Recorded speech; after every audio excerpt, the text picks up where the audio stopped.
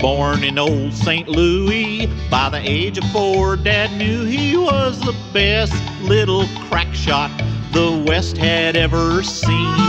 By the time he reached pubescence, he could outshoot all the adolescents west of Durango and north of Abilene. Pharkas, Freddy Pharkas, famous gunslinging deputy. Freddy Pharkas, Freddy Pharkas, frontier hero to be.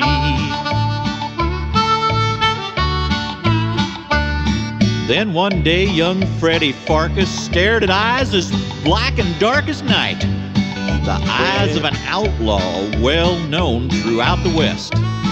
Oh, the tough kid's name was Kenny, and he outdrew Freddy Pharkas when he shot Freddy's ear off to prove who was the best. Now our hero Freddy Pharkas, with wounded pride and earless carcass, vowed to the heavens to give up gunnery. He'd be better off, he reckoned, with a lifelong dream that always beckoned pencils, not pistols, and pharmacology. Pharkas, Freddy Pharkas, highest score on his SAT. Freddy Pharkas, Freddy Pharkas, 5-year college degree. After Fred matriculated, got his PhD and graduated, moved out to Course Gold and bought a pharmacy. Now he's a real prescription writer, and they don't know he's an ex-gunfighter. Locked up his memories, repressed them totally. But his peaceful new survival soon was shot to hell upon arrival of Course Gold schoolmarm, the sweet Penelope. She has captured Fred's affection, but he's scared he'll get a huge rejection. Can't bear to tell her just what he used to be. Pharkas, Freddy Pharkas, frontier pharmacist bourgeoisie. Freddy Pharkas, Freddy Pharkas, peerless, earless, and free.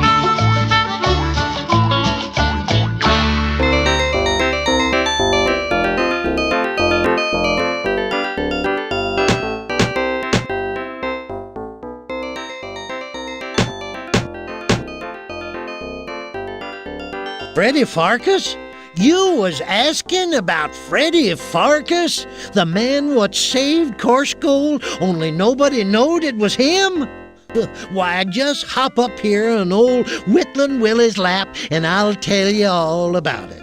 Ow, carnsarn it, a bit more to the right. That's got it. Sit right there. Oh no, thank you. Now, if I remembers this right, it...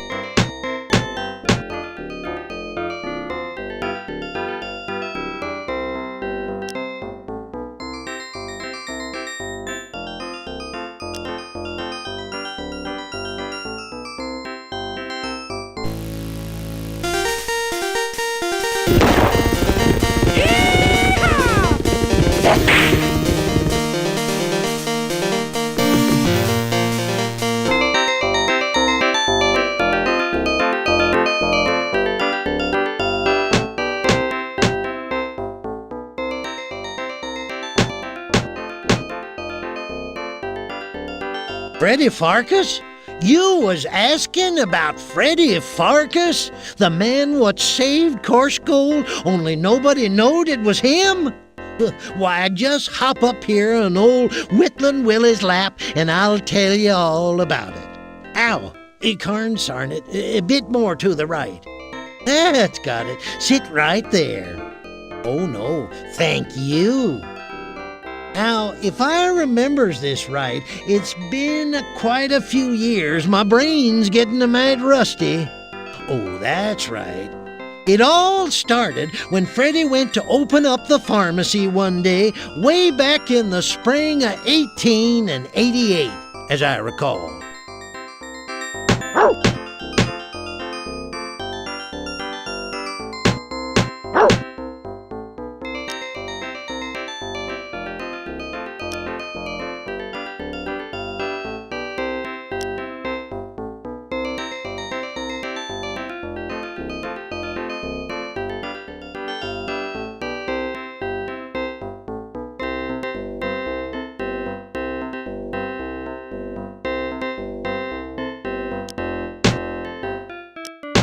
You've always assumed the Golden Balls Saloon must once have been a pawn shop. Mom's Cafe must have good food. It's where all the stagecoaches stop. Apparently, Mom's jumping on the comedy club bandwagon. The sign reads, "Come in soon.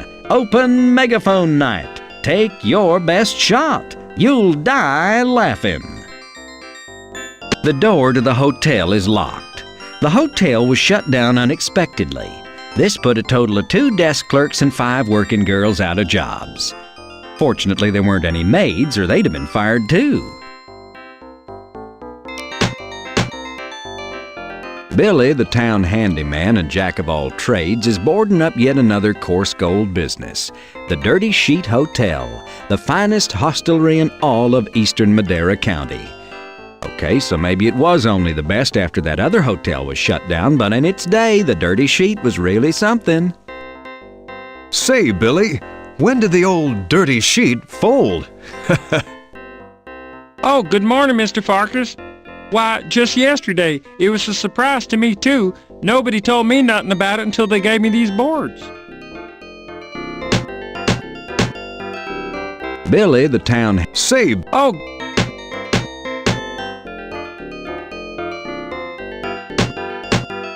Rain barrels are such an important aspect of life in an arid, drought-scourged landscape like this. Water running off the building's roofs is channeled through gutters and downspouts into storage. Oh, wait a minute. This is just an old whiskey barrel. Forget it. It feels like part of the ambience that makes coarse gold so priceless. Or should that be worthless?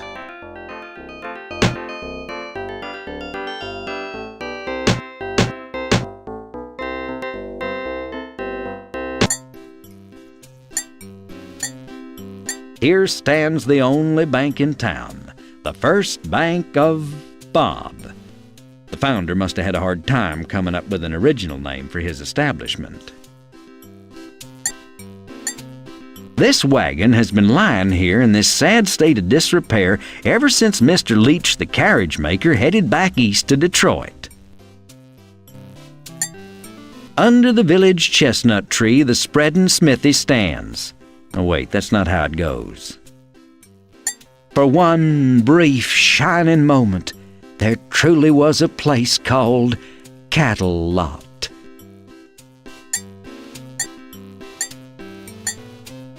Apparently, most of the lower half of the horse is in a chop shop somewhere in Los Angeles by now.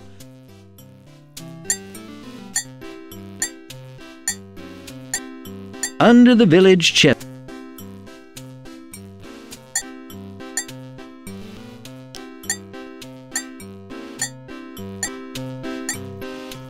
you know, Smithy, I've been wondering about that horse of yours. What happened? Consarn neighborhood kids, you just can't leave anything outside at night anymore without 'em stripping it right down to the axles. How's business, Smithy? Flatter than cow plop, Pharkas. And you? Actually, I'm doing okay. Not great, but I'm making it, in spite of this mild economic downturn we've been experiencing. Bah, if I could find me a buyer, I'd unload this dump in a sec.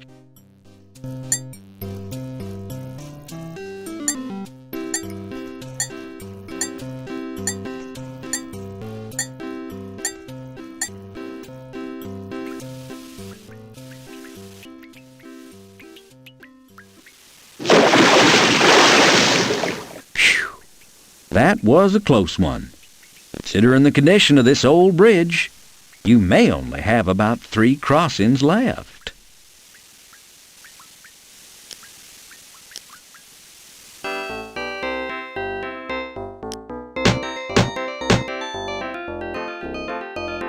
Billy the tax. Billy the tax.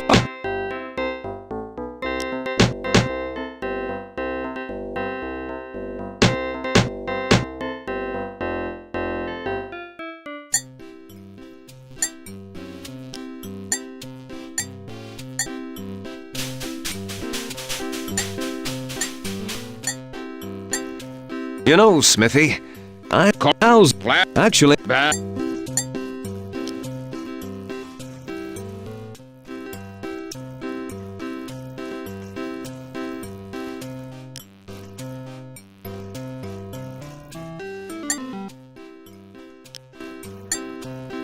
Here stands the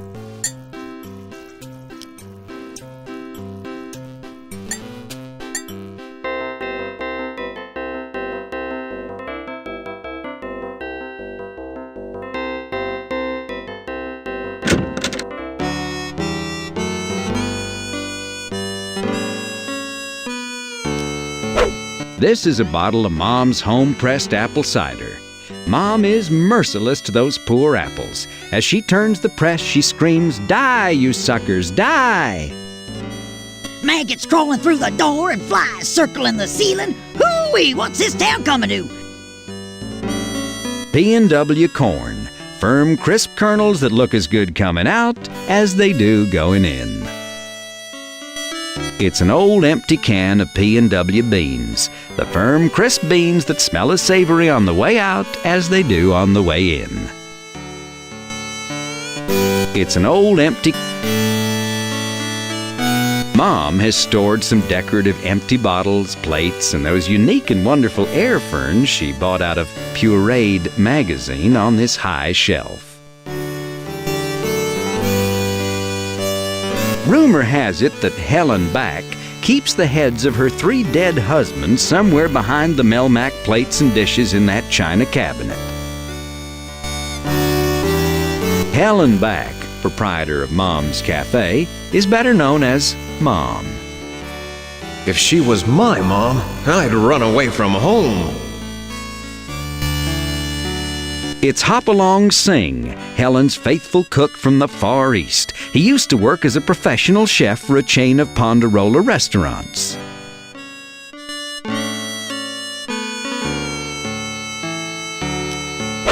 Freddy Pharkas, look what you all brought in with you. What's next? Honestly, I swan. Morning, Helen. Freddy Pharkas, since when are we on a first-name basis? Only my closest friends may call me Helen. You and I are acquaintances, nothing more. Therefore, you should address me as Mom. Land's sake, I'm sorry, Mom?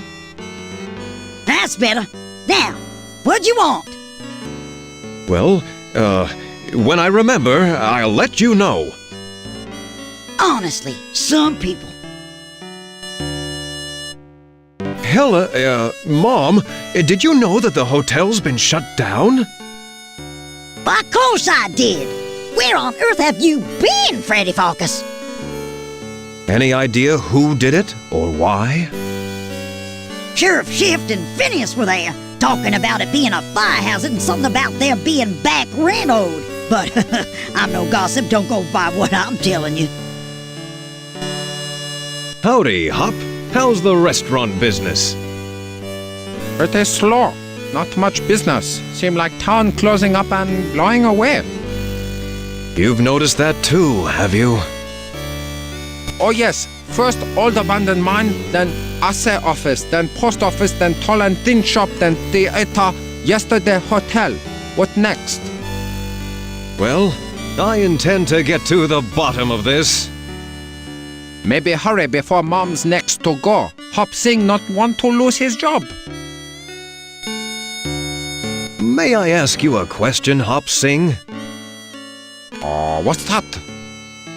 Well, it's an inquiry, an interrogative sentence calling for an answer. Yeah, but that's not important right now. I'd like to know if you've got something against pronouns, contractions, and conjunctions. You use so few of them. I can anytime I like. It's simply that Helen Back paid me handsomely to come and act like an authentic Chinese chef.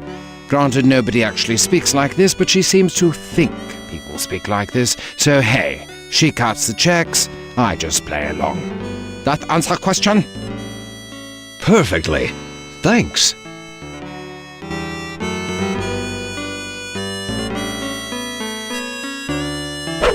Damn flies! This place is like a stable.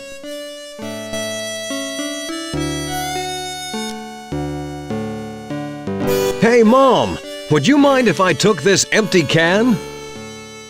If you must, I suppose there's more where that came from. In fact, I insist you take it. Get it out of here. I'm sick of the sight of it. Score!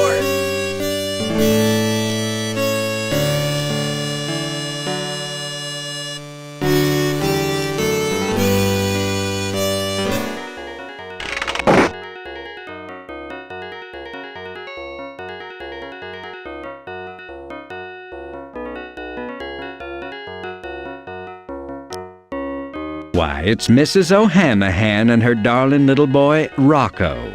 The last time they were in your shop, you only lost $17.39 in breakables. God willing, they won't be needing any prescriptions filled today. Do I look like I have time for idle chit-chat? Honestly, some people think that just because a woman works at home, she has scads of free time. Well, let me tell you, I don't. I have the washing, the ironing, the cow to milk, the butter to churn, the barber shop to sweep out, the books to keep. Well, I could just go on and on and on. But as usual, I'm in too much of a hurry, and a lady never complains about her lot in life. Not that all the women round here are ladies, of course. Why, the stories I could tell you about some of these women. Not that I know any of them personally, of course, but one does hear talk round the barber shop, you know. But really, I'm too busy to be standing around like this. Good day. Do I look? No.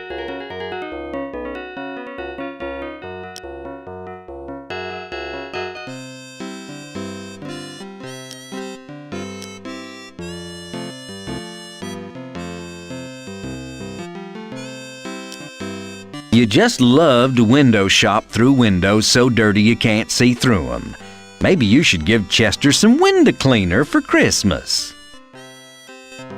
The sign proclaims this as the post office. Peering through the window, you think you see a barber inside.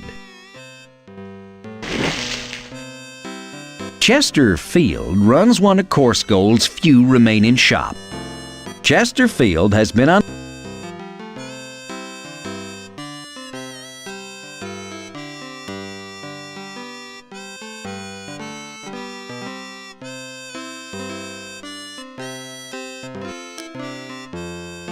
Like all proud, red-blooded Italian-Irish-American barbers, Salvatore O'Hanahan is extremely proud of his pole. Actually, he almost had to give it up when they levied an expensive poll tax.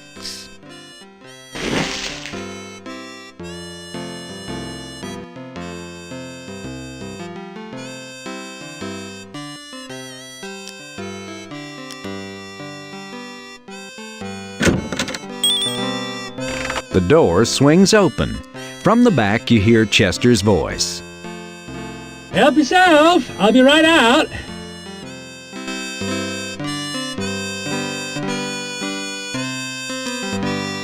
It's Whittlin' Willie. He's been here ever since you got to Course Gold, and he hasn't aged a day. He's always been about 140 years old. He spins a mean yarn, and somehow he always seems to know what people did even when he wasn't in the room. Hiya, Whittlin' Willie. How's the whittlin' going? Hiya, Sonny. Just splendidly, thanks. I'm working on an old dead beach whale. It's going to be my best work to date. Will it be for sale? Will it be for sale? No, it ain't going to be for sale. I'm an artiste, dagnabbit. Besides, if I hang on to it for a while, maybe it'll be worth a bundle someday. Now scram.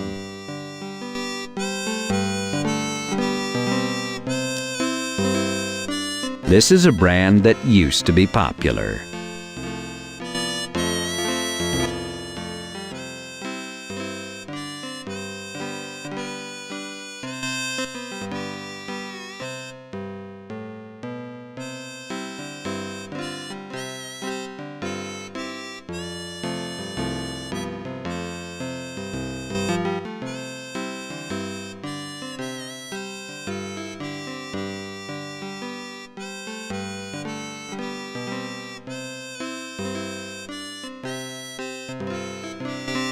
Severe wear non-clad kettles.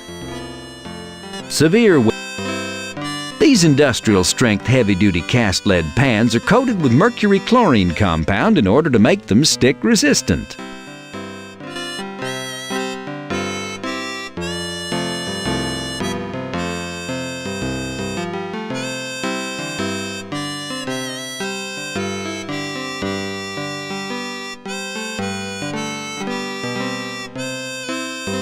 The heavily stocked back counter runs along the eastern wall of the general store. A paper bag lies there.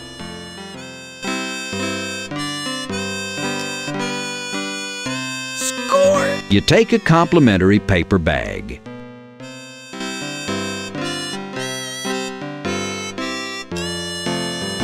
It's a horseshoe from Chester's old swayback horse that got spooked by a wagon, ran into the street and broke its leg under the wagon wheel. Chester sent it to a veterinarian in San Francisco at outrageous cost, but in the end the horse died anyway. Took every penny Chester had since the horse meat guy wouldn't buy the carcass. Guess he keeps the horseshoe up there for good luck. This coffee grinder from the 1883 Shears catalog makes two big cranks they've got in this store.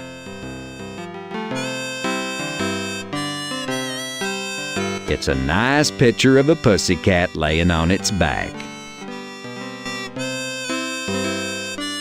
This is the interior of Chesterfield's Mercantile Company. He used to call it a general store until he ran out of generals.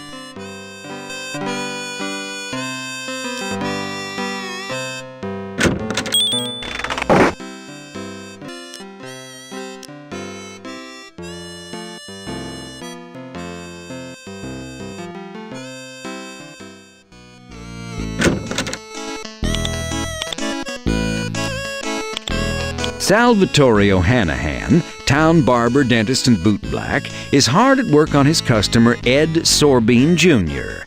Salvatore also happens to be the only Irish Italian in town. Salvatore. This cabinet contains boring tonsorial equipment. This bottle is labeled 22% alcohol by weight. The label reads, Dull Cream, a big dab'll do ya.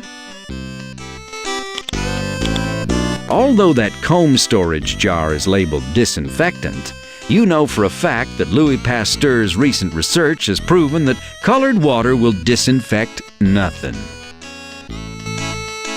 It's a shaving bowl and brush. This combination barbershop and dental emporium is under the exclusive proprietorship of Salvatore O'Hanahan, Coarse Gold's only Italian-Irish barber. How's business, Sal? Seems like you always have a customer these days. Not so good, Freddy. My earnings, she's up, but my profits, she's down. Oh, that's too bad, Sal. Do you have any ideas about how to increase business? Well, I do have one idea. I've been thinking about providing dirty reading material for my customers to read whilst they wait. But your customers are illiterate.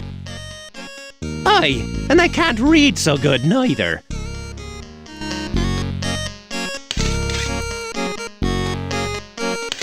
Howdy, Sal.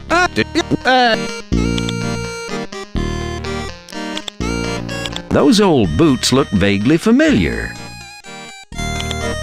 Sal didn't really want a buffalo head mounted on his wall, but when it ran through the back of the building, he decided to just leave it.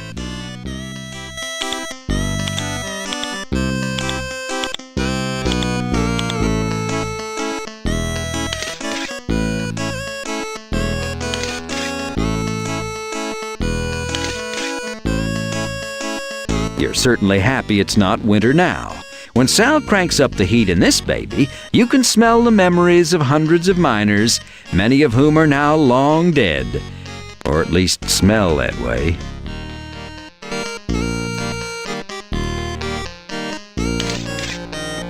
That canister is labeled NO2.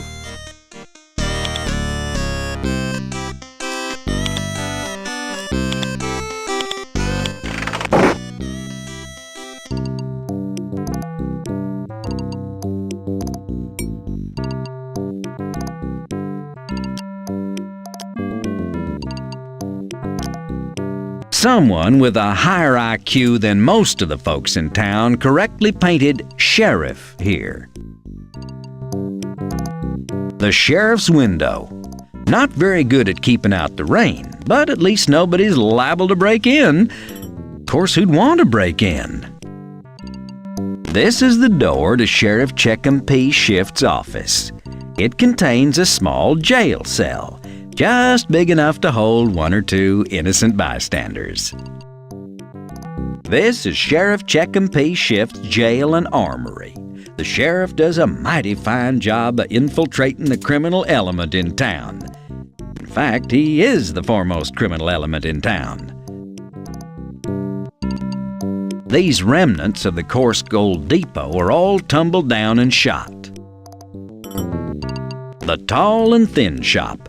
The owner narrowly escaped with his life once when he was discovered short-changing customers. This was Coarse Gold's Opera House, P.P.'s Playhouse. It was shut down by unpopular demand several months ago after the owner was found necking with a lamb during a performance of Babette's Feast.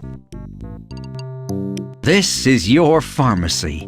Your home, the center of your universe, the Pharkas Pharmacy. You envision a day when there'll be a string of Pharkas Pharmacy franchises from coast to coast.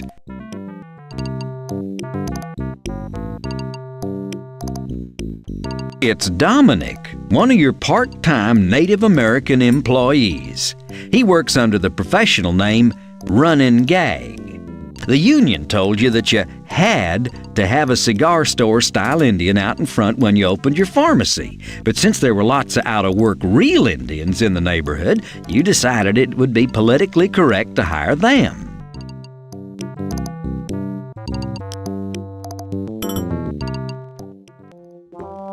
Morning, Dominic. Morning, Freddy. What's new? Let's see. I finished reading A Century of Dishonor last night. Quite impressive. That Helen Hunt Jackson really knows how to evoke an image of the white man's treachery.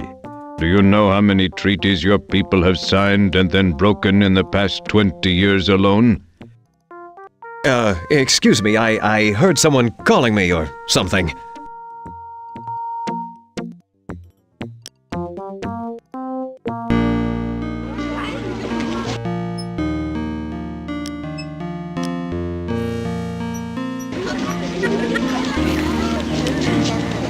It's the old abandoned assay office, once owned by a subsidiary of the old abandoned mine company. Before the mine shut down, this is where you got your nuggets appraised. Now you have to go to Madam's for that. It's Sissy playing on the slide. The boys call him that because his mother dresses him so effeminately. It's Weebix, one of the little orphan girls. It's a long plank firmly attached to some sort of axle, allowing one side to pivot upwards while the other side descends. When the kids play on it, one of them teeters at the top and the other totters at the bottom. Say, you've got an idea for what you could call this thing. A kiddie pult!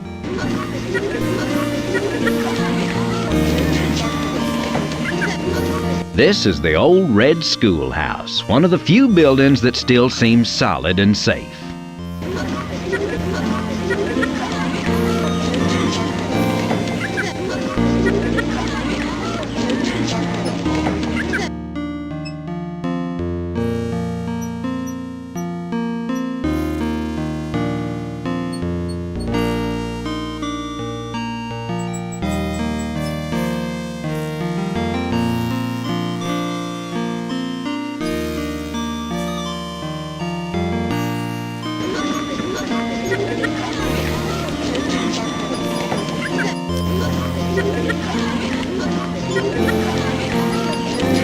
Hello, Weebix. How are you this morning? She pointedly stares away from you, counting to herself and looking just a bit peeved. 1, 5, 9, 33, 4, 7.5, 2, 6. I've confused you now, haven't I? Weebix's eyes get very large and well up with tears. She sets her jaw firmly and keeps jumping, starting with 1. You are not proud of yourself. You can't think of anything to say to that. Oh, Penelope! She ignores you. Looks like Penelope's headed inside. Hello, sissy. My, your golden locks are looking pretty today. Sissy glares at you with a look that says, I know 1,000 ways to cause pain to a human body. You want to start counting? It's a sea shanty. See? Shanty.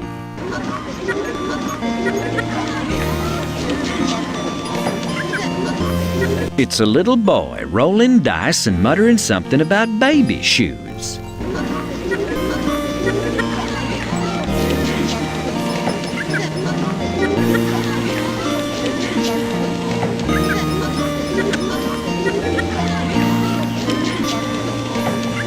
Penelope! Hold on, at least wait till she's out of the schoolhouse. Penelope! Freddy, how nice to see you. Did you leave work just to come see me? Yeah. Just being able to look at you makes my day seem to fly by. Penelope titters and tilts her head coyly. Oh, you do know how to flatter a girl, don't you? Now you get back to work so you'll have enough money to take me to the Sadie Hawkins Day dance next week. As you wish, m'lady. Oh. Hello again, Penelope. Freddy, you rogue! Courting a girl in broad daylight and all.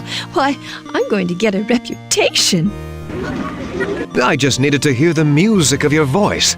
Now I can muddle through the rest of the day with the memory of your smile and your kind voice. You do lard it on, don't you? You make me all giggly. Only because I love to hear you laugh.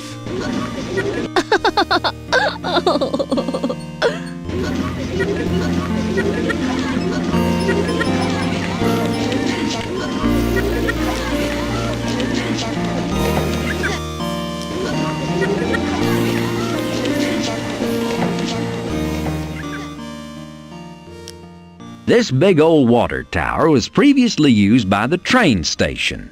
Now it's junk. It's the last train to Course Gold and it's sunken at the station.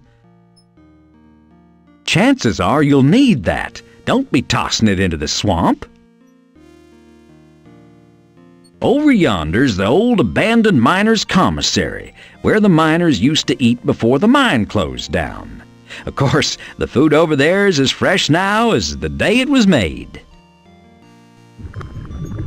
Something awful and fetid is bubbling up in great big blurps from the murky depths of the swamp. Main Street comes to an end here in the thick, mucky swamp. Beyond it lies the old, abandoned mine. These old mining car tracks are rusted and beyond their useful lives. The tree leaves here are dying and diseased.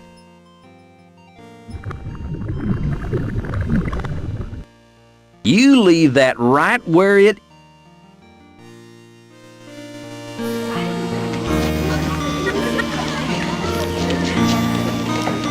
Hey, this looks just like the key to the front door of my pharmacy.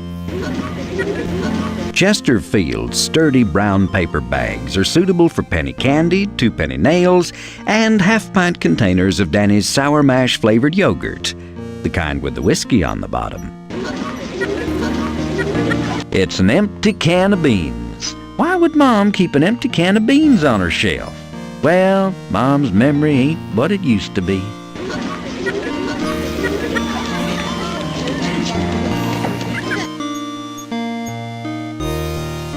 It's an empty can of beans. Why would Mom keep an empty can of beans on her shelf? Well, Mom's memory ain't what it used to be.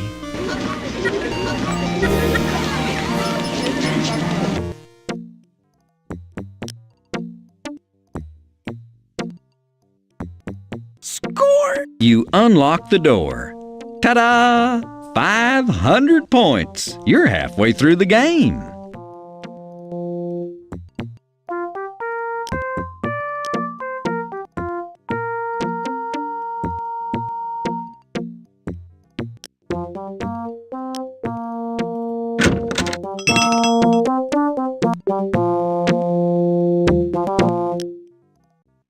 This is your pharmacy, where you work, hence the name Pharkas' Pharmacy.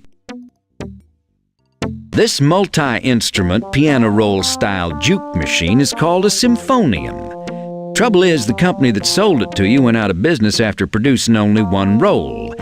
And how many times can a person listen to "Does your chewing tobacco lose its flavor on the bedpost overnight?" You thought an iced cream stand would attract customers. Mostly it attracts cockroaches, especially now that the iced cream deliveries have stopped.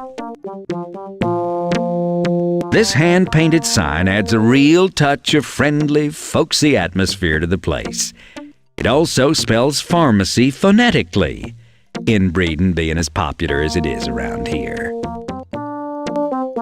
This is a deluxe shelving unit featuring polished mahogany inlays, filigreed end caps, extra-wide mid-height shelf, and no-skid recessed legs. Shelving units for Freddy Pharkas, Frontier Pharmacist, provided by Crate and Whiskey Keg. On the lower shelf of the right display case, you keep some old, reliable, steady sellers. Doc Malarkey's Instant Redneck Tanning Fluid, Flembigone Extra Strength Expectorant, Oil of Old Lady Demoisturizer, Flaky Pete's Psoriasis and Dandruff Declumping Unguent, I Can't Believe It's a Jockstrap Testicular Support Undergarment, it lifts and separates, Detains All Saltpeter Crystals, and Rabbi Johnson's Home Briss in a Box.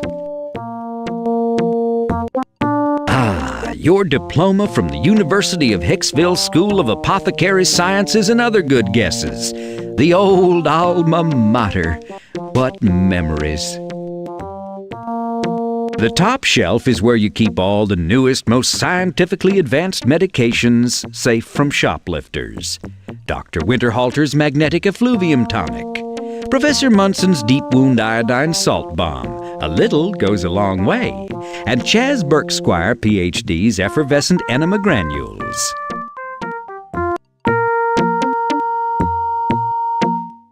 Here on the second shelf, close at hand, is where you keep the most expensive medicines out of reach of the customers. Doc Halifax's Platinum Eczema Tonic, Montgomery's Digestive Granulated Plutonium, Dentist Do-It-Yourself Silver Amalgam Fillings, hand drill included, and California Cowboy Aluminum Snuff, The California Cowboy aluminum snuff is actually made in New York City. New York City?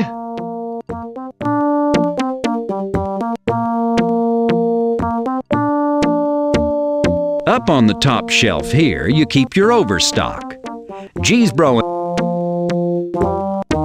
Up on the top shelf here, you keep your overstock. Giesbro & Palm's Athletic Foot Solvent. Apex Ear Hair Wax. Dr. Lecter's Open Wound Bracer and Hangnail Melt-Away Compound. M. Purina Slug Chow. And Vester's Guaranteed Pumice Acne Treatment. Taking a serious look at yourself, you decide you like what you see. On the middle shelf, you store discontinued items. Grecian Horse Formula 99. Who says the old gray mare has to be gray? Lavorhees Limburger Sachet Sulfuric Foaming Mouthwash. Butler & Butler No More Tears Infected Toenail Rinse. And Taste of the Southwest Mouth-Tingling Mica Toothpaste.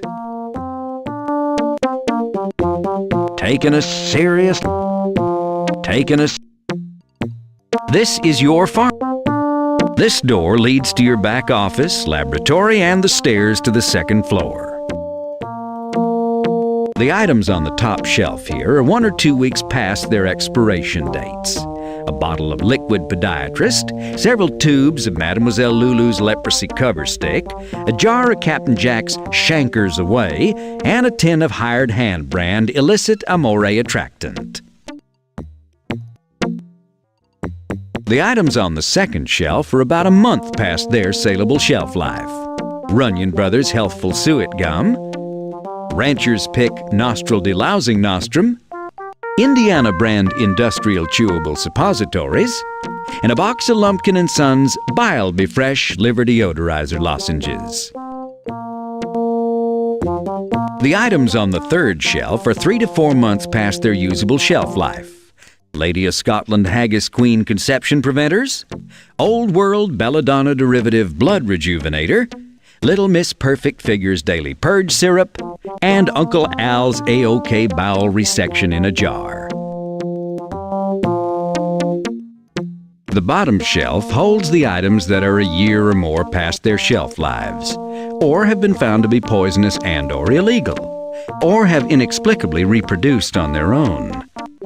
Albright's Amazing Cataract Thickener, Professor Oppenheimer's Clots No More, Haley's Uh-Oh Morning After Intrauterine Scrub in 5 flavors. If it tastes good, maybe she'll brush longer. Father O'Flaherty's Certified Heroin Pepper Upper, and a pouch of Chief Waldo's Authentic Native Delight Smoking Herbs.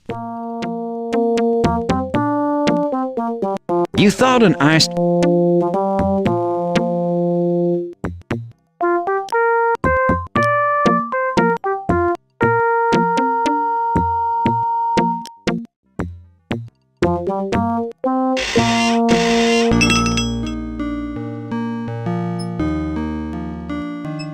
Frederick! Why, Miss Prim, you sure are looking purty today. Now, Frederick, you may call me Penelope if you please. After all, I think we're to that point in our relationship. She must be talking about the hayride you both went on last month, or the square dance you both went to last week, or the cow tipping expedition you both went on last night. Well then, to what do I owe the pleasure of your company this fine morning? Oh, this isn't a social call, I'm afraid. I have this rather important prescription Doc Gillespie gave me. I was hoping you could fill it as soon as possible. My pleasure, Penelope.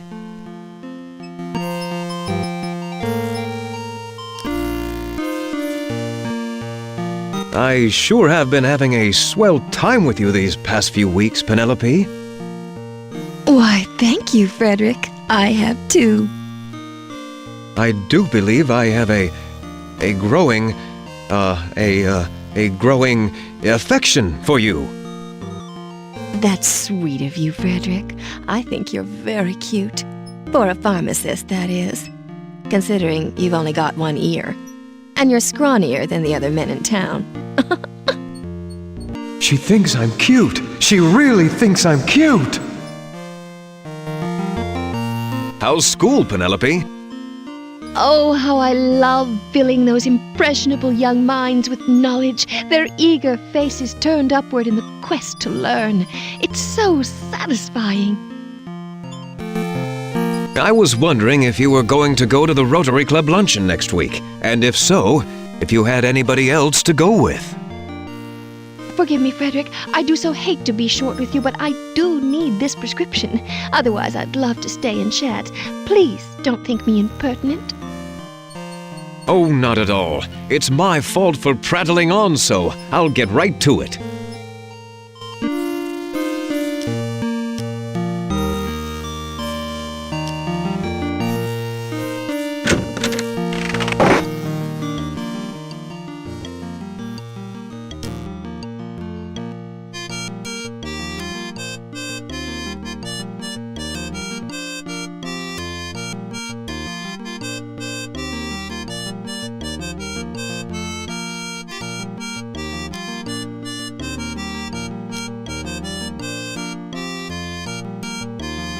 It's a lamp, and a bodaciously ugly one at that. Why, it's your old roll-top desk. What happened to that roll you recently left on top of it? You must have eaten it. Some buxom lady's portrait. Notice how the painting seems to follow you around the room. And I don't mean her eyes. Or reference bookshelf, complete with such top 10 medical reading as Everything You Always Wanted to Know About Pustules But Were Too Revolted to Ask, Typhlime Book of Blackhead Removal, Boil Lancing, and Facial Renovation, The Dermatologist Who Came In from the Cold Sore, the 1882 edition of What Color Is Your Parasite, the 1-Minute Mandibula, a globe, and some souvenirs of your first customers. That's your laboratory, where you concoct and bottle your formulas.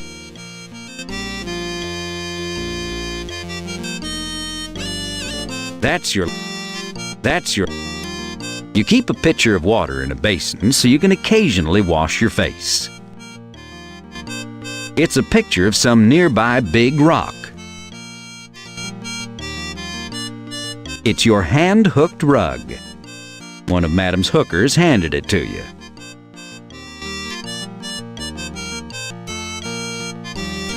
This chair was left here by the previous owner of the pharmacy, Franklin Farquhar.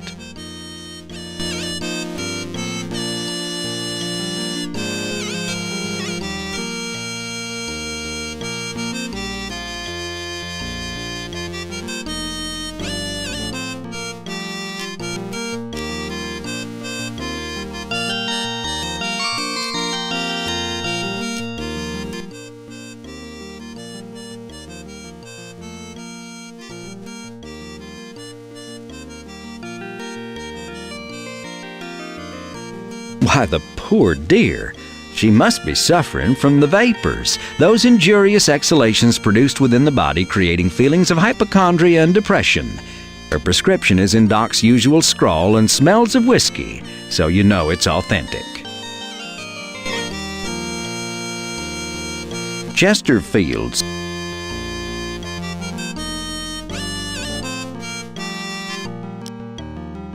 You study Penelope's prescription and prepare to carefully fill it. You wouldn't want to make a mistake with her medicine.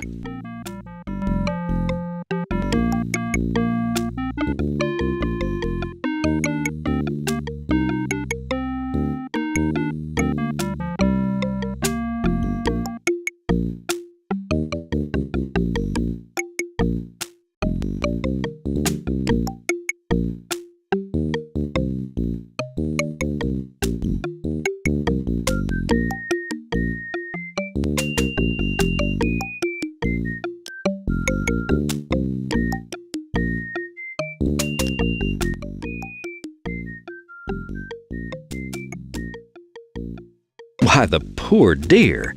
She must be suffering from the vapor.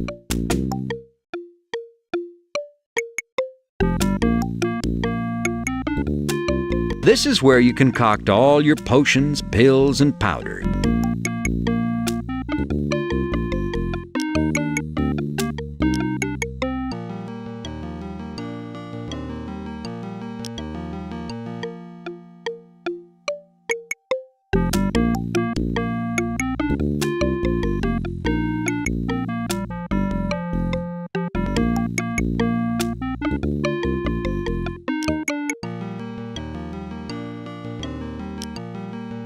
Or reference bookshelf, complete with such top 10 The only book you'll need to finish this game is the home medical guide that came packed in the box. Oh, and perhaps a good 10-volume encyclopedia of Western folklore if you happen to have one.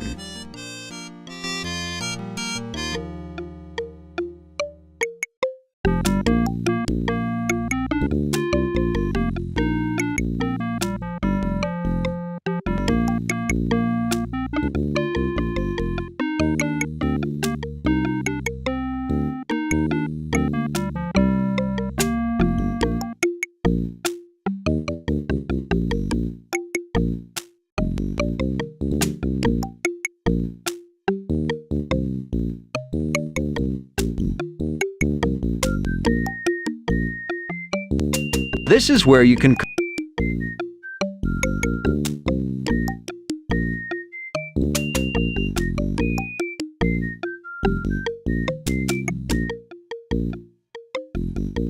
You carefully label the container Miss Penelope Prim for internal use only.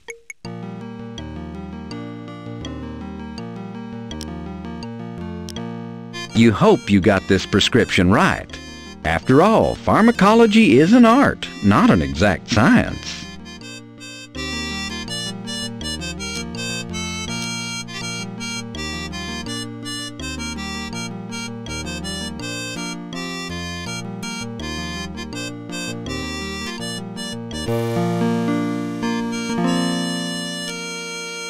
A small picture of your mother, rest her soul.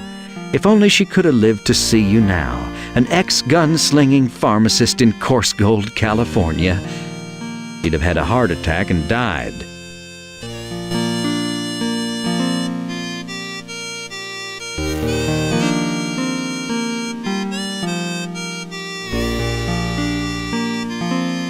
Your authentic moose skin rug looks very attractive with those eyeglasses on it. It would have been a mite less lumpy if somebody had remembered to skin the moose first. While browsing at a second-hand store, you were struck by this particularly sturdy reading lamp. The result was a mild concussion. The guy who'd accidentally dropped it out of the second-story window was very apologetic and, rather than pay for the skull surgery, offered to let you take the lamp home with you.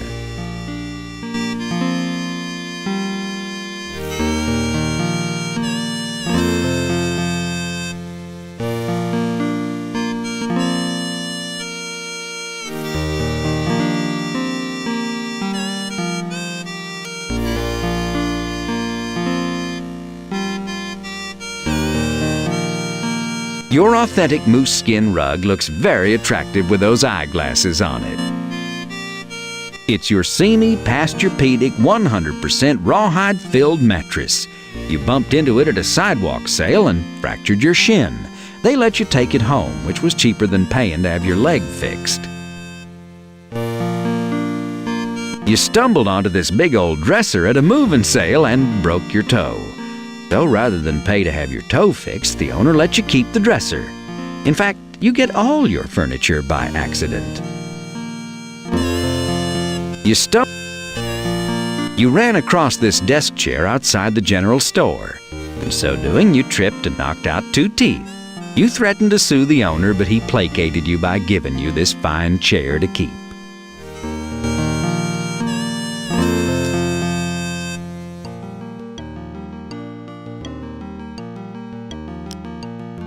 You haven't been able to open this closet since you tested your new formula Looney glue on it several years ago.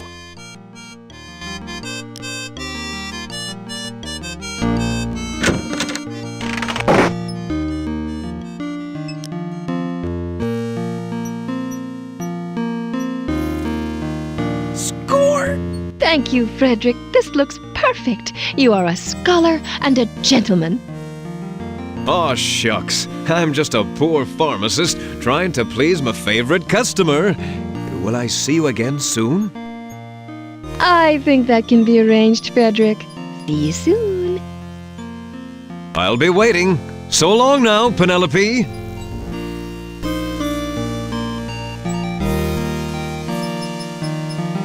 Unfortunately, you were so taken with Penelope's angelic presence that you forgot to charge her the 19 cents she owed you.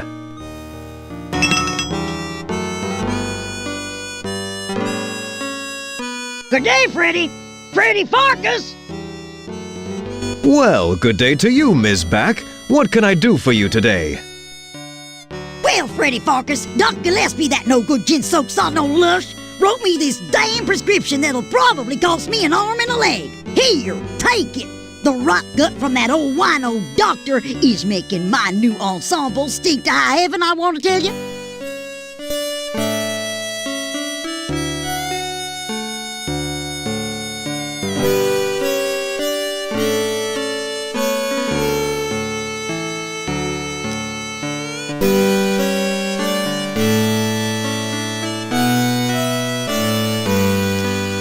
Helen Back's prescription is barely legible due to all the whiskey spots, but you eventually decipher it.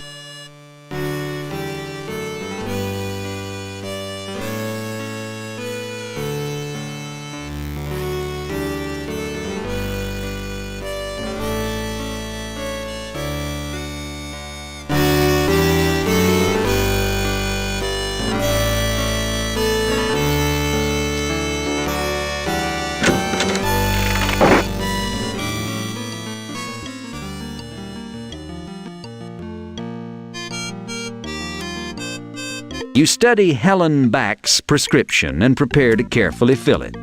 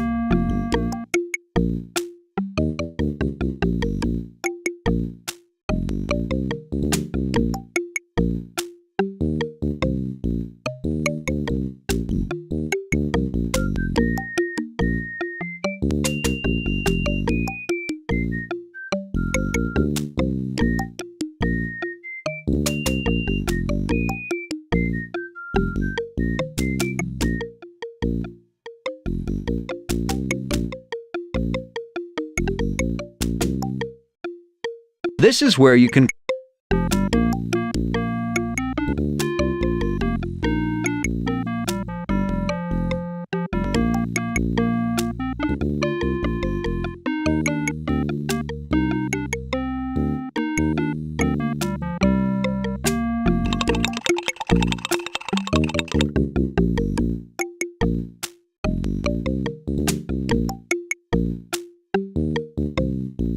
You toss it into the waste receptacle.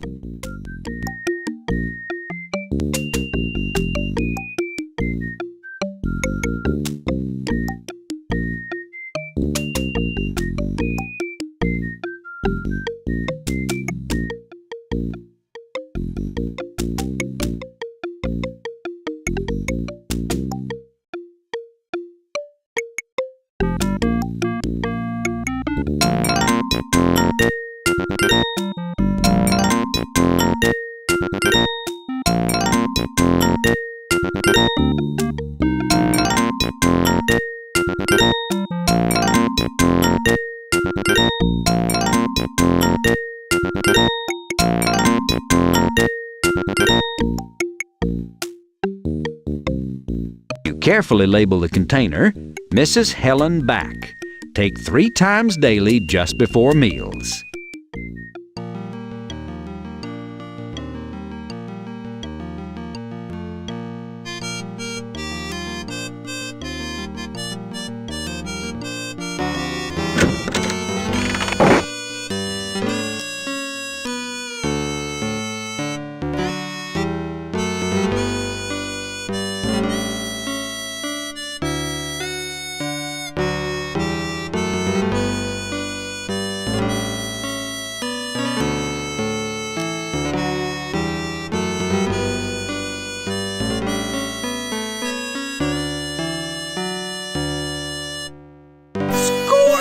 That's better, Freddy Pharkas. That'll be 22 cents, Miss Back. Y'all just put it on my tab. I don't have it with me right now.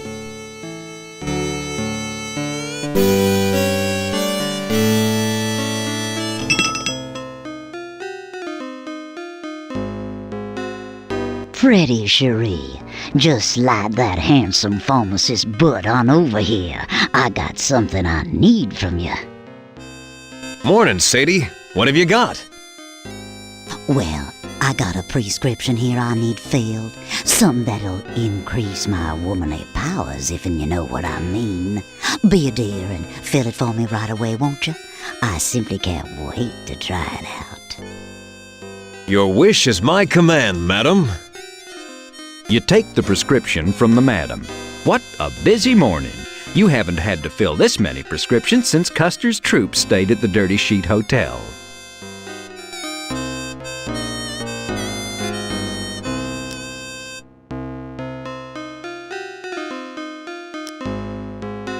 This prescription is impossible to read. That's what happens when Doc writes a prescription through bleary, whiskey-soaked eyeballs.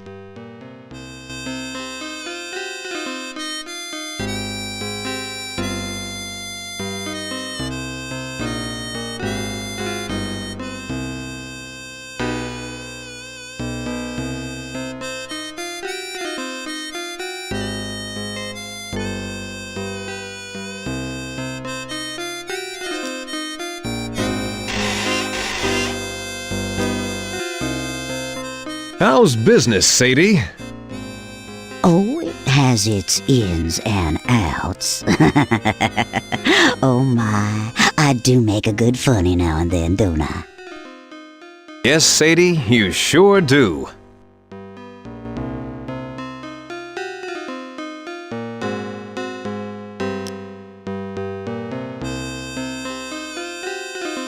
Excuse me, Sadie. I've got to run out for a bit.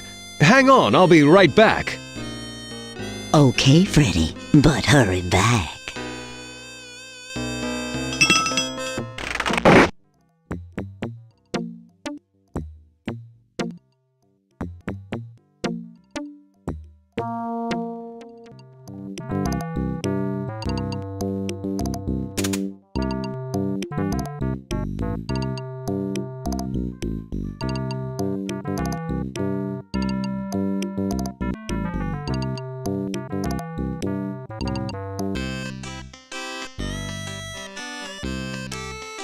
Rollin', rollin', rollin', got to keep on rollin'.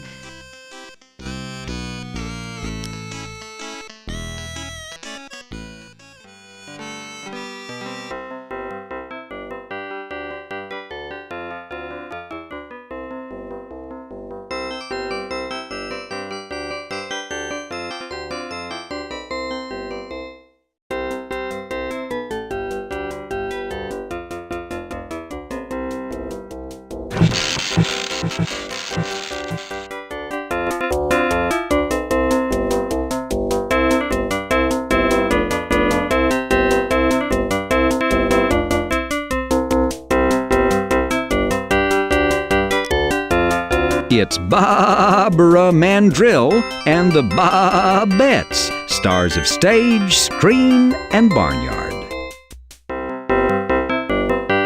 Looks like somebody scratched, and badly too.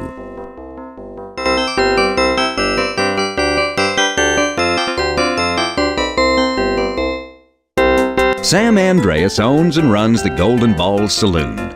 He's smart, savvy, and generous to a fault.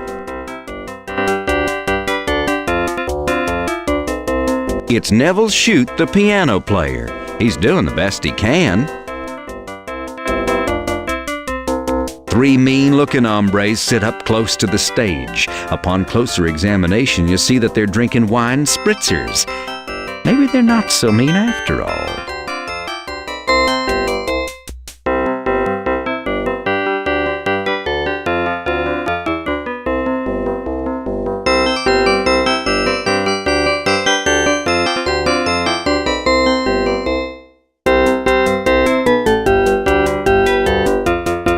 It's old Doc Dizzy Gillespie.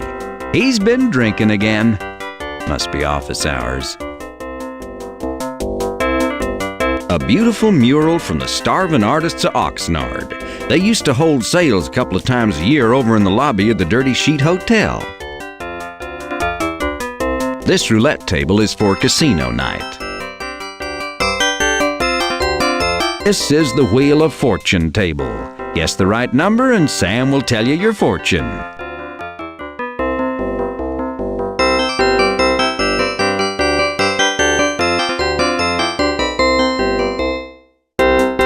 It's the Wheel of Fortune, used mostly on the Golden Balls Wednesday casino night. But don't come in on Tuesday, that's kink night. They strap Whitland Willie to the Wheel of Fortune and, oh, never mind, you don't want to know.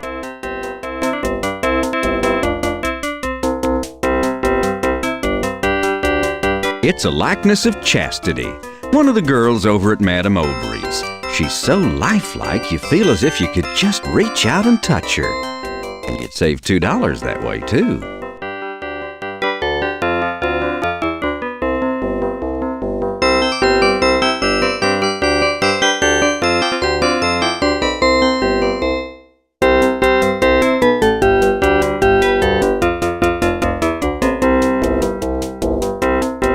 This looks suspiciously like a door.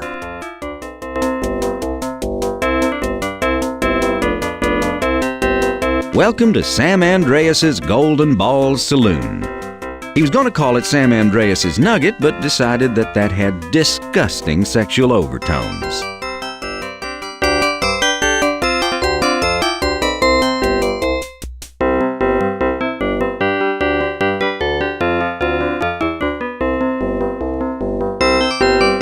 This dice game is known as Chuck-a-Luck. Since you're living in Course Gold, you've apparently chucked your luck already. It's one of Sam...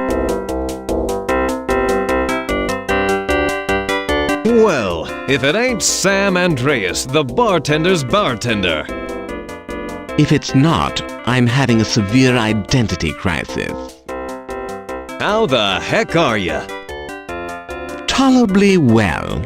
Yourself? Can't complain. Pharmacy business seems to be pretty good lately. Well, the pharmacy business has always been a little too interesting for me to hear about, so, don't be a stranger.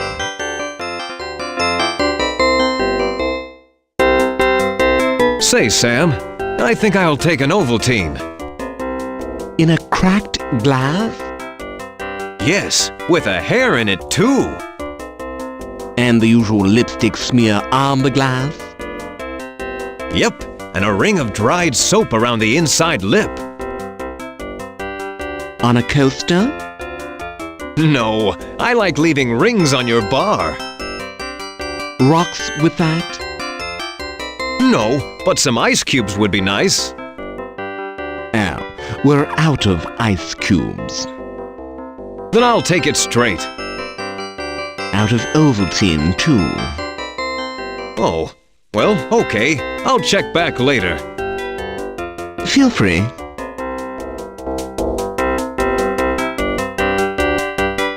Got any Ovaltine in stock yet? Oh, yes. In the last 10 minutes, we've got in a whole wagon load. Really? Wow. No, I was being sarcastic because you were asking such a stupid question.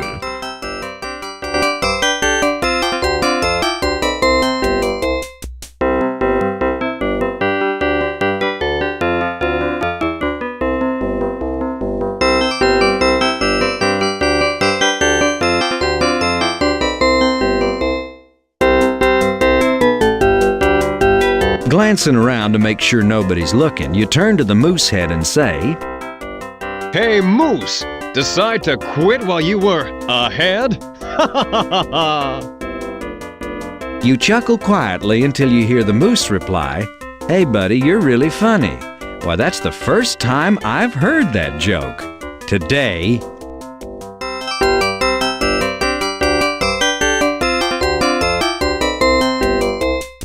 Doc! Hey, Doc! Huh? What's that? Are you drunk again? Me? Drunk? Never. I'm as sober as the day I was plowed off my ass. I mean, the day I was born. Doc, you're not writing prescriptions while you're drunk, are you? Oh, no, never. I'm a responsible individual with an imperfect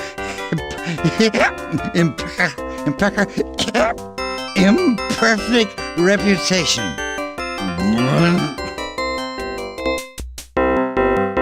Doc? What? What's that? Oh, I swear, it's an established medical procedure. I wasn't negligent. No, Doc. I just wanted to tell you that I'm worried about you. Your prescriptions have been getting sloppier and sloppier. Let's work together on this. You have my complete cooperation. Let's drink to it. Barkeep, another round for my prescription-filling friend here. Just simmer in your own juices for a while.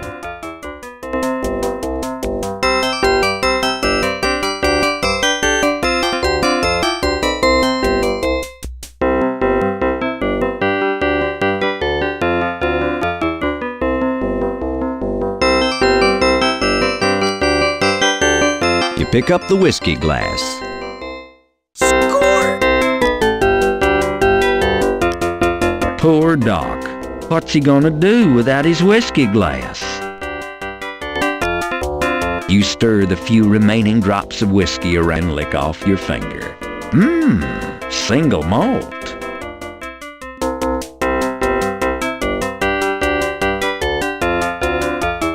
You stir the...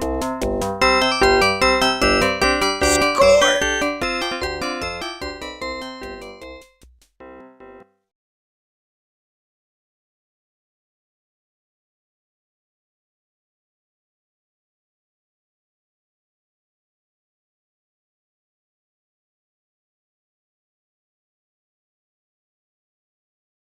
Ah, now you can see this prescription the way Doc wrote it.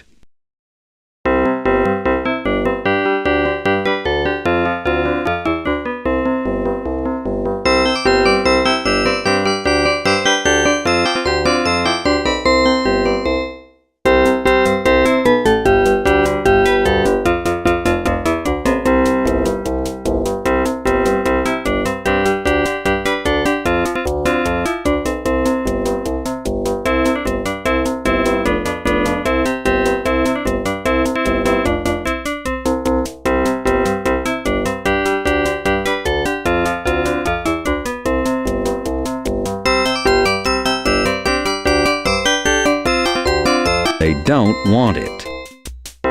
There's not enough whiskey in the... You thrust the prescription and the whiskey glass under Doc's nose. Hey, Doc, this says testosterate. You really want to prescribe this to a woman? Testosterate? No, I suppose that would be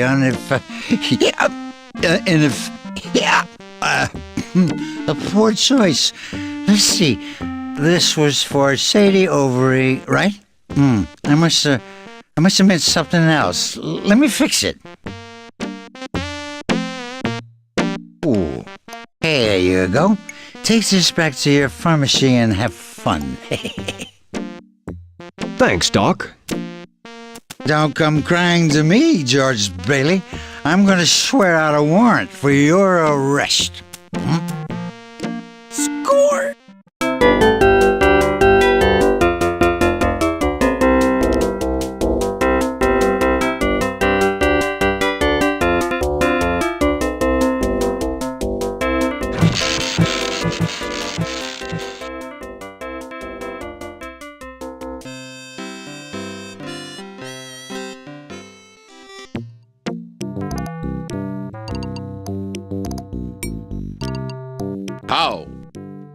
Yeah. Time for you shift over. Oh, please. You've been reading too many dime novels. Stop talking like that. Just trying to please the tourist, Herb. Sure, tourist. Whatever. See you later. I'm going to go soak my corns. My people call it maize. Jeez.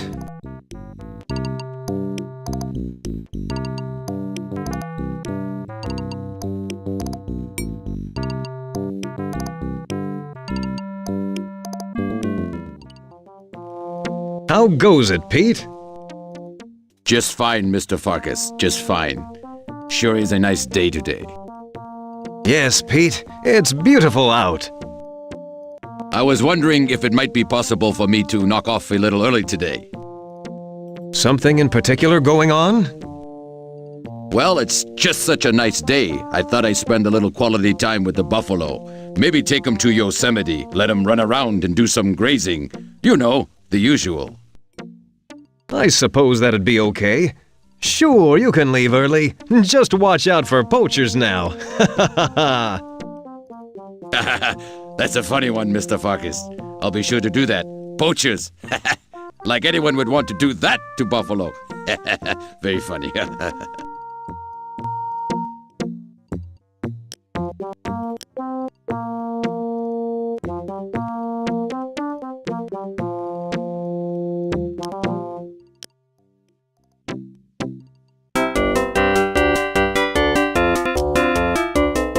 Welcome to Course Gold, strangers. I haven't seen you around these parts before. You new in town? You hear the unmistakable sound of grinding and cracking teeth. You hear the splitting, tearing sound of 6 severely chapped lips curling up in ugly sneers. You hear the pop of knuckles as 3 trigger fingers flex in readiness. You decide your friendly offhand comments have been misinterpreted.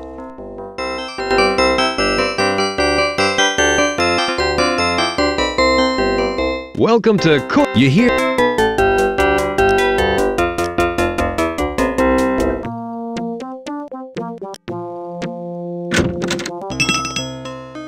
I'm back, Sadie. Sorry for the delay. I just had to check out a few things. Perfectly okay, Freddy, hon. I was just admiring the way you display your goods. Look who's talking.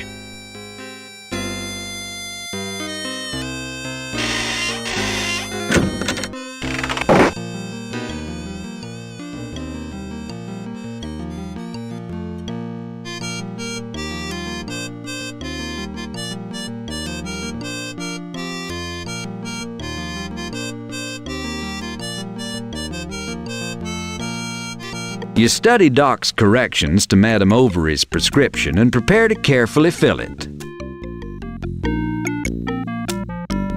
You study Madame Overy's prescription, fully amended and corrected by Doc Gillespie.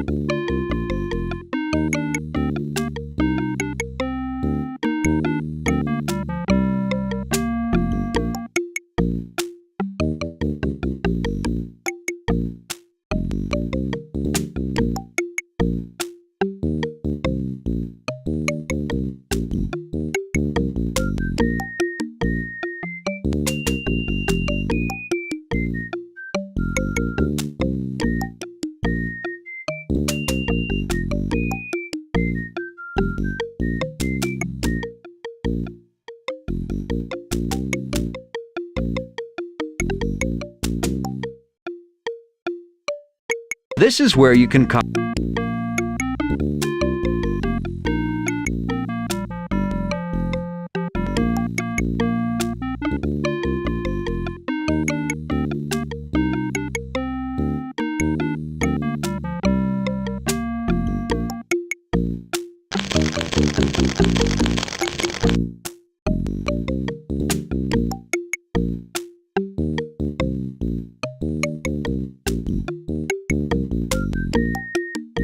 Oops.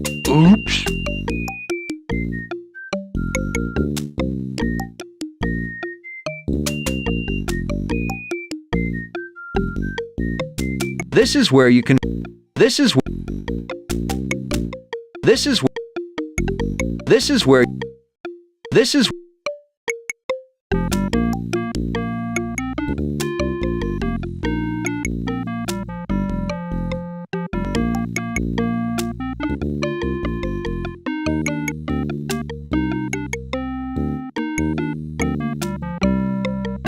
is where this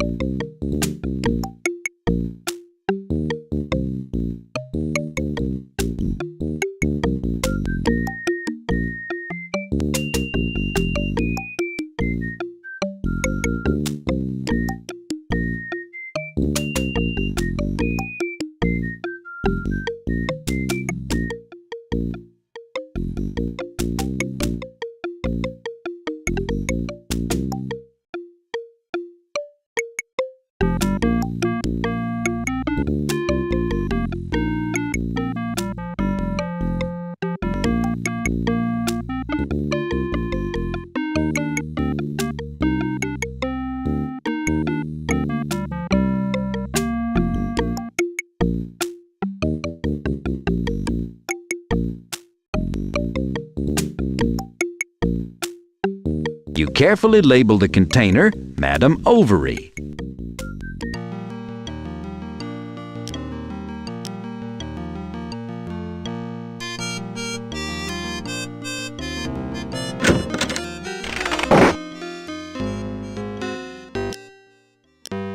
You hope you got this prescription.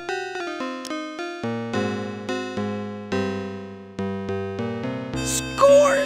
Why, merci, Freddy dear. That's gonna be 22 cents, Sadie, but for you, I'll make it 19. What do you say we just sorta take it out in trade? I'm a mite short this week. Well... Why, thank you, Freddy. Ooh, you sweet potato pie. I'll catch you tonight, maybe, huh? Au revoir.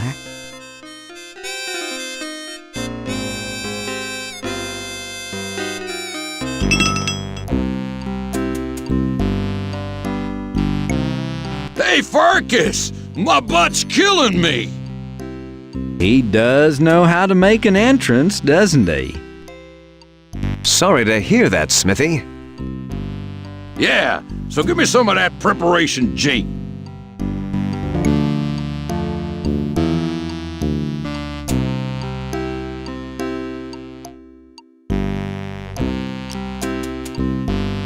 It's a tube of preparation G. The wells... You can't reach...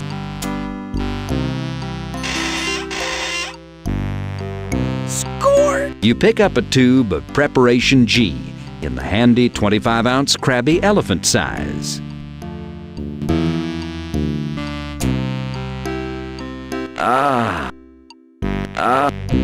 There's nothing...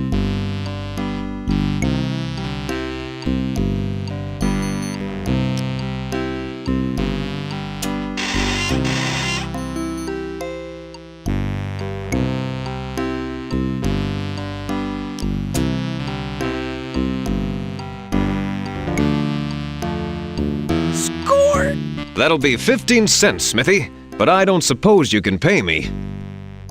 Are you saying I can't pay my bills fair and square, Pharkas? Well, here, I'm gonna settle up tabs with you anyway, since I'm leaving town. Here's what I owe you. Smithy pays you his tab. A whole $4.87. Holy moly, a windfall! You're rich! Well, kinda sorta. And if you takes my advice, you'll get out of this town, Pharkas. Sheriff's closing people up right and left. Something stinks. And I mean them horses, 'cause they're farting up a storm, I'm a-telling you. It was like to pass out. Somebody must have put something in their feed. I don't know what, but I'll tell you, don't go striking no matches out there. Good luck to you, Pharkas. You was always one of the good ones. Good luck to you, Smithy. Your strong back and gruff but good-hearted demeanor will be sorely missed. But you was a strange un.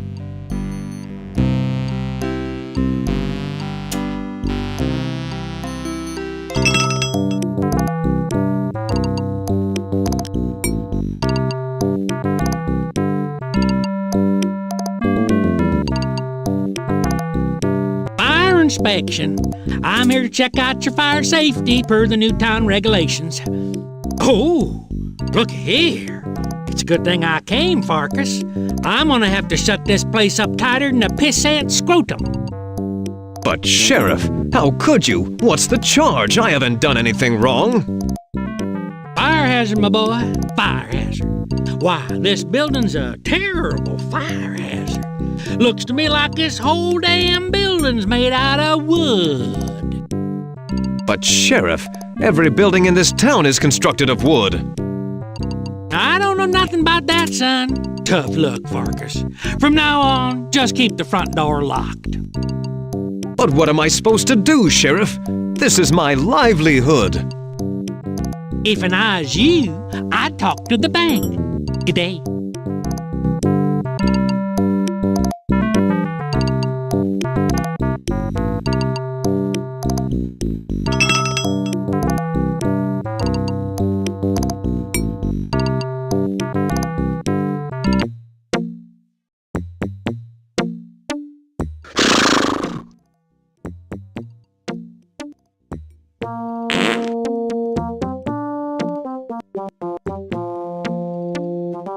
So Freddy was forced to shut down the old pharmacy again his will.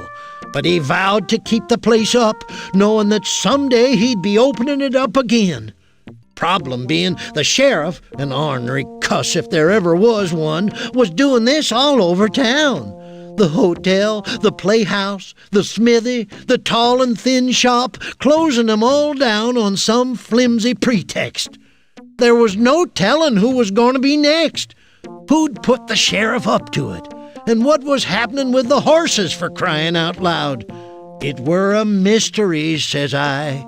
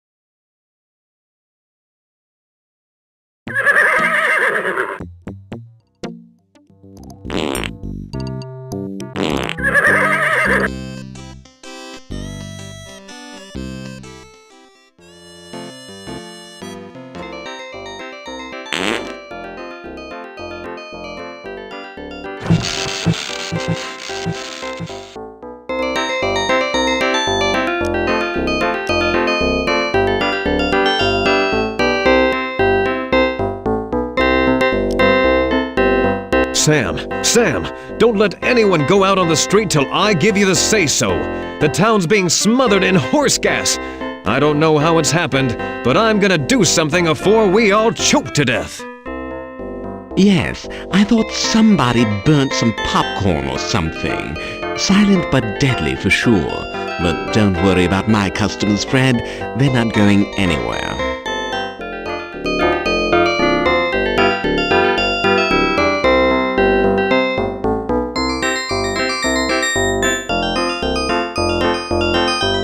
Doc, what do you recommend for extreme flatulence? Raw vegetables, beans, and pizza usually do the trick for me. Doc? Welcome to You hear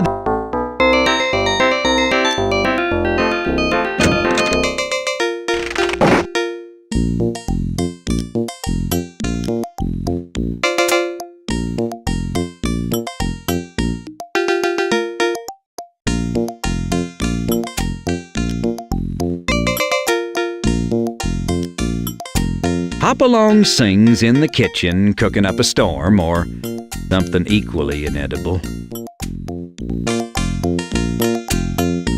There's an ice pick stuck into a barrel here.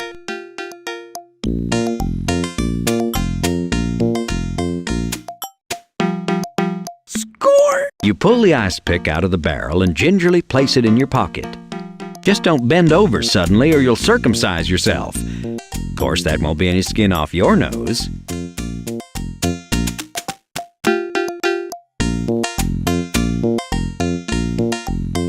Wow, some of Dad Gum's magic elixir. This stuff can be used to cure a wide variety of conditions, the foremost being sobriety. Score! You surreptitiously swipe the elixir, looking around to see if anybody's watching. Fortunately, nobody is. There are a few assorted old trunks sitting on top of Dad Gum's wagon. It's the roof of Reverend Cy Hallelujah's house.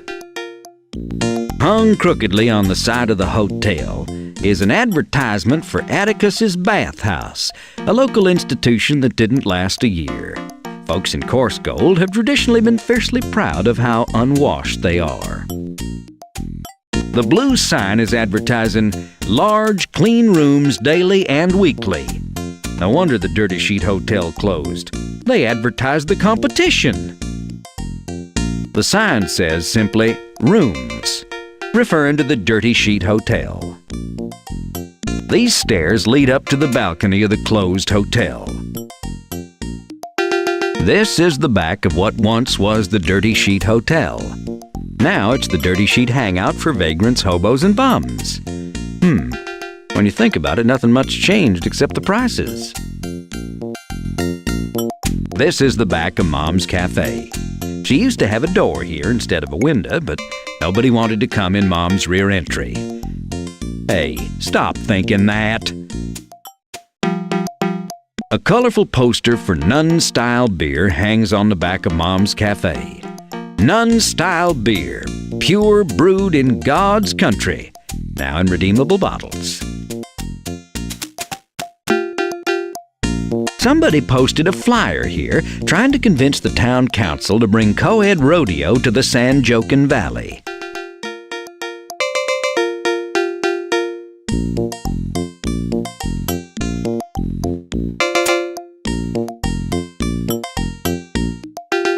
This is Sam's rear. This is Sam's rear with a couple of barrels by the back door. Any questions? This small yard opens up to Bluff Street on the north side. The south side faces the back end of the saloon and Mom's Cafe. The hotel flanks the east side, and the old abandoned synagogue lies to the west. A gnarled old tree grows next to the synagogue and stretches up, forming a canopy over the yard. Finally, you get your $4.87. Smithy's pharmacy tab is paid in full at last. It's an empty can of beans. You swipe the town ice pick from out back of the saloon. Now no one will be able to pick their teeth. Dad Gum's magic elixir is positively guaranteed to cure myopia, melancholia, the vapors, congestion, consumption, malaria, piles, shingles, rickets, leprosy, bubonic plague, gout, bursitis, arthritis, and the galloping cruds. 190 proof. Obvious in advertising is still years in the future.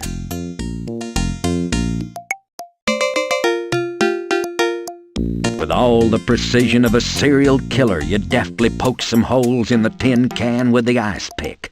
Ha! Having accomplished your immediate desire, and in the process hopelessly dulling the ice pick, you exhibit absolutely no regard for this barren piece of locality laughingly called the environment by brazenly tossing the ice pick away. You're such a consumer. Score!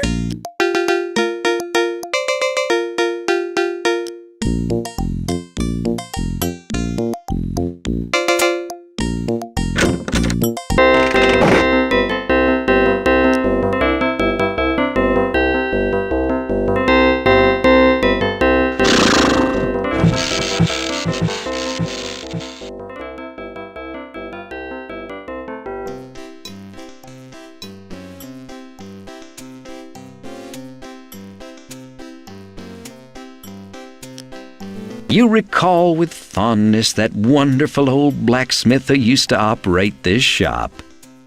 What the hell was his name, anyway? Smithy left behind a coil of rope. Score! You take the rope. Now that Smithy's closed up shop, he won't be missing it. Score! You take the leather strap. Smithy won't be needing it now, wherever he is. Digging through Smithy's formerly white-hot forge, you find an unused hunk of charcoal which you decide may well be of use to you, so you keep it.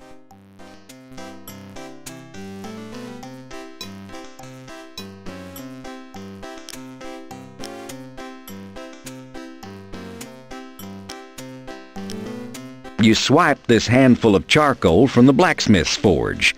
Remember to wash your hands when you're finished playing the game. This hank of rope is plenty sturdy. Give yourself enough of it and you'll hang yourself. A rugged leather strap. Your mind reels with the possibilities.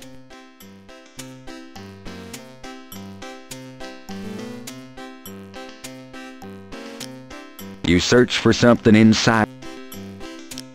You drop the charcoal into the tin can.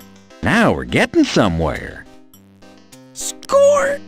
The hole-ridden tin can is now chock full of charcoal.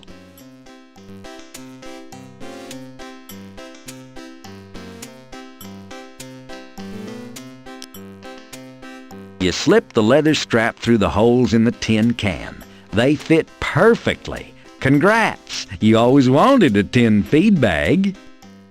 Score! Congratulations on making this homemade gas mask. Devilishly good work.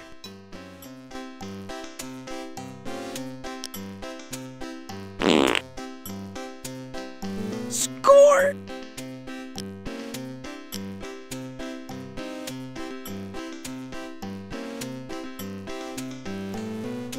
You take a few deep breaths from the gas mask, clearing your head and enabling you to go on a while longer.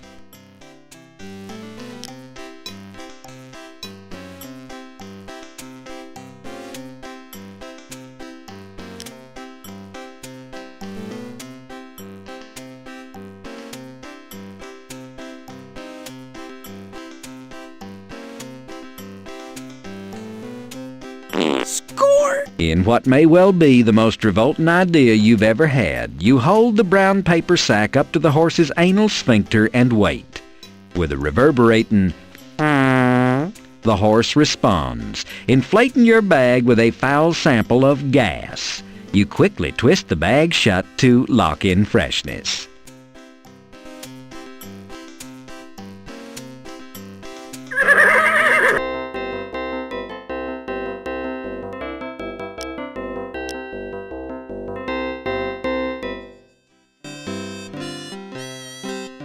You're beginning to feel a little lightheaded. Better use your gas mask.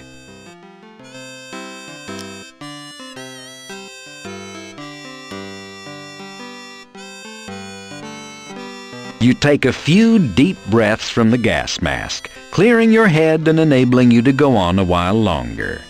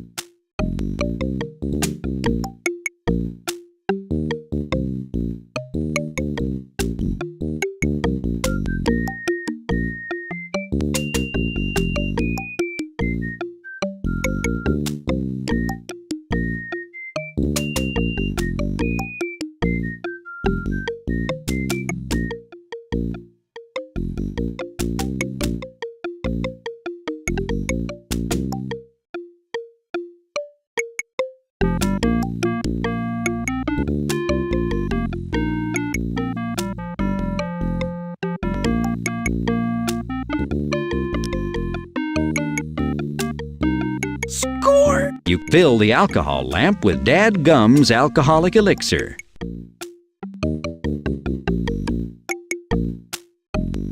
The alcohol lamp must be burning before you can use the gaseous spectroscope on it.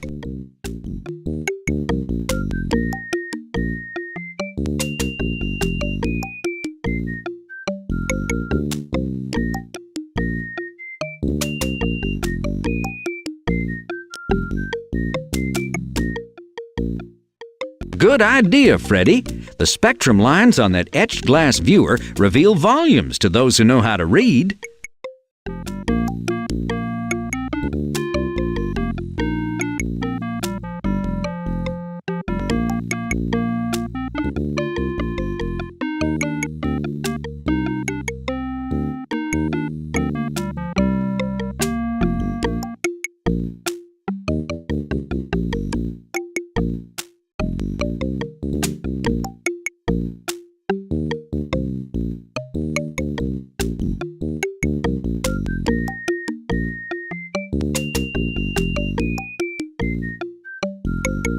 Score!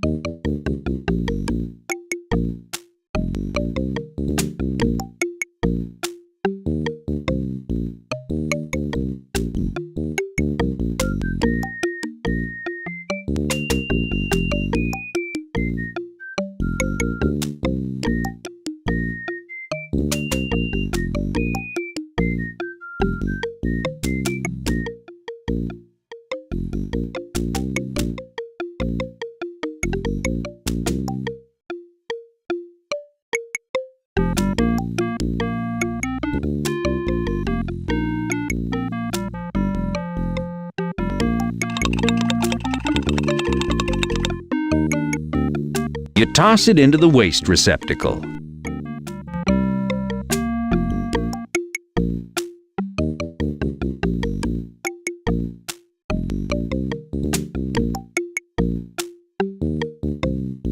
You carefully label the jar aminophilic citrate. Congratulations, you've just created your first batch of Pharkas's deflatulizer.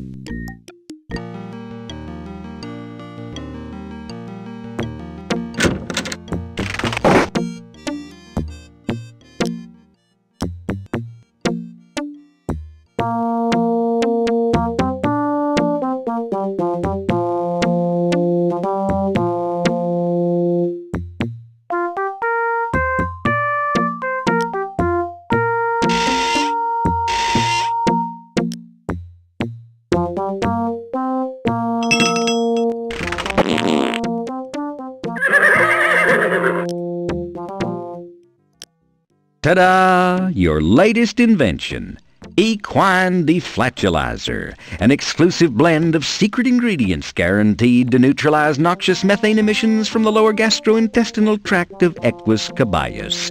In other words, it's a gastroenterological veterinarian in a drum. You dip your finger into the deflatulizer and lick it off.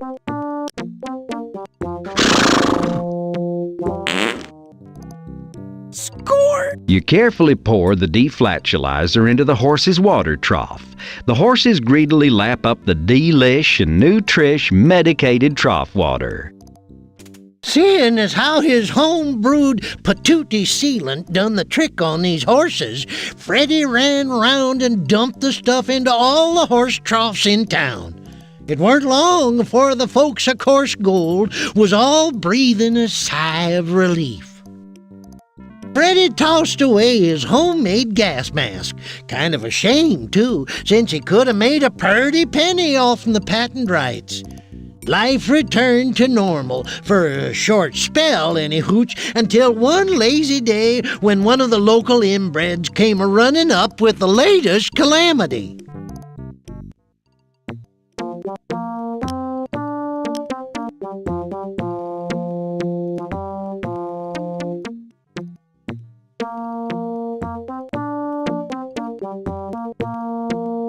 Board up your windows and doors.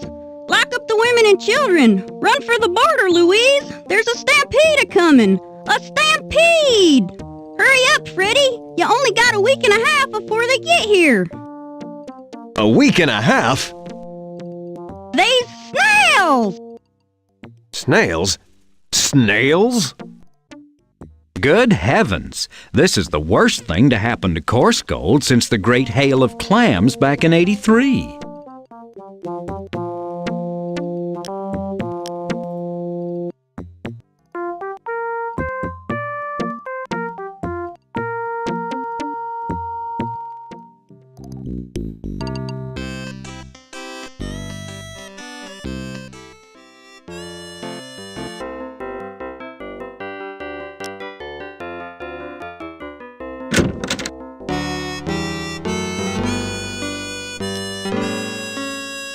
Mom! Hey, Mom!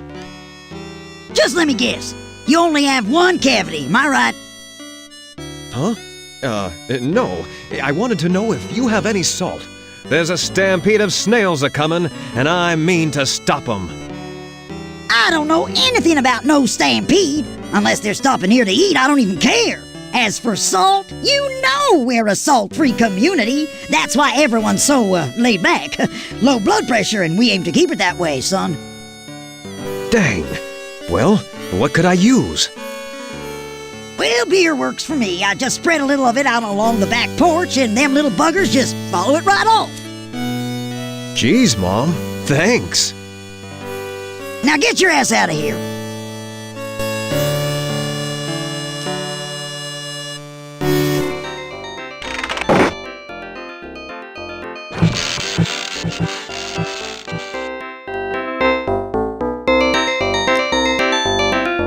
Sam, there's a stampede headed for town. Don't go outside. We're open 24 hours a day, Fred. I never go outside. Besides, the sun dries out my beautiful skin. I'm just saying, for your own safety. Oh, right. Tell you what, I'll stay in here and serve drinks and collect money. You run around outside like a chicken with your head cut off and save the town. Okay? Okay.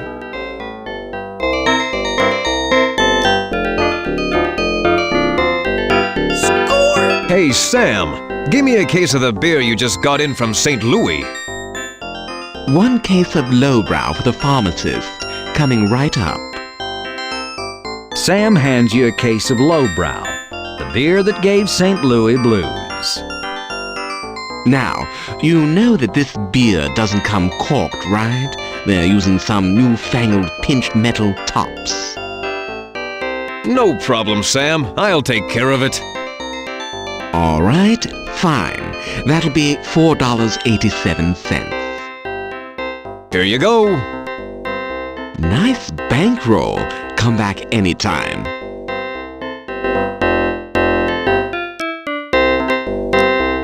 This is your case of lowbrow, the beer that gave St. Louis blues. All 24 bottles are tightly stoppered with them newfangled metal bottle caps.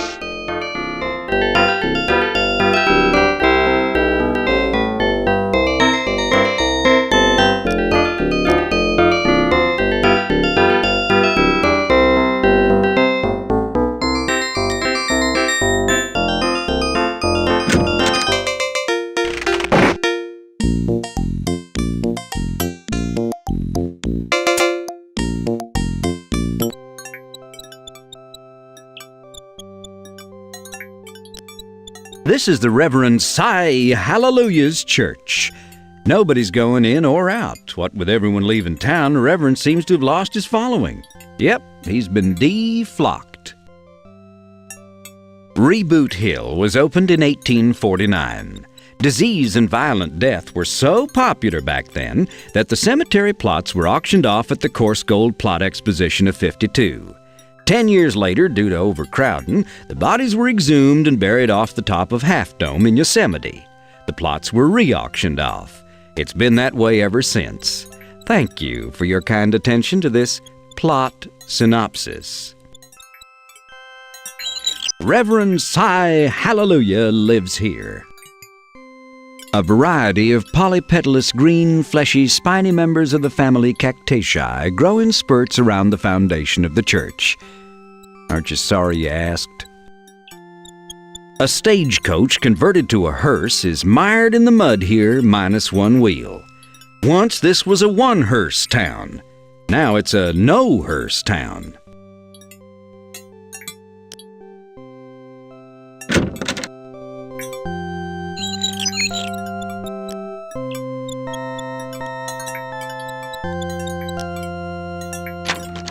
Score! You take the key to the church.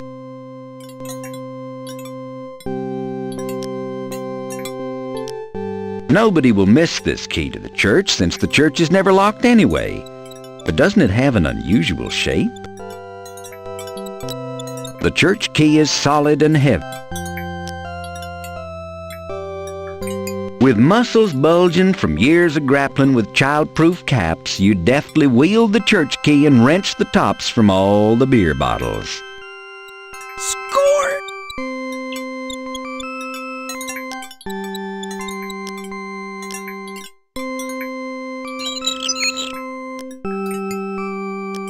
You dip your little finger in one of the open bottles of beer and taste it. That hits the spot.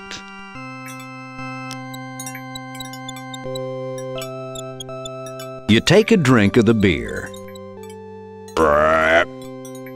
Fortunately, you've got much more beer left. You could never drink that beer, so stop trying.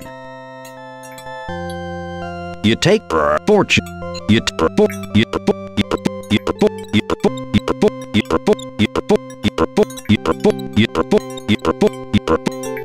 fortunate. You take a drink. You take a drink.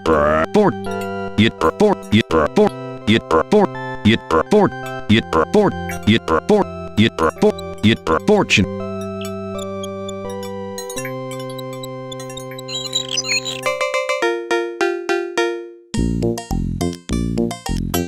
You have a full case of opened lowbrow.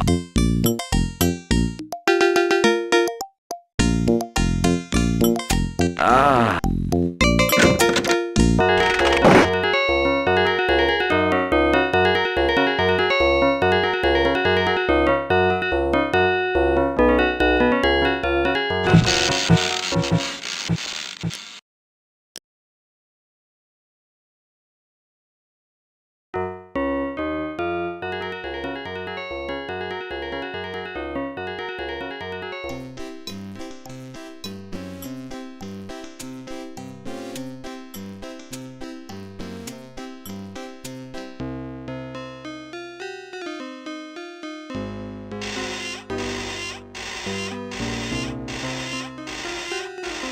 Located on this rocky hillside is Madame Overy's place of business, a custom-built bawdy house built in the fashion of the pastel Gothics.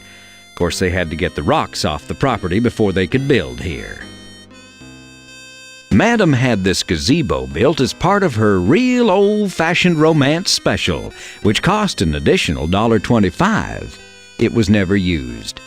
Coarse gold is filled with unromantic cheapskates. You can't see into the brothel from out here, but Madame does cater to peeping toms, and at a slight discount.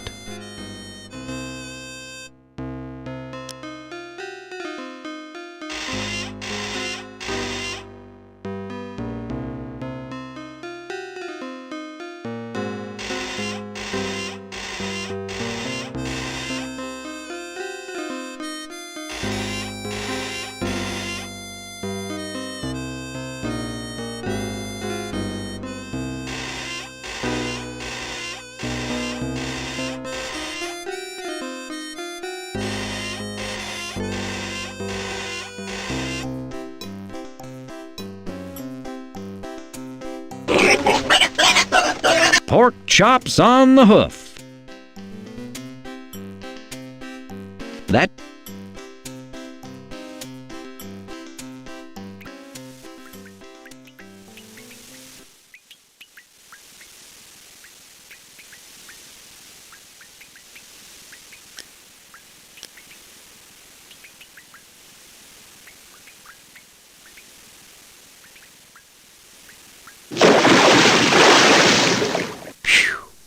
That was a close one.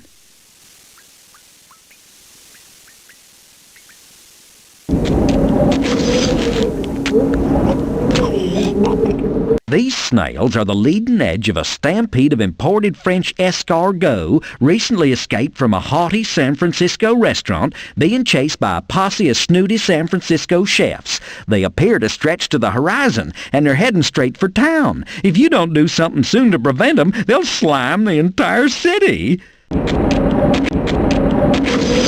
Some splendid saguaro cacti dot the countryside. The local insect population has been thriving, what with all the dry weather Coarse Gold's been having lately. This is one of the smaller anthills around the town. Prickly pear cactus is one of your favorite examples of the species. The majesty of the painted desert stretches out into infinity, seemingly lasting forever yet going nowhere at all. It's like life in Coarse Gold.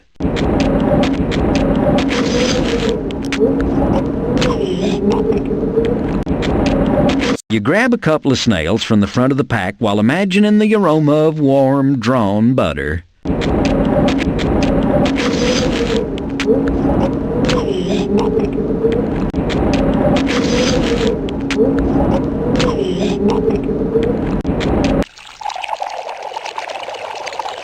Hey boys, it's Miller time!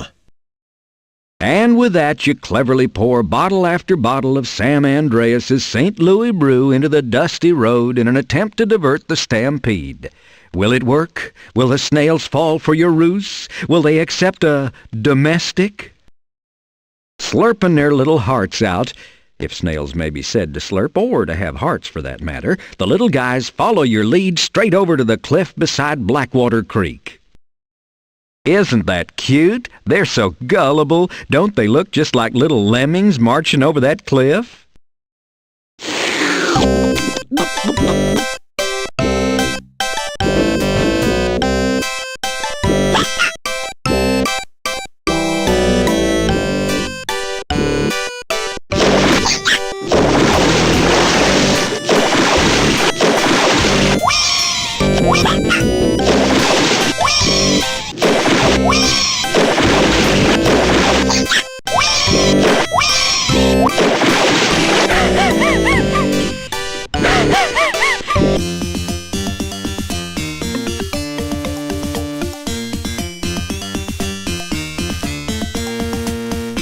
Hello, stranger.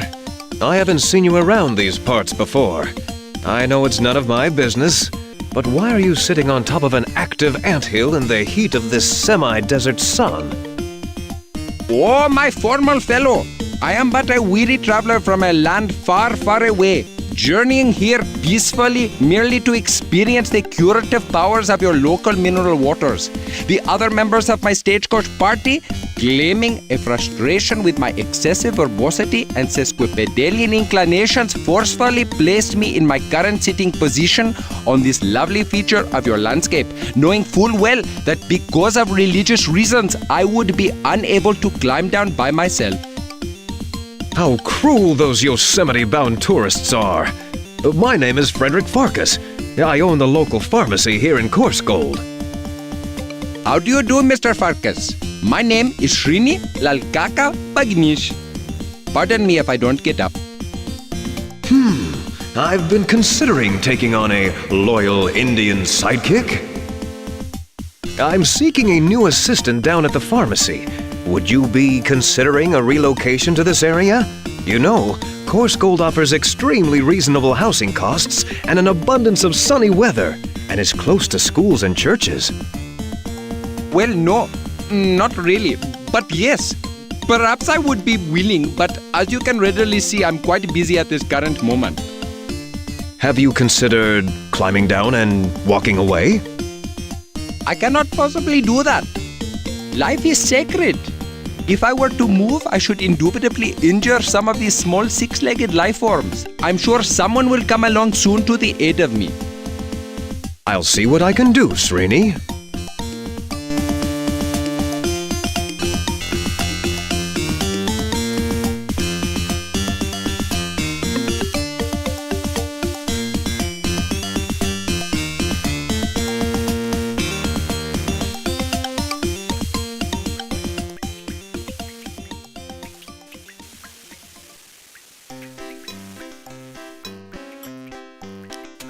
Nice day, ain't it? Nice.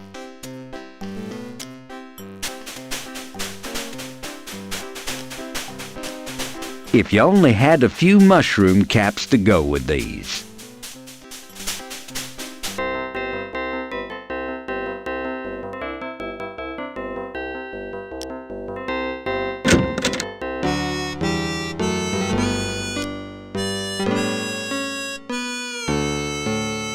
Helen, have you ever thought of putting escargot on the menu? Huh. Don't know who around here will eat these since they don't give you gas, but I'll put them in a bag of cornstarch and think about it. And I suppose thank you is in order, so thank you. Score!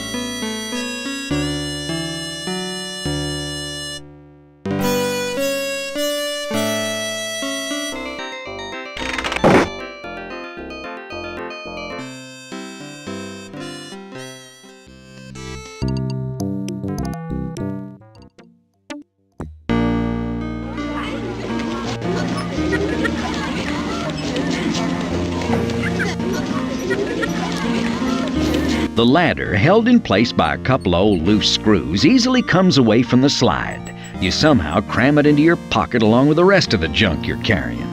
Way to go, Freddy. Wrecked the little kids' playground equipment. If only they knew how good and true your heart is.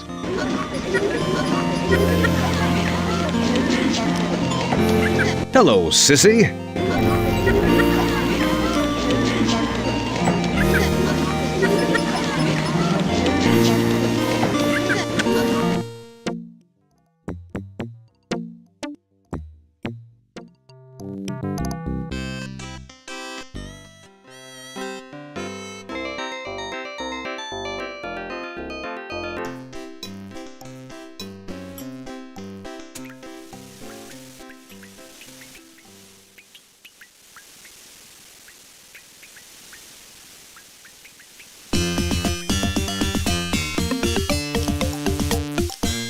What sort of cad would steal a ladder from the school playground? Oh, you would.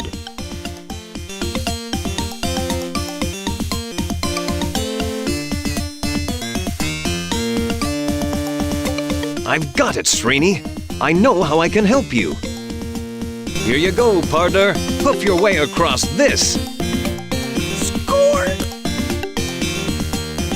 Oh, my balance sense is stretching now.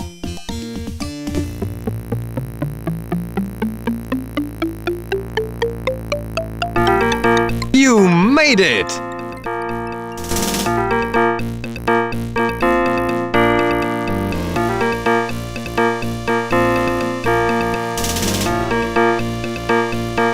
Oh, thank you, Mr. P. You saved me.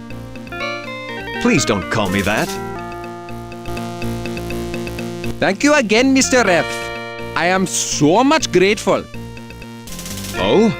Grateful enough to accept the assistant's position I mentioned earlier? I could really use some help around the shop. I would be honored. Where do I begin? So Freddy headed on back to the pharmacy, followed by the eternally grateful Srini Lakaka Bagnish. Seems like Freddy not only found himself a new assistant at the pharmacy, but also a good friend as well. So as my assistant, I want you to help me around the store. Clean up, you know, the usual chores. Oh, I would be highly gratuitous of your bending over to display me such a position. Would you be offering as well a form of payment?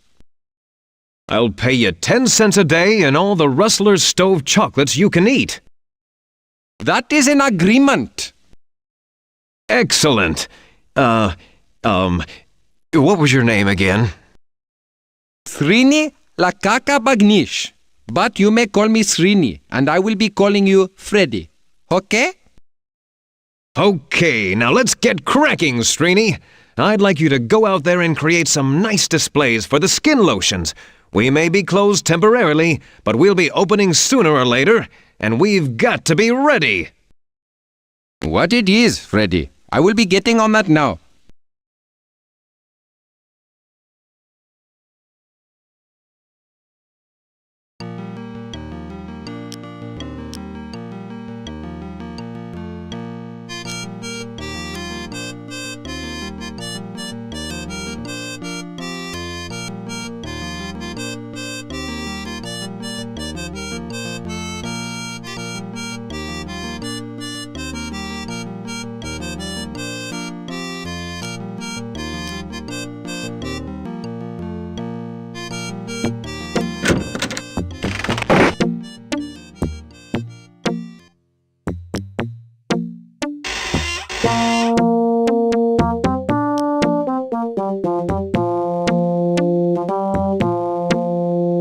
Mind the store, won't you, Srini?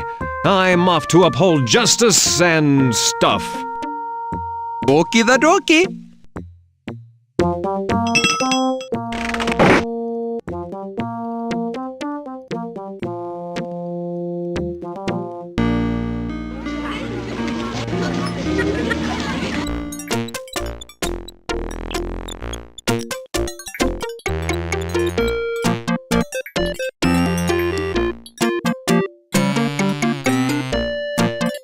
Holy cow, you've never seen such a long line at the outhouse.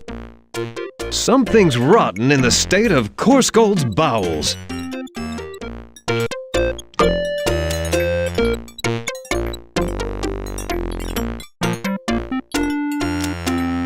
She can't hear you over the mighty roar of her lower gastrointestinal tract. Say, do any of you guys know how to Madison? Nobody's laughing.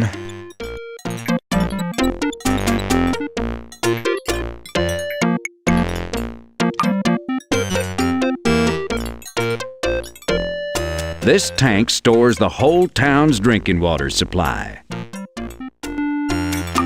It's the old grist mill. Since Mr. Grist left town, not much happens here.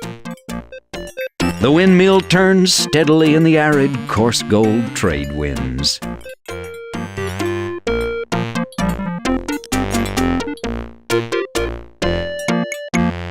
You turn the faucet on and water gushes out.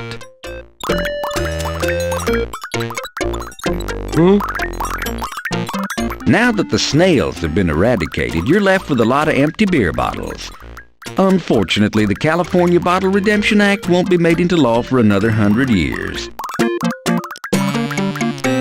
You cleverly shove your finger into a bottle and get it stuck there. You manage to twist it out, but not before popping a half dozen knuckles. Next stop, Arthros City.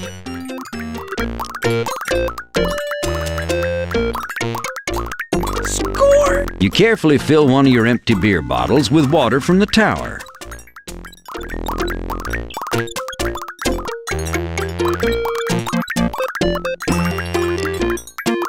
You turn the faucet off.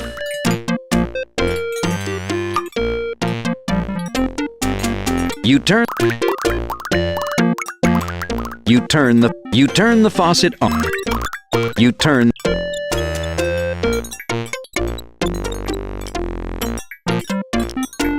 You've taken one of the empty beer bottles. You take a swig of the water from the water tower. Uh-oh. Your stomach starts to make strange sounds. Your small intestine begins to whine. Your lower intestine starts complaining loudly. Hey, buddy, no cutting. It's people like you that give people like you a bad name. Well, howdy, Mr. Pharkas. I was just leaving, I swear. Give me one more minute. Perfectly okay, Billy. No need to get up. Just scoot over a little. Jeez, Mr. Pharkas, invade my personal space, why don't you? A few moments later, you emerge feeling refreshed. Gee, that water's got a nasty kick to it.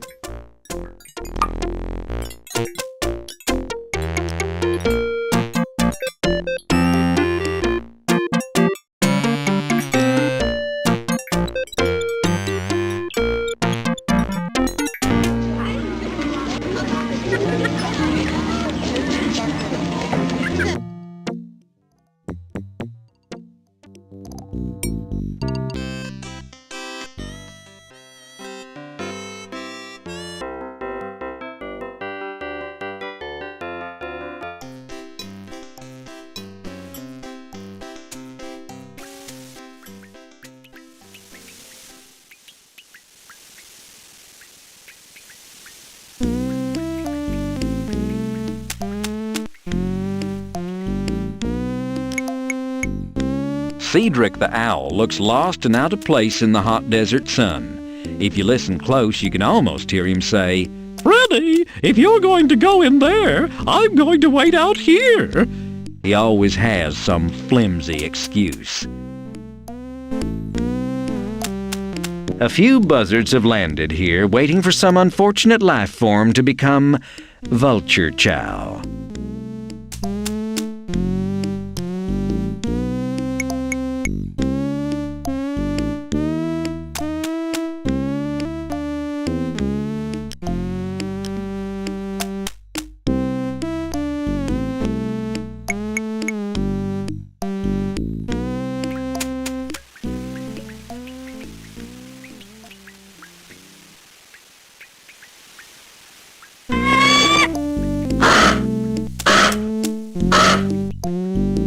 Poor Cedric the owl.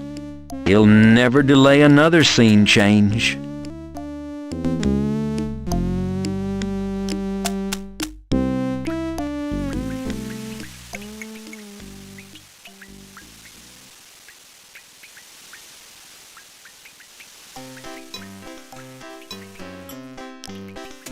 Pork chops on.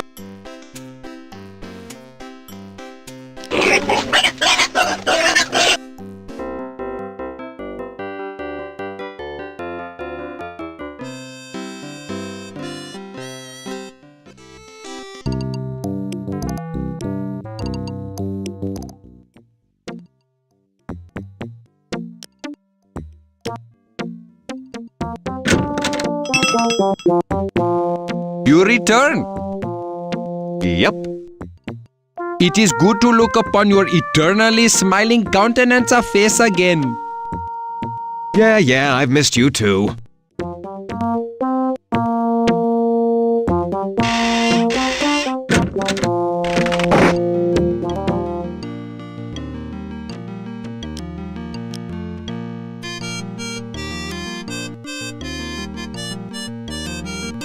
Don't move it.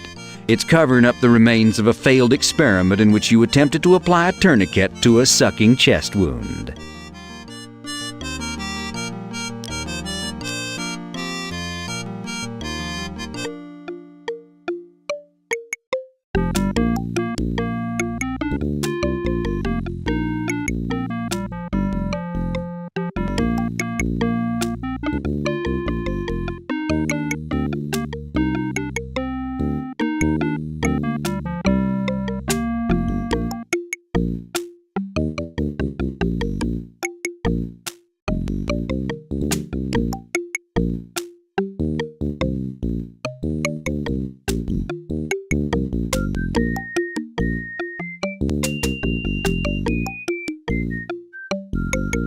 The chemical warms slowly over the alcohol lamp. The chemical rapidly reaches a full rolling boil.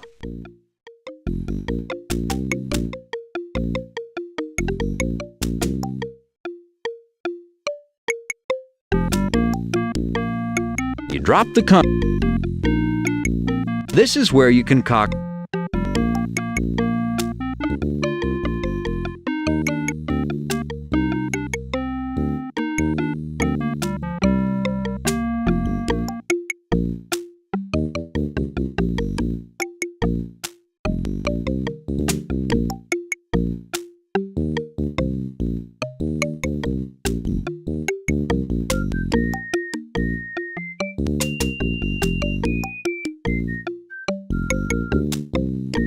the chemical warm. Now it's getting pretty hot. Chemical rapidly reaches a full rolling boil. You quickly lick your fingers. Click the mixture on the container.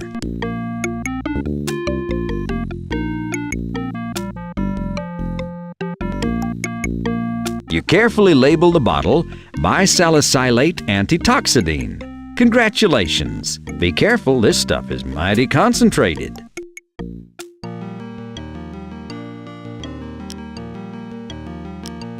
This should do the trick. You decide to name it Pharkas' patented anti-poopulant. Now, if you can only find a way to ensure everybody in town gets a dose. You shake the solution up a bit just to...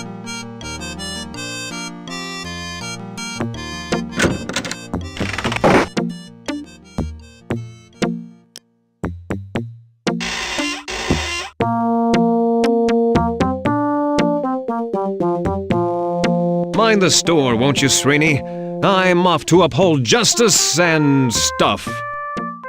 Okie the dokie.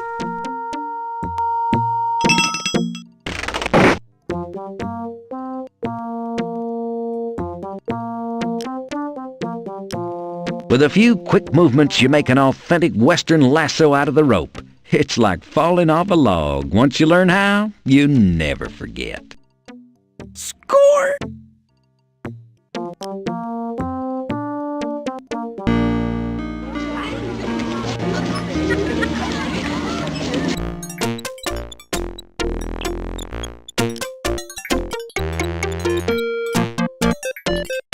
The ladder doesn't quite... Score!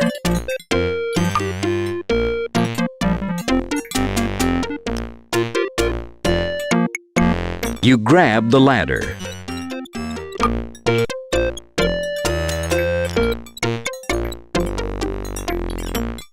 Score!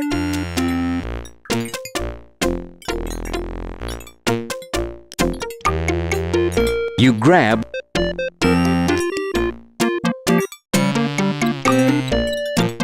Remembering your father's advice about never using the topmost rungs of a ladder, you stop just short of the ladder top. You can't seem to get a good grip on the shingles.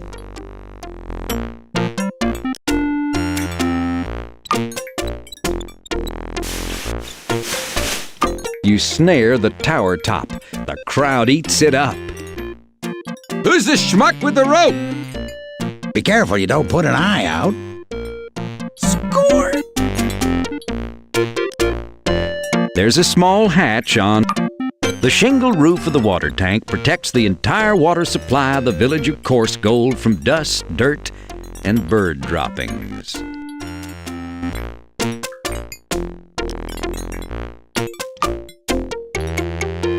As you reach the top of the water tower, the crowd cheers. Thank God, it's Freddy! We're number one! We're number one! What are you going to do now, Freddy? I'm going to Sierra Land! Boing! That one hit a 9.0 on the free plug-o-meter.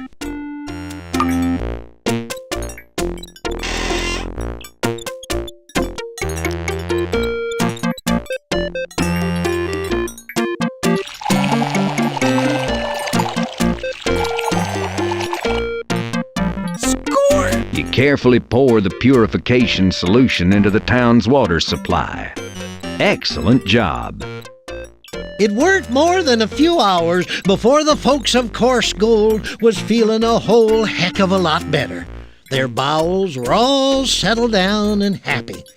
Freddy knew he could relax now. Everything was calm and peaceful.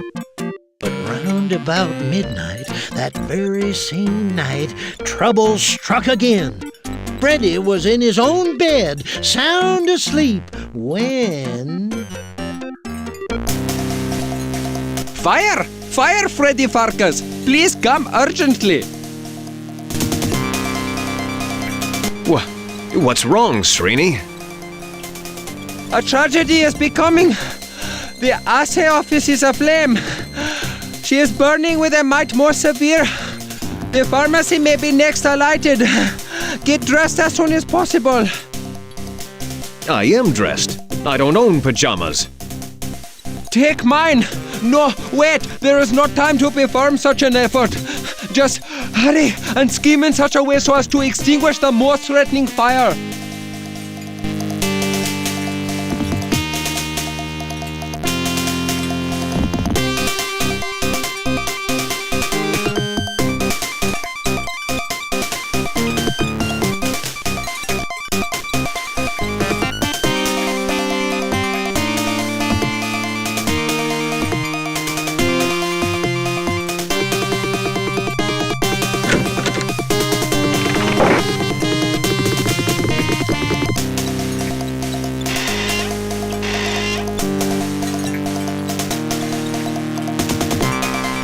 Mind the store, won't you, Srini? I'm off to uphold justice and stuff. Okie dokie.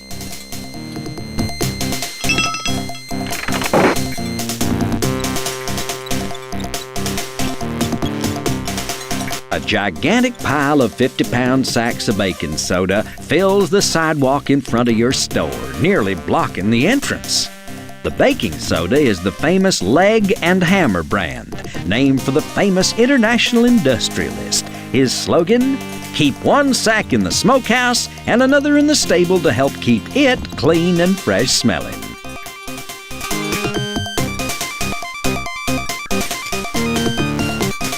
Score! Summoning up superhuman strength, you heft the huge pile of baking soda. Then, with a horrible wrenching, tearing sound, you cram the sacks of baking soda into your pants pocket.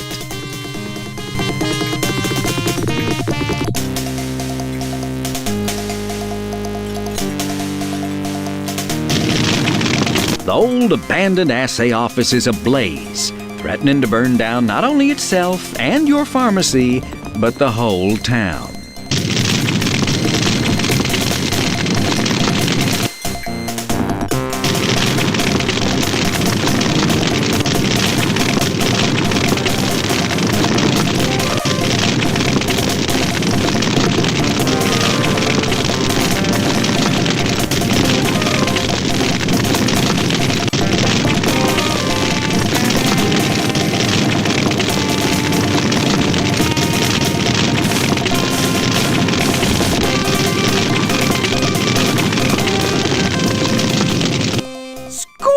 What pluck! What prowess! What a ridiculous solution. Still, you thought of it. You single-handedly quenched the flames of the assay office by using the seesaw as a catapult for the baking soda. Too bad nobody was here to see it. They'll never believe you in the morning.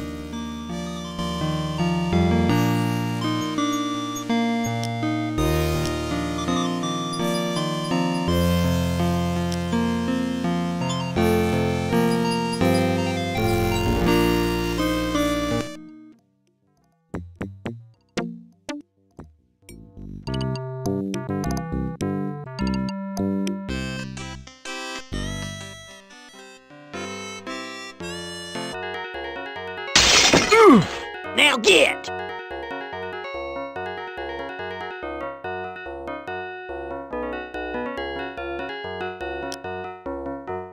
Poor fella. It doesn't pay to pick a fight with Sam Andreas.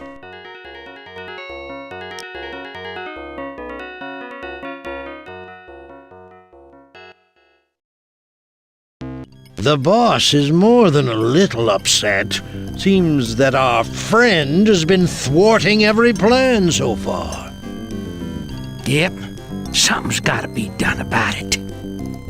Absolutely. Now, let's get down to business. What is the best way to get rid of our little problem permanently? How about hanging? Oh, too quick and merciless. Poison? Nah, too unsure. Ancient Egyptian dagger. I can't find mine. Got one on you? Not at the moment. It don't matter how we do it, so long as we do it soon. And we don't want no proof it was us, neither. And nothing to connect it with the boss. Excellent thought. And the boss has arranged for a bit of muscle to come in and make sure the entire town's cleaned out PDQ. We'll be rid of that do-gooder and all his flea-bitten friends in no time.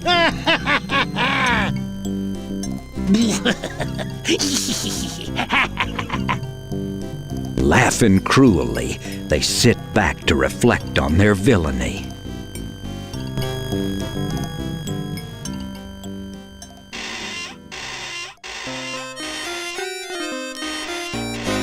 Sheriff, you know about the fire down at the assay office? Fire? No. You don't say. It's dreadful.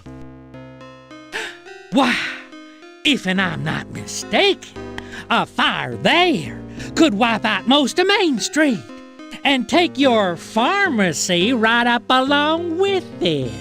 Ooh, one hates to contemplate it.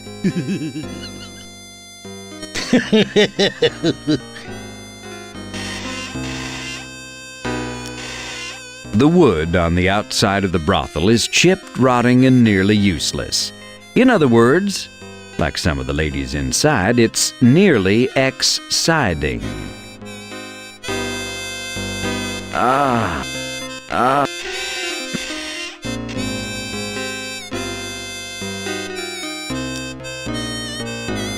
Howdy, Chastity.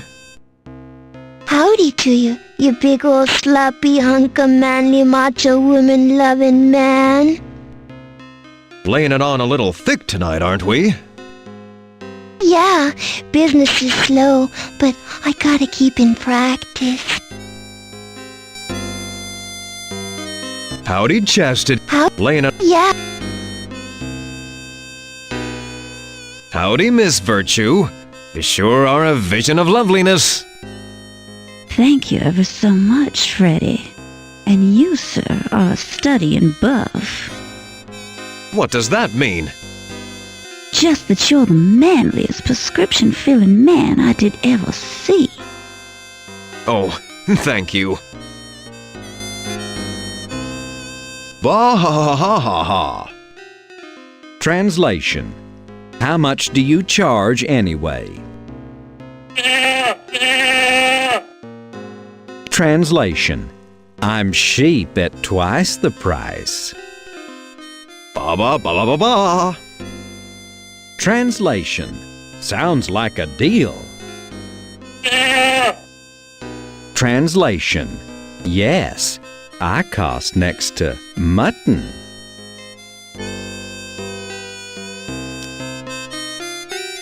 A stack of naughty French postcards sits on the coffee table in order to titillate some of the less forward customers. Score! You snatch the French postcards.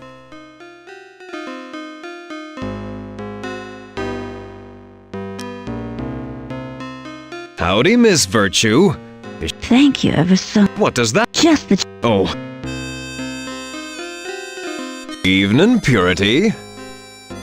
Evening, Freddy, darling. Has Madam still got you under lock and key, or you gonna let us get a hold of you one of these days, big boy? I'm afraid I'm all hers, for the time being. Well, if you ever change your mind, honey, you know where to find us. And when, and how often, and for how much.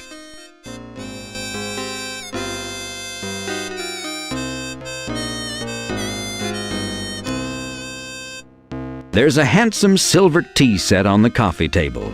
It stands out. Madam set out some wine and glasses. A few drinks helps the customers loosen up. The girls are already loose enough. No, wait, the customers drink wine and get tight, and the girls aren't. Oh, never mind.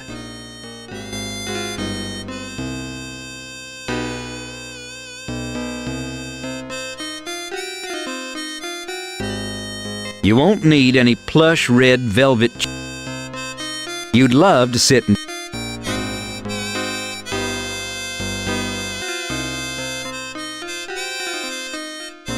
Hey, Mon Amour, it's about time you showed up. Ready to take my pharmacy bill out in trade? Sure. Then get over here before I have to come get you, little pumpkin.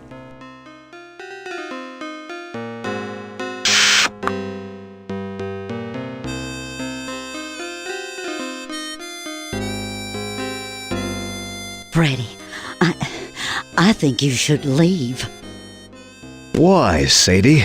Just because I'm using you for cheap, tawdry pleasure when my heart belongs to Penelope Prim, the gorgeous, young, obviously more virtuous new town schoolmarm? What? Who?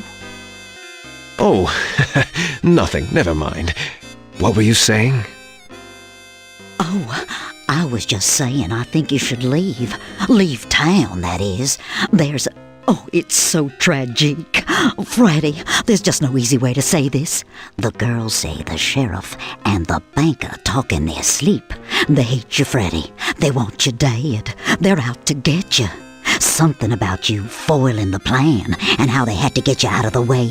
You have to run, Freddy. You have to get out of town by sundown. Now, don't you worry, Sadie. I've been doing a pretty good job up till now, using just my wits and my pharmacological knowledge, haven't I? I'm not gonna just turn tail and run and leave you and Penelope and Coarse Gold behind me to fend for yourselves. You're not listening to me, Freddy Pharkas. There's man a-comin'. Man with guns. Big guns. Guns with long barrels. Long, hard barrels. Long, hard, steely barrels. And low-slung holsters and... Oh, sorry. Sadie, snap out of it! Oh, sorry. I was just visualizing. Anyway, you'll never be able to outthink men with guns. If you're set on staying in town, you'll have to, go back to your old ways. That's out of the question. I left gunslinging behind me years ago. I'm not like that anymore, and I don't want to discuss it. Stop it. You gotta choose, and that's all there is to it, hon.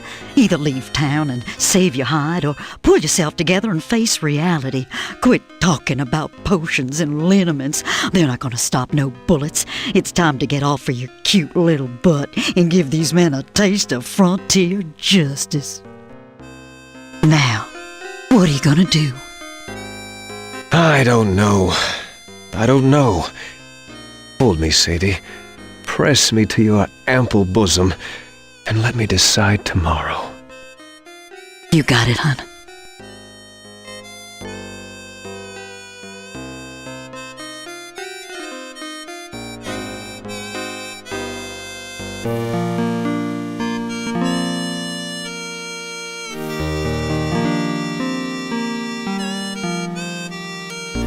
Now, let's see, where was I? Oh, that's right. Madame Overy begged and pleaded with Freddy to either leave town or take up his old gunslinging ways, something which Freddy was just a mag reluctant to consider. So they decided to sleep on it, and though they didn't get much sleep, Freddy did mull it over somewhat. The next morning, he decided to... Maybe I better... Wait, maybe I better... Well, never mind. Just go on.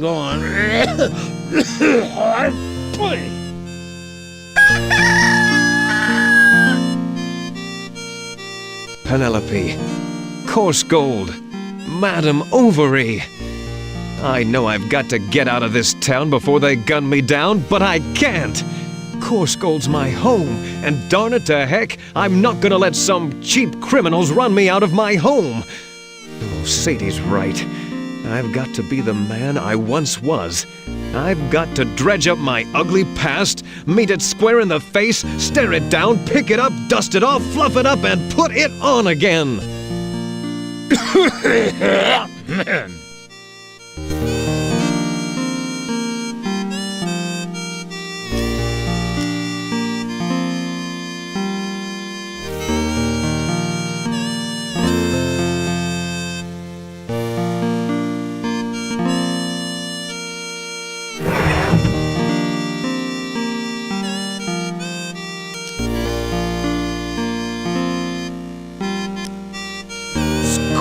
You take the key. Hot dog! Now we're getting somewhere.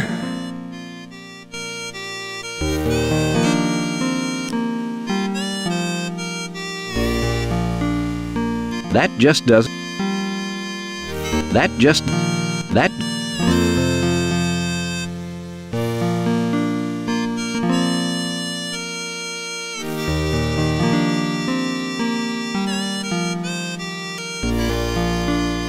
This side of the armoire doesn't open.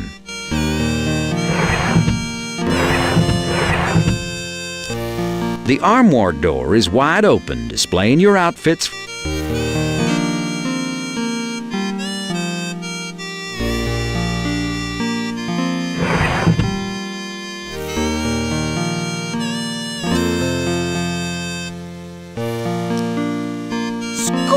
You pick up the claim check, your hand trembling with the memory of the last time you wore the boots that you traded for it. That monster, Kenny the Kid, looking down at you and laughing as your ear bled in the hot sun. You put those boots away, never to wear them again. And when you moved to Coarse Gold, you sent them to be cleaned and polished. That was years ago. They've probably been lost or thrown away by now.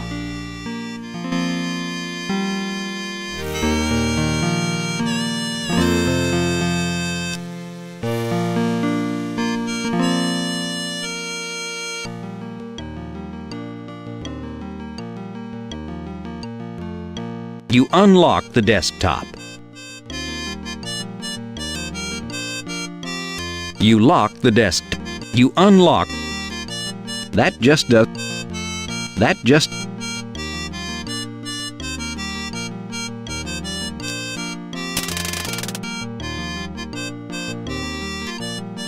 Been out in the sun too long? You unlock.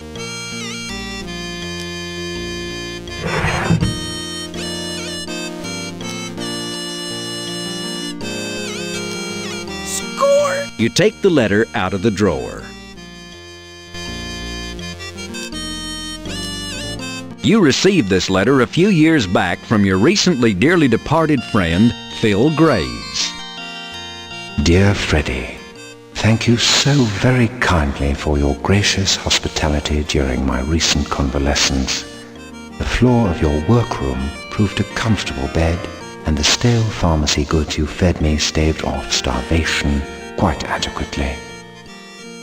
I must admit to being a little curious of your request that I retain your safety deposit key for you. I cannot imagine what you have secured in that bank vault that could create such strong feelings of both revulsion and endearment.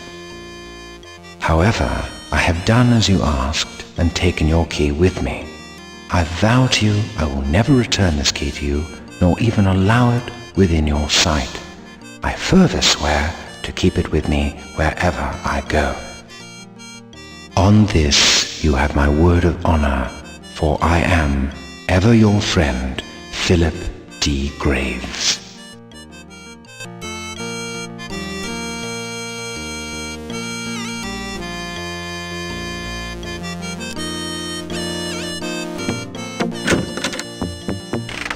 Srini, who let you in?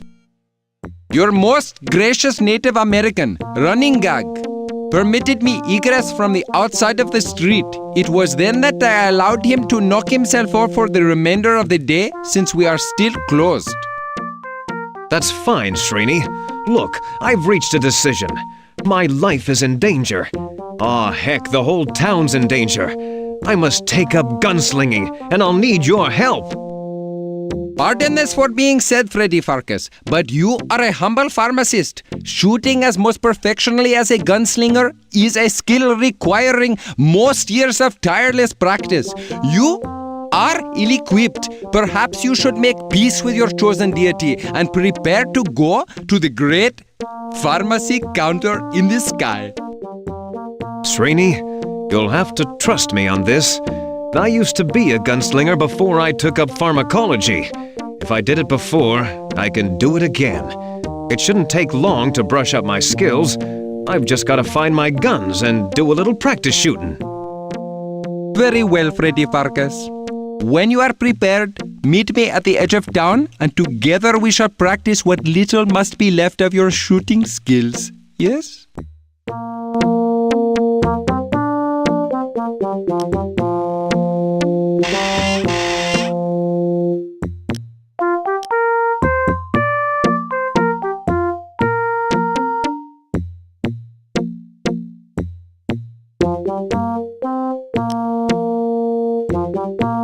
Mind the store, won't you, Srini? Okie the dokie.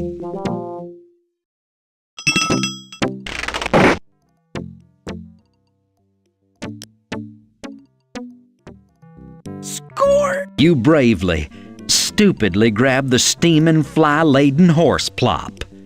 Fortunately, it seems to be holding together well as you place it in your pocket.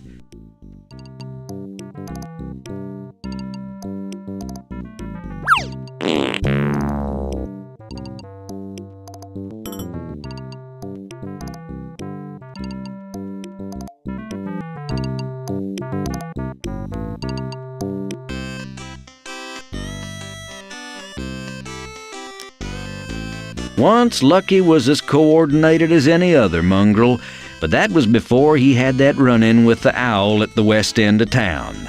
Now he hates the owl as much as the rest of us. Once Lucky was as coordinated as any other mongrel, but that was before he had that run-in with the owl at the west end of town. Now he hates the owl as much as the rest of us.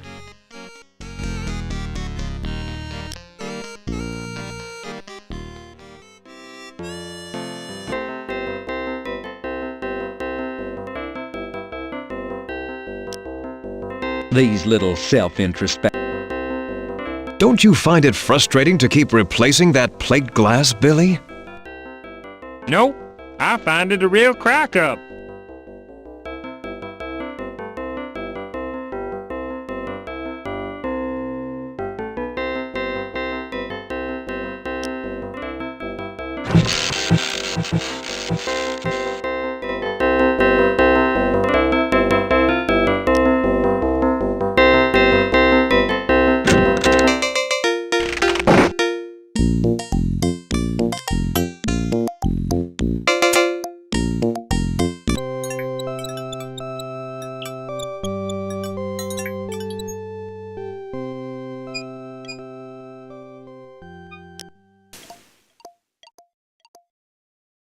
Looks like your dear friend Philip has passed on. Gee, it seems like only a day or two ago you filled a prescription for him. Uh-oh.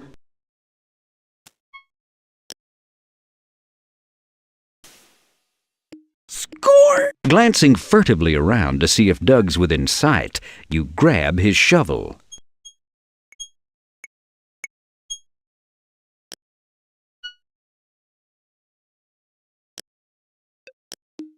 You scrape some of the dirt off the... Score! You start to dig up the freshly laid grave. Muscles that haven't been used in years begin to groan and whine. But with the gritty determination of a professional grave robber, you toil on. And on. And on.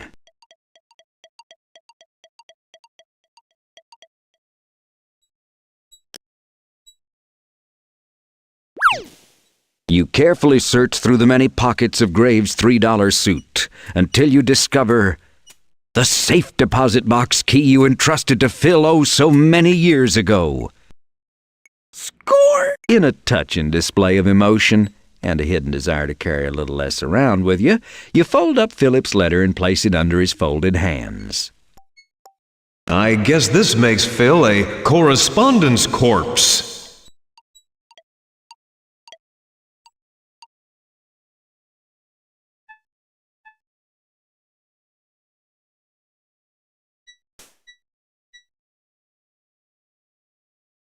You begin the arduous task of replacing the heaping mound of dirt one shovelful at a time, over and over and over.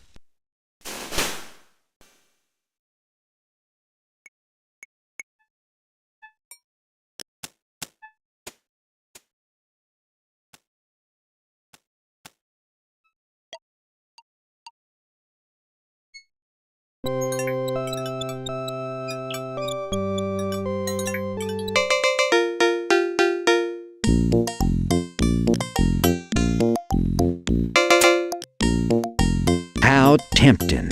Fresh apple pie still warm from Mom's oven. Why, it's as American as Mom's apple pie.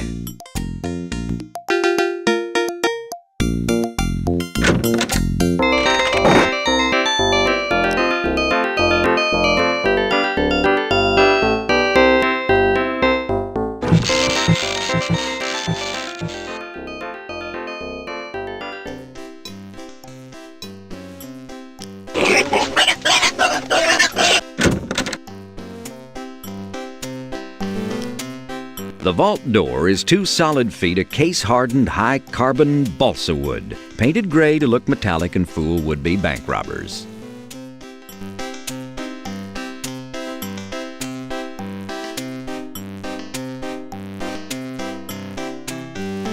Its pH balance is clock, eternally set to 357 so that he can hustle people out of the bank with a, "We're closing in 5 minutes."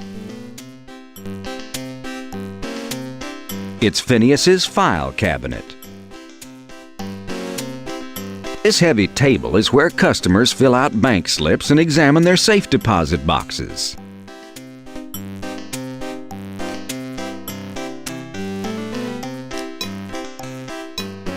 Sitting behind the counter is P.H. Balance, current owner and operator of the Bank of Bob. He's a bore and a lice-infested jerk.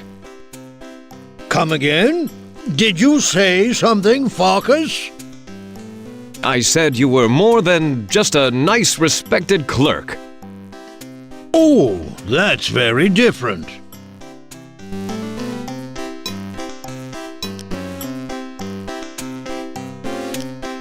This is the key to your safe deposit. Score! You hand the safe deposit box key to P.H. Balance. It'll be ready Tuesday. Oh, I mean, allow me to fetch your safe deposit box for you immediately.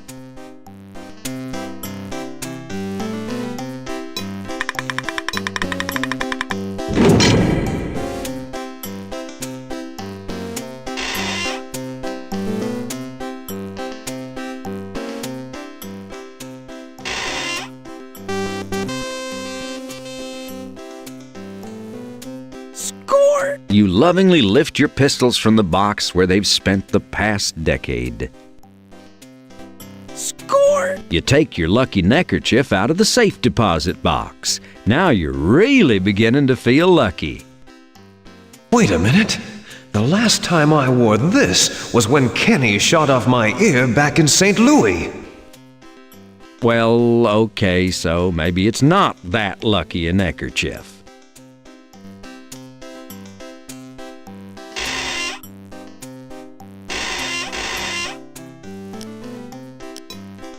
Oh, I'm all done now.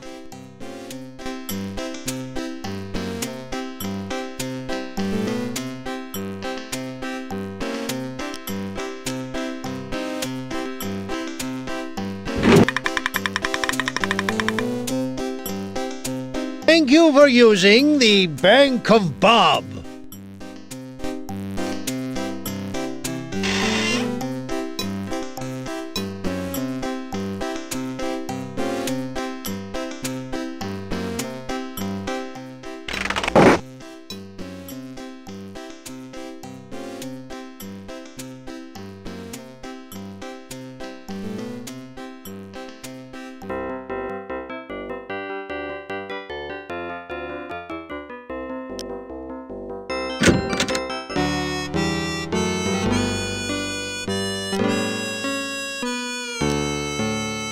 It's one of those newfangled old Missa coffee machines.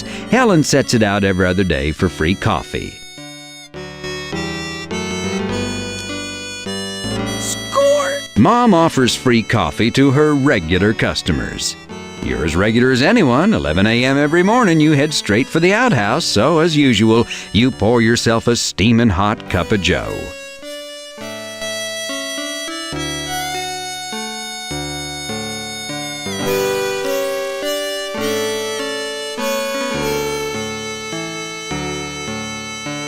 Look what you've done! Freddy Pharkas, I'll see you run out of town for this! Hop, sing, hop to it! Get out here and clean up this mess! Damn these flies! Oh, you in big water now. Score!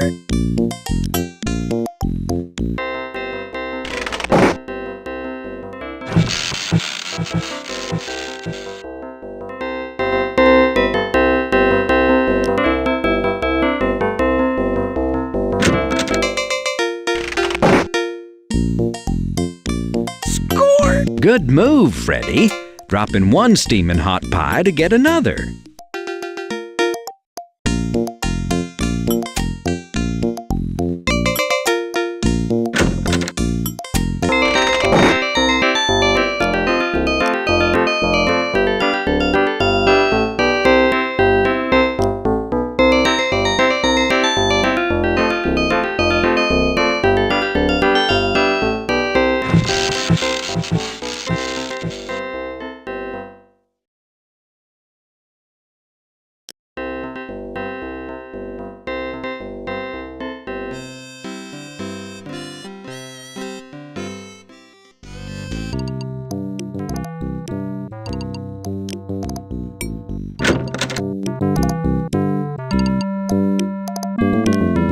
That's the jail cell, where Sheriff Checkham Chicken Pea Shift tosses the bad guys. With the town's population dwindling, there haven't been many occupants lately. The sheriff hung his hat and long coat on the rack. This is where the sheriff keeps his trade journals.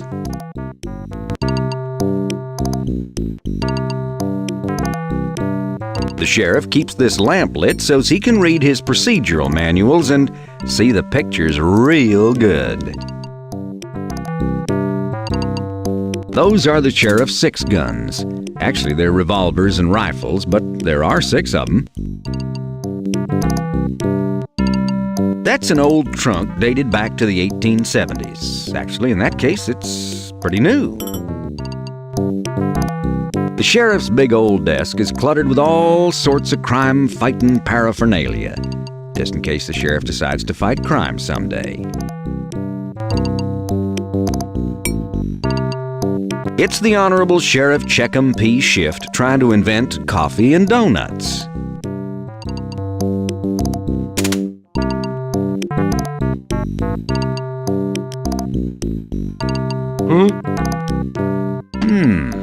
There's nothing like a steaming hot cup of joe from Mom's Cafe, brewed from mountain-grown beans from the steep-sloped hills of Jamaica.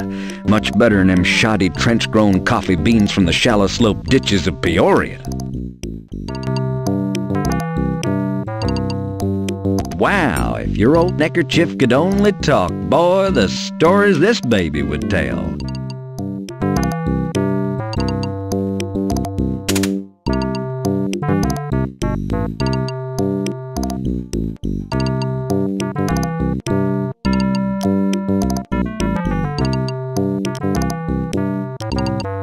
Your old pistols, looking somewhat tarnished after so many years in storage, are probably still quite serviceable. This shovel was left at Reboot Hill for the convenience of the gravediggers. Ooh la la and va-va-voom! No, that's not an exclamation. That's the names of the two ladies prominently featured on Madame's Spicy French postcards.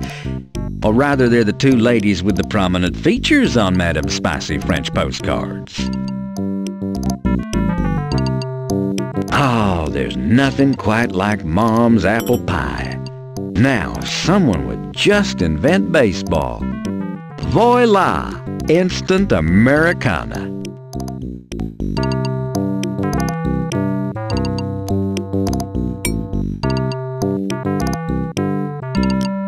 You squish the pie a bit to see what oozes out. You sincerely hope them's apples. Only a logger stirs his coffee with his thumb.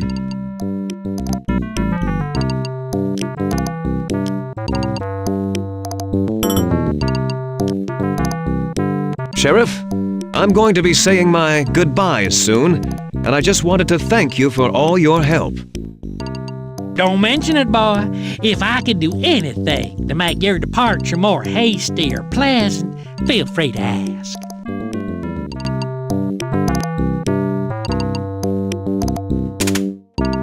Score! Say, Sheriff, I know how much a law enforcement person like yourself enjoys a good hot cup of coffee every now and then.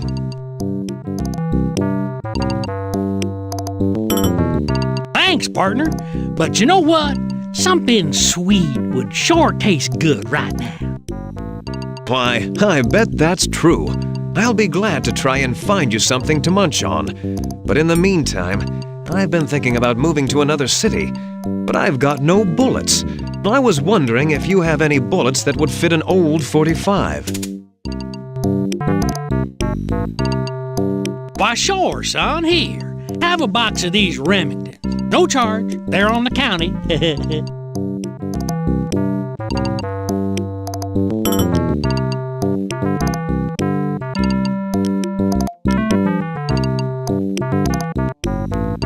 Score! Here you go, Sheriff Shift. I found some of Mom's nice hot apple pie for you. I know how much a law enforcing person like yourself enjoys sweet, fatty breakfasts. Well, thank you. I've been so hungry, I could have ate a bar. This'll sure go good with that cup of coffee you brung me earlier. Sheriff, do you have anything I could use to clean these old guns of mine before I leave town?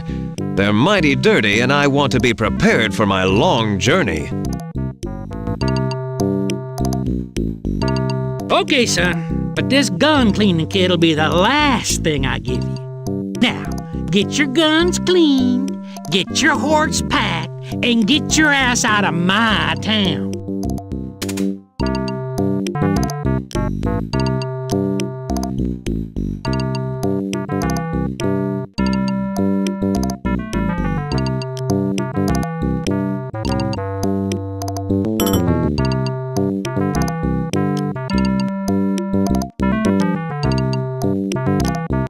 Sheriff Shift was so nice to give you his gun cleaning kit. He may be a low-down, evil, corrupt, two-time and no-good varmint, but he's got the cleanest pistol in town. Or so says Madame Overy.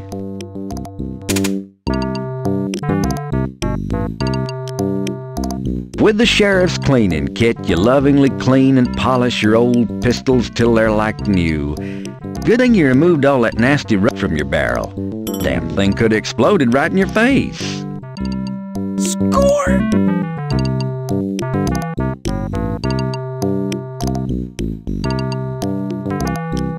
Tons of ammo, hot lead, hollow points, dum-dums.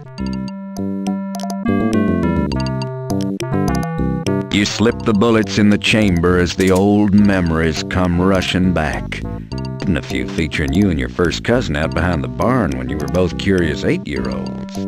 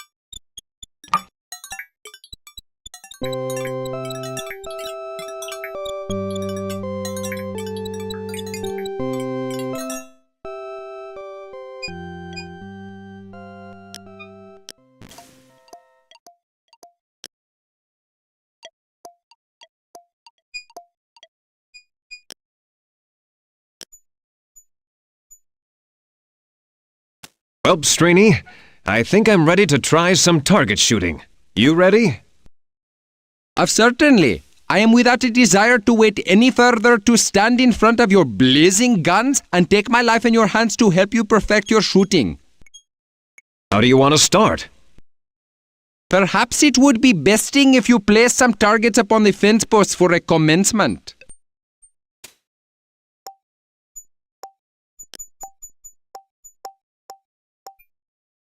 That just doesn't work.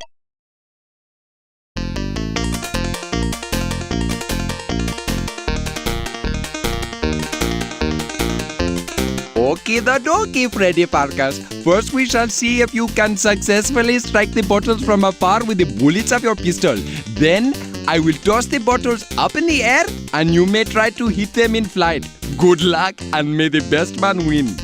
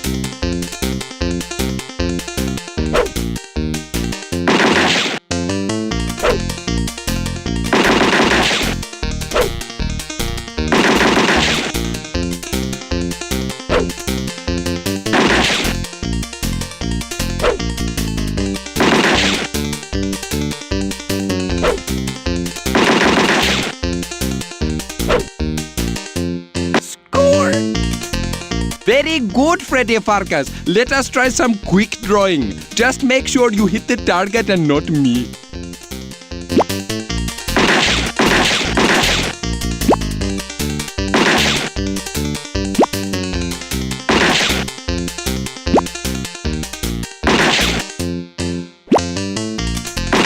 Score! I'm uploading myself inside. Now for the big challenge, 6 bottles all at once.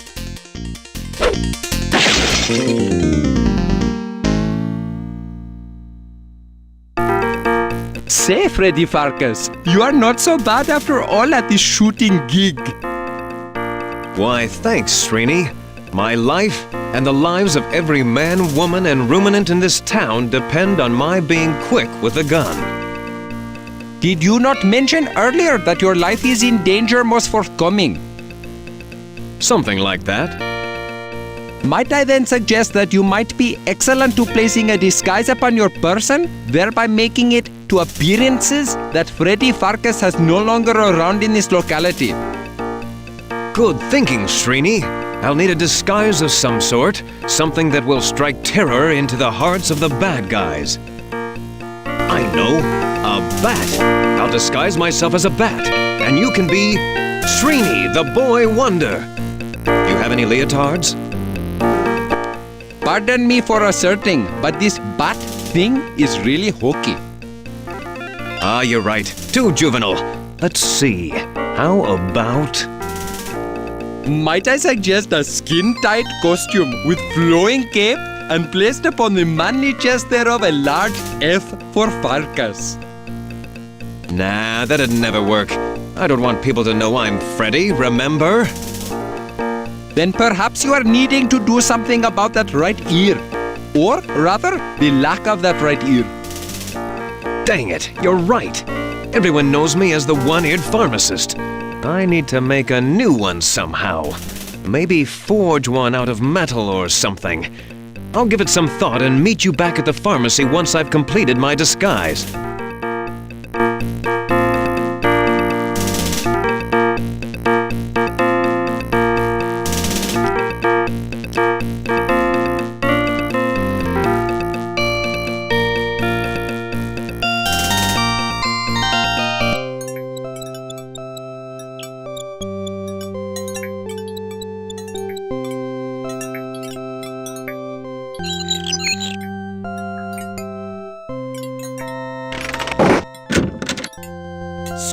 You would never dream of stealing a candle from a church, but they wouldn't miss one of those puddles of candle wax.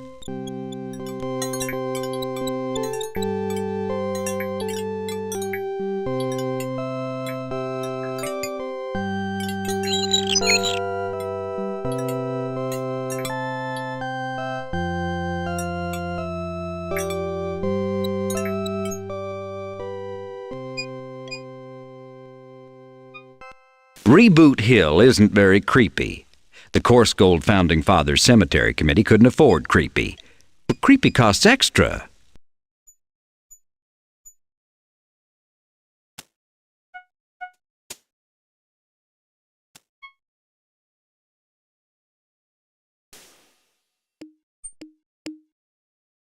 There's a recently filled grave.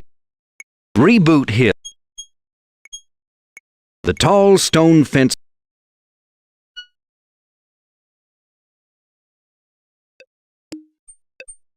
Score! You grab a handful of clay from the pile beside the grave. Well, you never know, it could come in handy.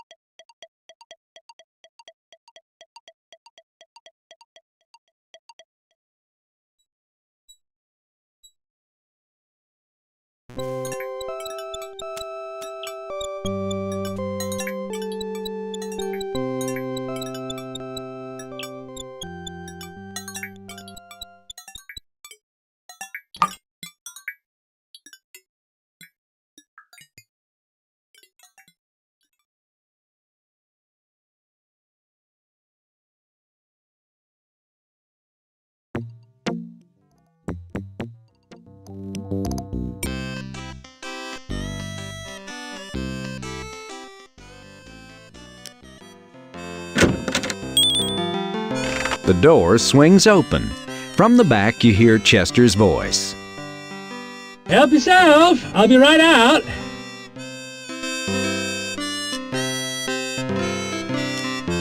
This puddle of candle wax from the church is suitable for chewing, but it tends to lose that churchy flavor after only a couple minutes. You try to mold the wax with your bare hands, but the wax is just a bit too stiff to handle. A feeling not wholly unfamiliar to you.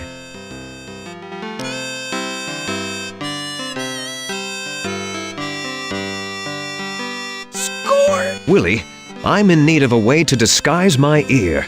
Do you think you could do something creative with this? Something in the shape of an ear, perhaps? Offhand, I'd say do it your dang self. My nap time's coming up shortly. I've had a hard day of whittling. But you could maybe do some lost wax casting with this sucker, and that'd do the trick. Lost what? Lost wax casting, son. What'd you do, sleep your way through metal shop? I guess I must have. What's lost wax casting? That's casting with an apostrophe, sonny, not an ing. Anyhow, you can make all sorts of things by making a wax positive, using clay to make a mold, then melting down the metal and pouring it into a mold. To make a mold, you carve whatever you want to cast out of wax, see? That's what we call a positive. Now, once you got the wax positive, you take some clay, see, and you pax the clay all around the positive. You just leave a little hole at the top so you can get the wax out. So now you got your wax inside the clay. Well, you just heat that sucker up till the wax goes all oozy and you pour the wax out. That's the lost wax part, see? Now you got your empty clay mold, what we call a negative. You smelts down your metal and pours the metal into the negative. Once it hardens up, you can just scrape off the clay and there you are. Did you get all that? I think so. I'm not sure. Well, that's what your restore button's for, kiddo. Now scrambooch.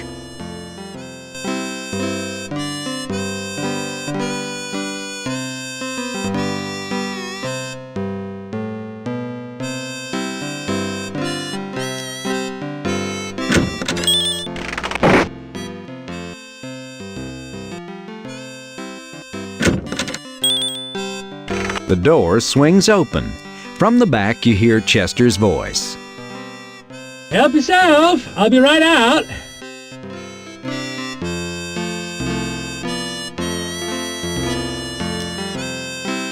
Score! You borrow Whitlin Willie's knife for a while.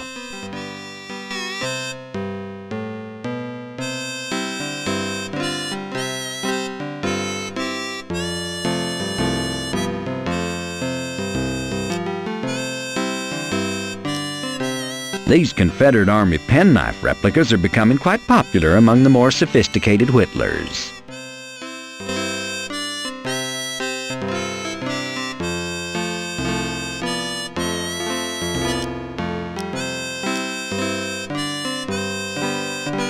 With your newly acquired whittling skills, you carve the candle wax into the shape of an ear, one that should theoretically attach snugly to the remains of your original ear. But now look at the gunk on Willie's knife. I'll toss this knife over here where Willie might find it. He'll probably think he dropped it here. Yeah, sure.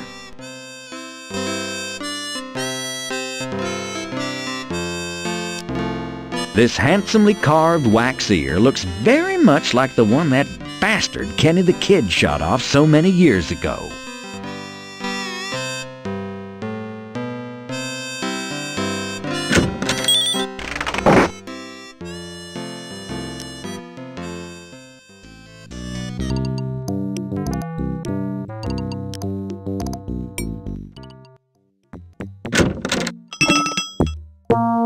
You return.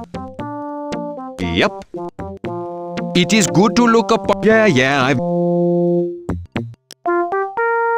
Don't shout at Srini from behind the counter. Walk over and talk to it.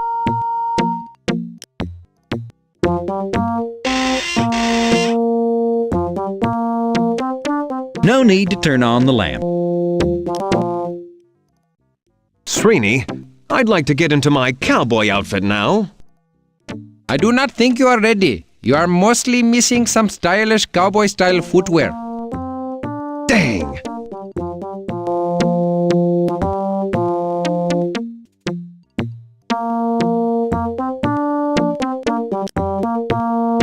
You can't reach the medallion from here.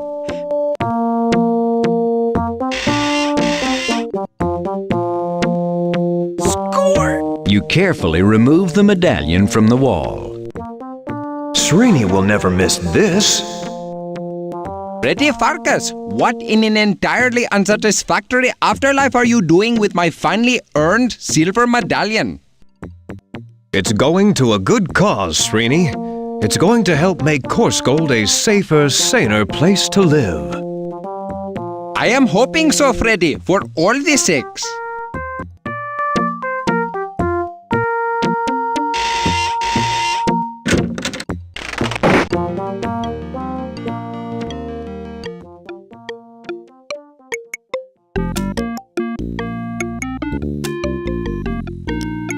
Who would steal a handful of clay from a grave site? If you only had some eye of newt and tongue of bat. You carefully pack the clay in and around the wax ear, leaving a small opening so that you can pour out the molten wax later.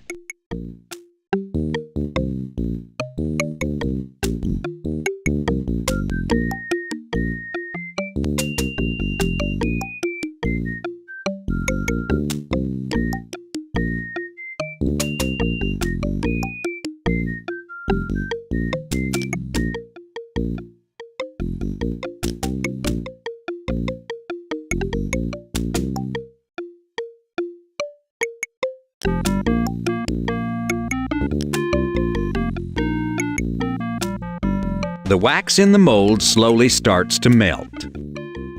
The melted wax runs out of the mold and spatters on the work table, resulting in an empty ear-shaped mold and a table with a severe case of waxy buildup.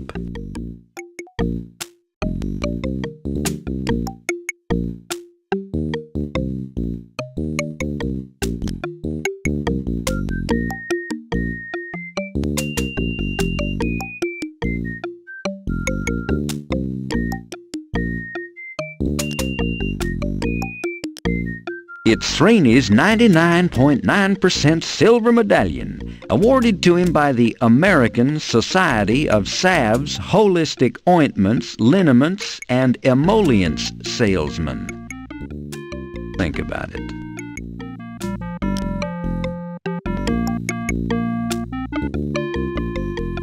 The silver medallion slowly begins to melt. The medallion is nearly completely melted now. You now have a crucible containing molten silver.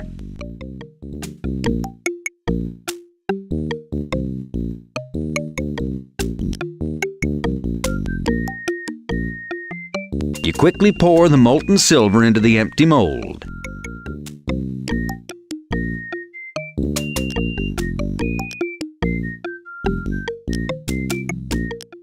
Your ear mold, is now filled with the melted silver from your award medallion. You know they're not going to send Srini another medallion. You scrape the clay off and discard it, leaving you with a gleaming silver ear. Beautifully done. With an ear like this, you could, dare I say it, rule the world. Score! It's your soon-to-be world-famous silver ear, symbol of truth, justice, and the pharmacological way.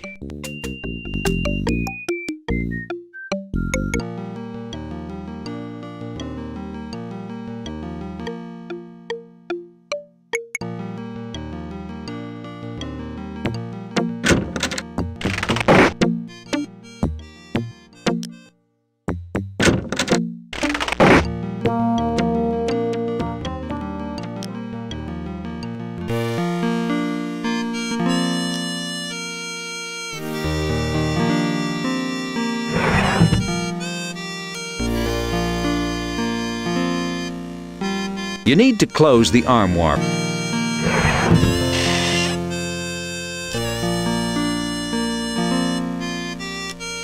Score! You take your old gunslinger clothes and your good guy model Stetson hat.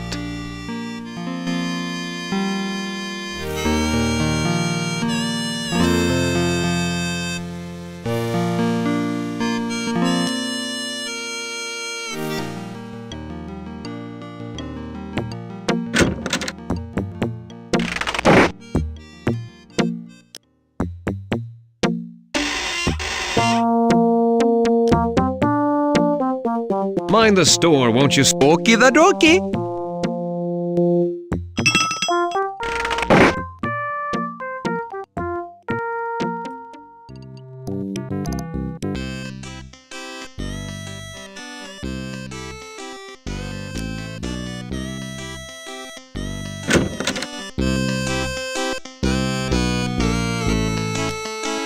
Salvatore O'Hanahan is taking a moment to sing a few bars from The Barber of Seville. Fletcher Castoria, the town plumber, sits here patiently waiting for his turn in the chair. Got nothing else to do since nobody in Coursegold has plumbing.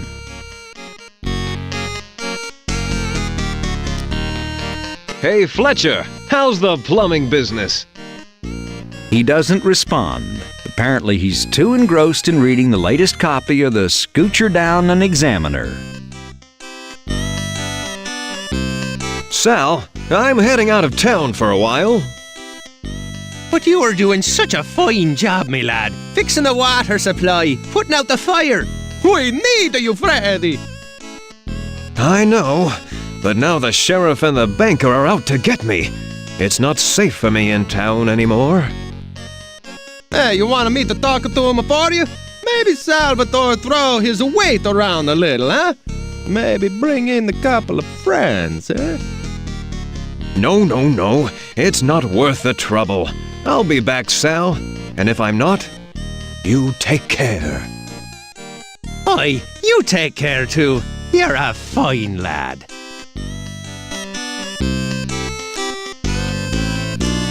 You turn the claim check over, searching for a locker combination, but there's nothing written on the other side.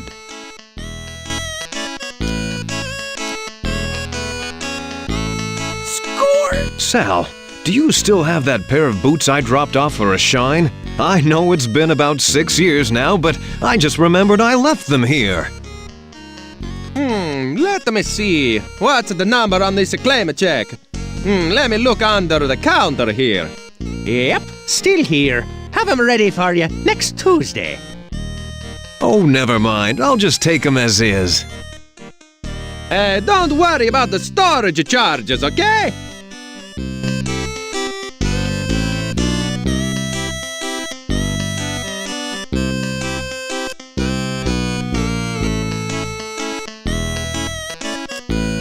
These are your old ex-gunslinging clothes, including your good guy model hat. Mr. Pharkas' wardrobe by Festus Loren of Cheyenne.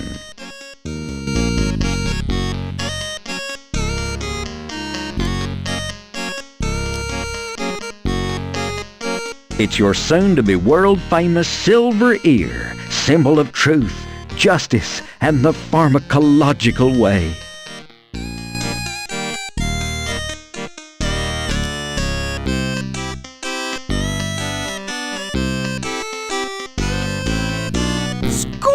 With your boots, your clothes, your guns cleaned and loaded, your silver ear, and your lucky neckerchief, you're ready to get dressed and assume your identity as the gun-slinging stranger. You return to your penthouse suite high atop the glittering Pharkas Pharmacy in beautiful downtown Corsgold. There, Srini greets you and solemnly assists you in the final preening. It's a somber and yet somehow exciting event.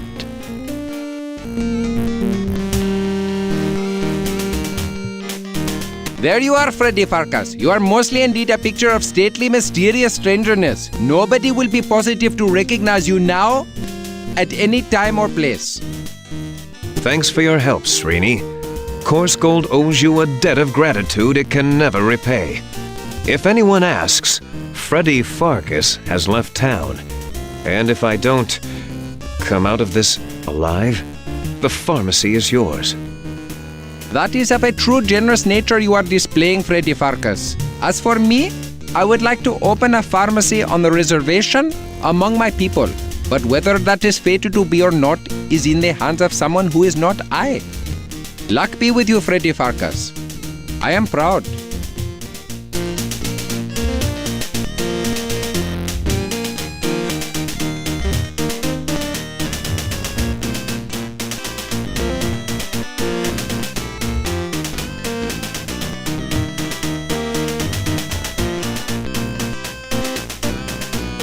The stage was set for Freddy's showdown. Wait, did I say slow down? I meant showdown. No. I did say showdown, didn't I? I thought I did. Weren't sure. Anywho, now that Freddy was wearing his silver ear thing and his old gunslinging duds, nobody except Srini recognized him. Not even Sadie Overy or Penelope knew who he was.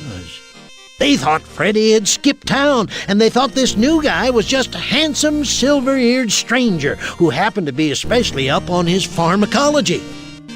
Now, Freddy didn't have a lot of time to lose because things in Corsgold was getting worser and worser.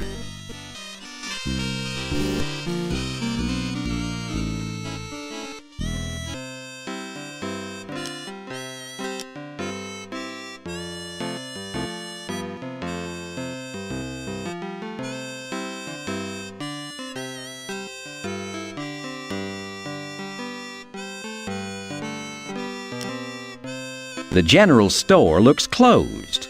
Maybe it's your keen intuition. Maybe it's that razor-sharp second sense you have. Maybe it's that closed sign on the door that you'd trip over if it were any bigger.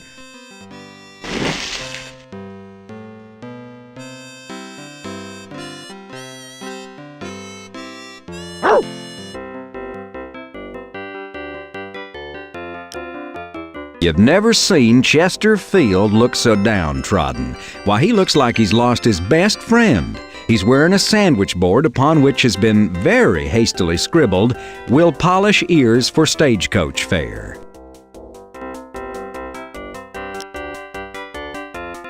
Hoping Chester won't recognize you with your new disguise, you approach him with a friendly smile. Say, partner, that's a woeful little sign you're carrying there. "We'll polish ears for stagecoach fare." What's the problem? Why so down on your luck? Well, I'll tell you. Even though I don't usually talk to silver-disguised strangers, there's a man inside who's the best damn poker cheat I've ever seen. I never even knew he was stealing my store till it was all over. You see, I bet everything I owned, including my store, on a queen-high straight flush. And that bastard had a king-high. Don't feel bad, fella. I would have probably done the same. By the way, did you get this gambler's name? Name? Sure did. Wheaton Hall's his name. Everybody calls him Aces, and I can see why. Thanks for your time, and I hope things work out for you. I think I might just pay Mr. Aces a little call. Good luck to you, stranger, especially if you're going to get in that game. Thanks. I'm wearing my lucky neckerchief, so I'm not too worried. Yeah, but are those blood stains there?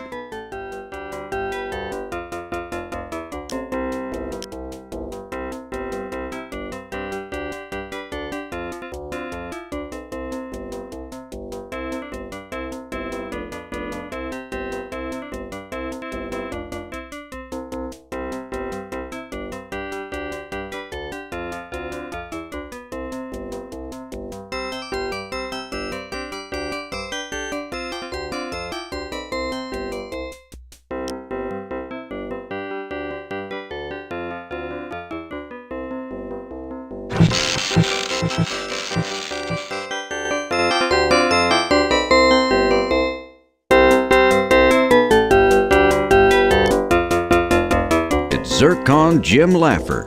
Years from now, his brother Ezekiel will sire a son, who will beget Ethan, who will beget Bartholomew, who will beget Lawrence. That's right, he's Leisure Suit Larry's great-great-grandfather.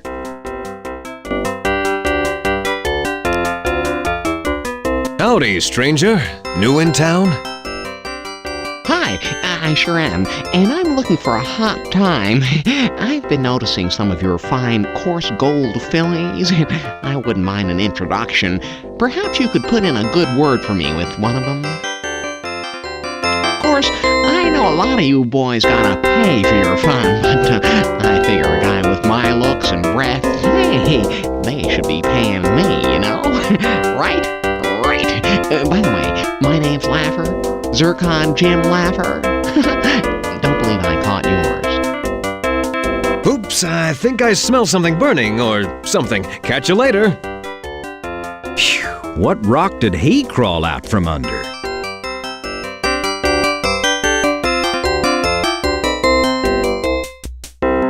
You're gambling the tourist center away? Say it ain't so, Joe. Joe grunts. That's the most you've ever heard him say. Hey, Muff, don't play with this guy. He cheats. Muff nods his head in agreement and then returns to playing. Muff's never been too bright. Ollie, listen to me. Don't do it. It's not worth it. Don't waste your breath. Ollie needs what little concentration he has just to hang on to his farm a few minutes longer. Hey, Muff. Muff nods. How's the game going, Slick? Who wants to know? Just interested. Well, it's going very nicely, Justin. I've won the deeds to the saloon, the cafe, the school, and several other plots of land. My employer will be pleased. I should have the rest of the town sewn up in just a few minutes. Who's your employer? Sorry, that information is covered under the terms of boss hustler privilege.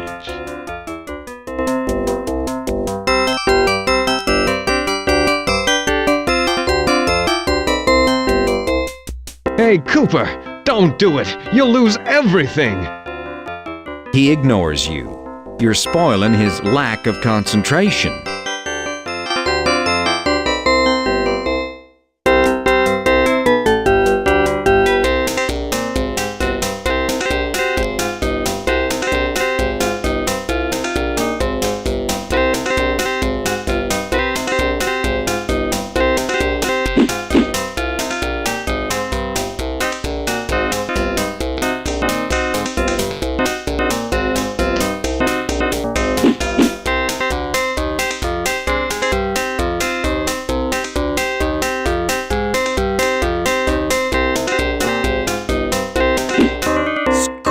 You're cheating!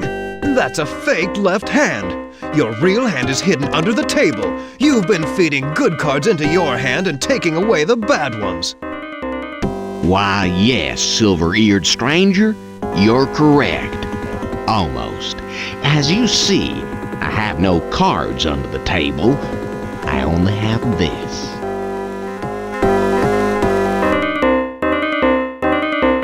Now turn around, Silver Ear. I think I'd rather shoot you in the back, so I don't have to see that ugly face of yours.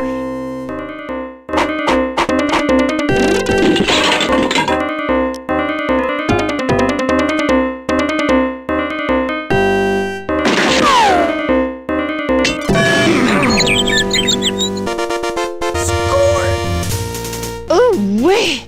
He did it! What a manly man! Riverboat gambler in the corner pocket. Yeehaw!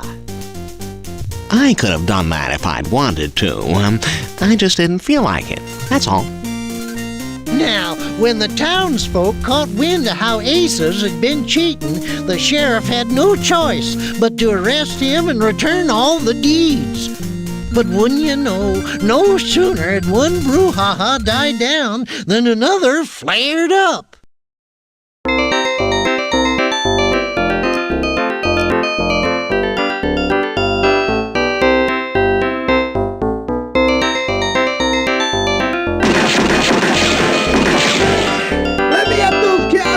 Without warning, you hear gunshots out in front of the saloon, plus lots of yelling and shouting. What's going on out there?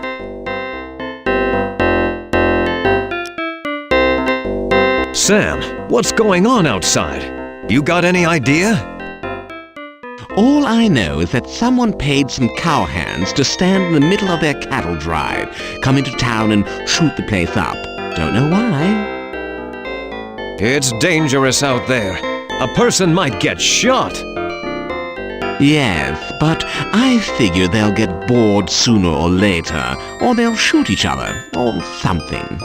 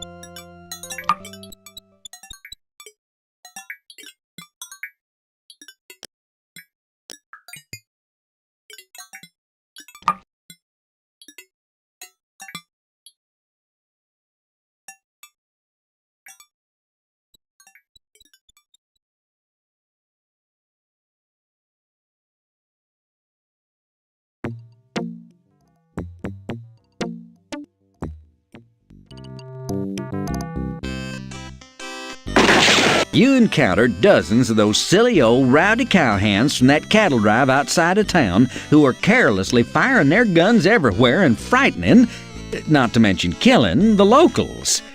Suddenly you feel it.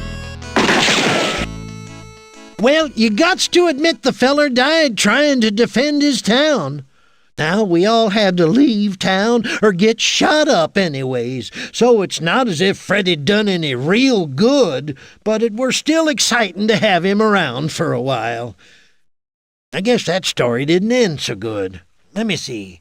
Have I told you the one about the traveling band uniform salesman and the librarian? Well, it seems there was this trouble in River City, and they had this pool table, and...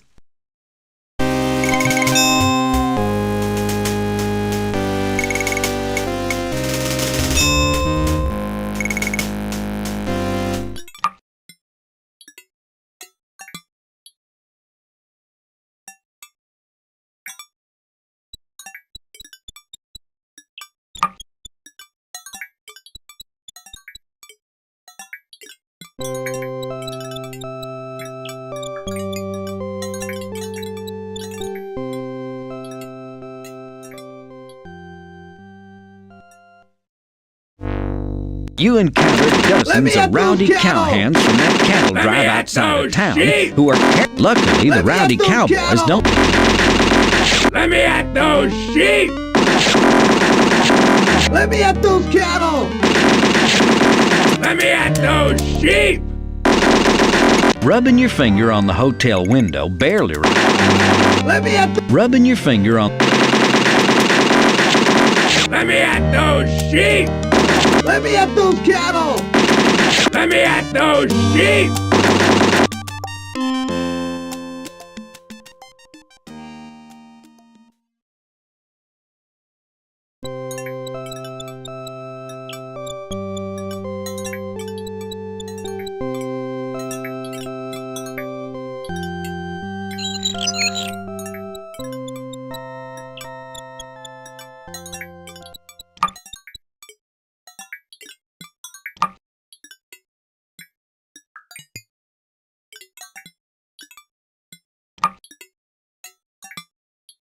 The building's closed. Your arms, the build, your arm.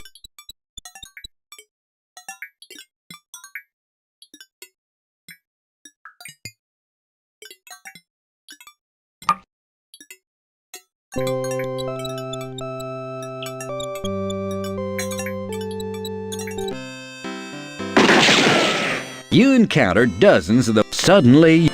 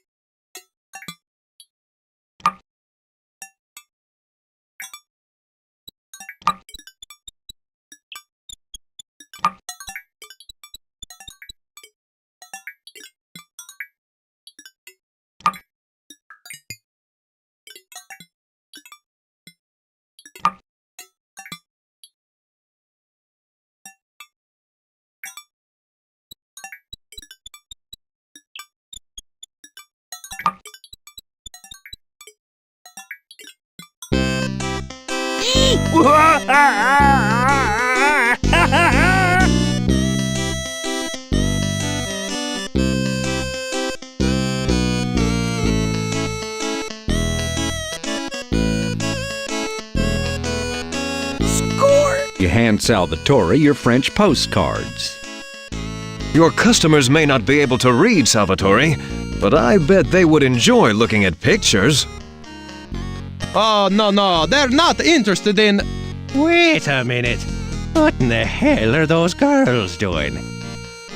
I'm not sure, but I don't think it's legal on this side of the Sierra Nevada. Well, no, your exceptional generosity's got to be reciprocated. Could I be interested to you in a free shave? No, thank you, Sal. Then how about a free wisdom tooth extraction? Oh no, mine are already out. Had 'em pulled in the dental department while I was in college. Needed the extra money for tuition. Okay, well then, let me see. What I got in here that'd be a suitable swap? Hi, there we go. Take this bottle of that newfangled nitrous oxide I got off the Fars Welgo wagon last week. Ain't none of these guys around here wants to be the first man too sissy to stand up to my forceps for a little old tooth pulling. Why, thank you, Salvatore. Perhaps I can use this in some of my experiments.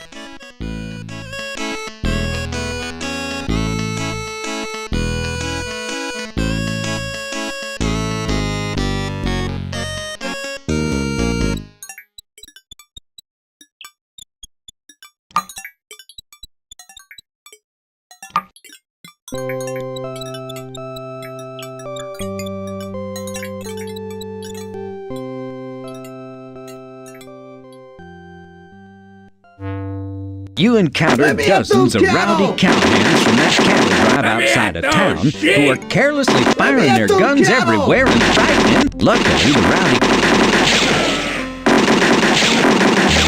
Let me at those cattle!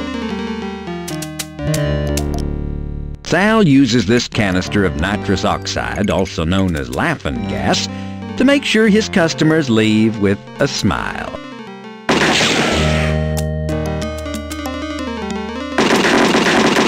Let me at those shit! That just doesn't... Let me at those sheep! Let me at those cattle! Let me at those sheep!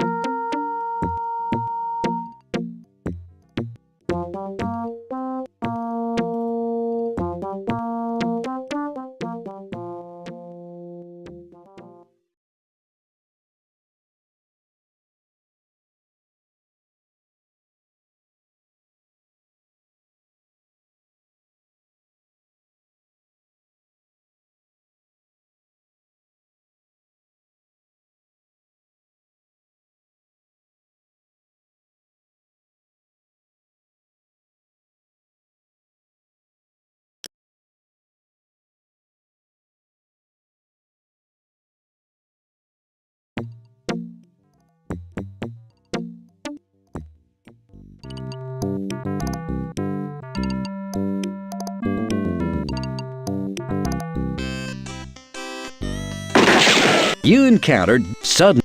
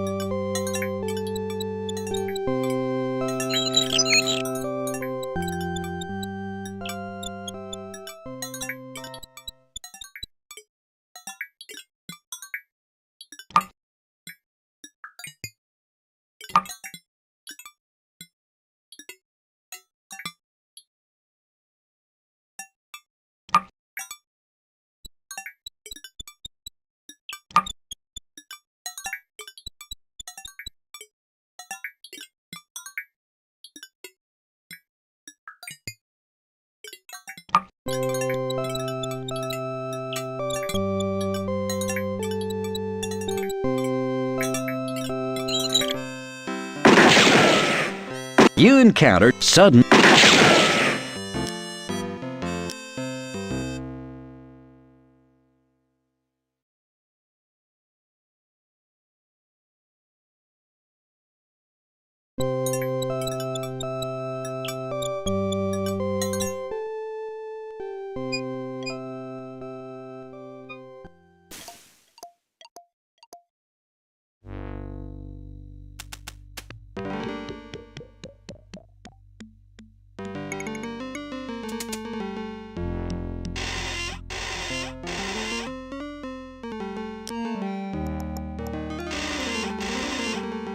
Good idea, but...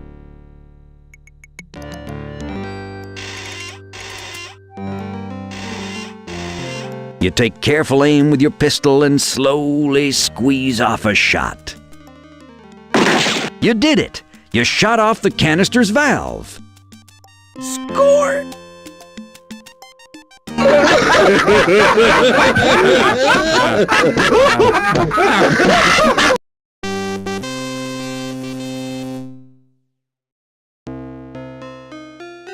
Yipperoonie! Freddy done made them cowhands laugh themselves to death with a well-placed bullet. Course, he didn't get much time to celebrate. The sheriff and the banker and their unknown employer had figured that the mysterious silver-eared stranger might be just a little too much for them amateur rowdies to handle. So they'd called in some big guns from down south, just as backup, don't you know.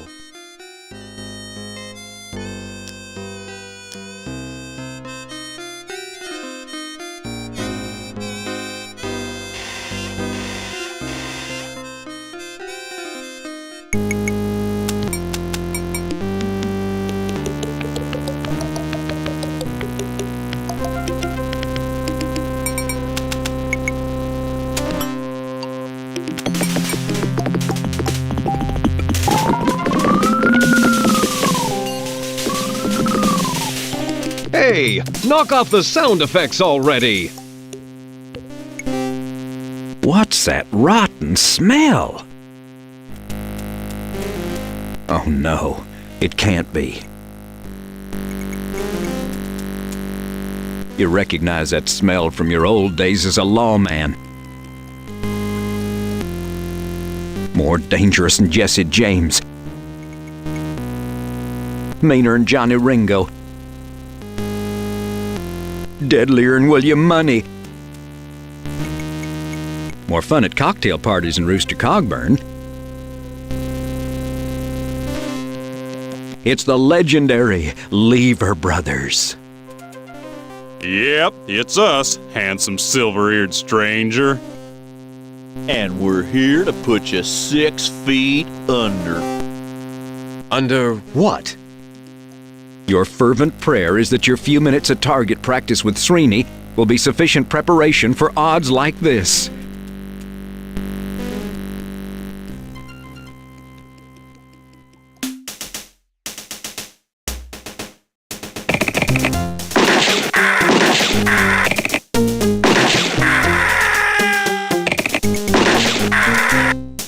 With his refurbished shooting skills, Freddy was able to blast the Lever Brothers to smithereens.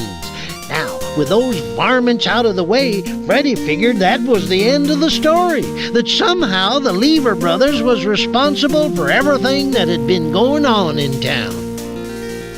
But Freddy was wrong. The Lever Brothers had been hired for the task of getting rid of Freddy by whomever had hired the cowhands, and whomever was in cahoots with Sheriff Shift and P.H. Balance.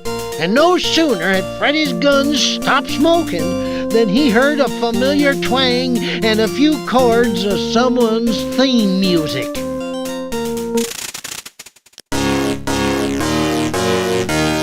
What was that?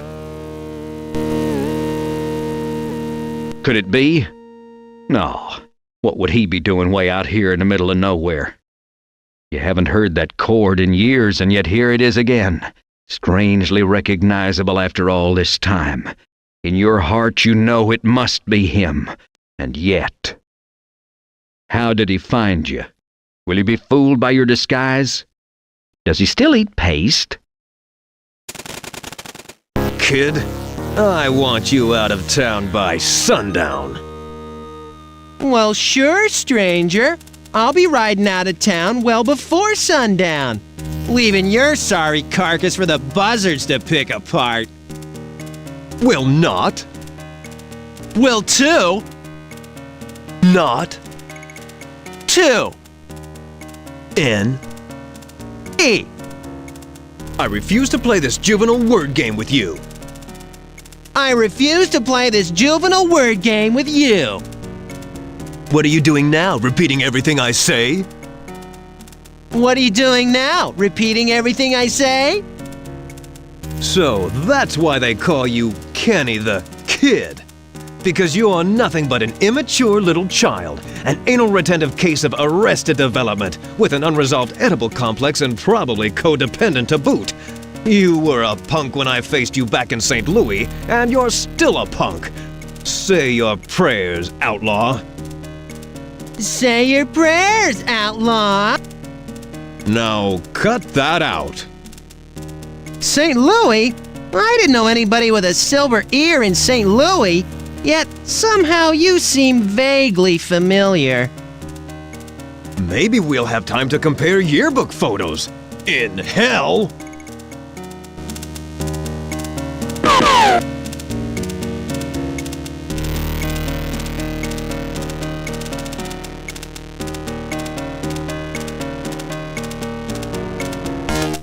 Well, you may have knocked the gun out of my hand, hero, but you couldn't stop me from hitting you anyway. Sorry I got a mite sloppy when I pierced your ear. Looks like you'll bleed to death in a few seconds.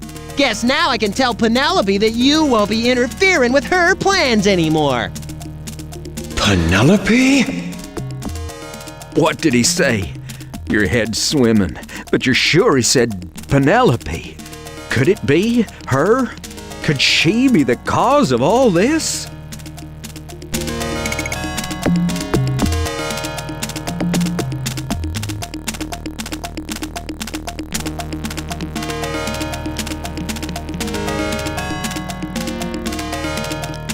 Score! You weakly pull the neckerchief from around your neck. You place your lucky neckerchief on your ear and press on it to staunch the flow of blood. With your last remaining ounce of strength, you pull yourself up and stumble off towards the schoolhouse to see Penelope. Penelope. Penelope the sweet. Penelope my beloved. Penelope the traitor.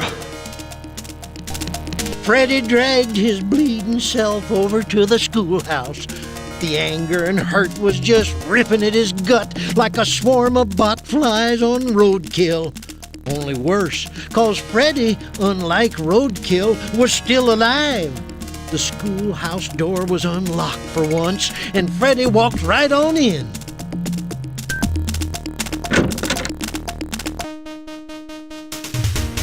When Freddy stepped inside, Penelope was standing at the desk, packing in a hurry. She didn't even notice him come in.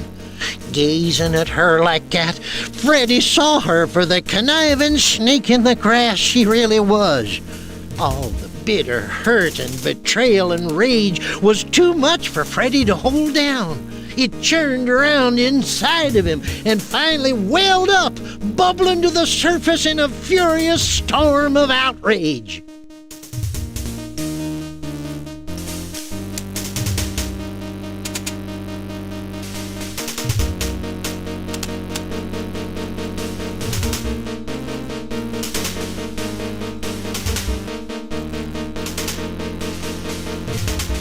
Hey, Penelope, what gives? Oh, why, it's you. The silver, handsome-eared stranger. Handsome silver-eared stranger, you mean? Oh, right. I thought Kenny had taken care of you. Ha ha ha! Are you kidding? He did just the opposite. He hurt me. Just look at my ear. Why, you poor man. You poor, brave cowboy. You're wounded. Here, allow me to tear a strip off my undergarment.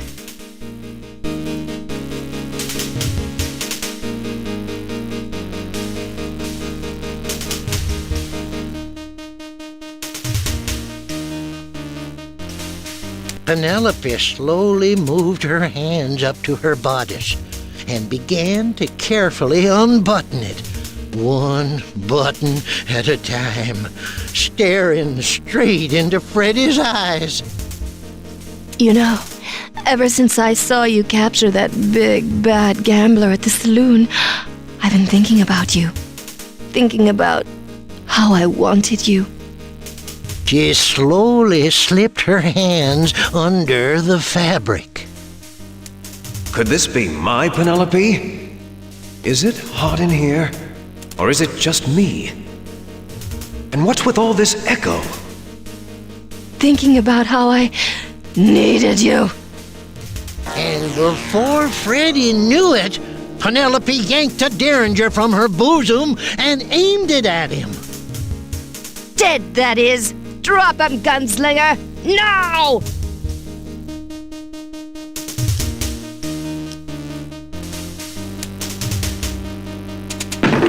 You resignedly unbuckle your holsters, letting your gun slip to the floor. Penelope appears to relax a little, but her finger is still on the trigger of the derringer. Looks like she might shoot at any moment. Nothing on the desk looks immediately useful to you. Score! You grab the slate and whip it around just in the nick of time.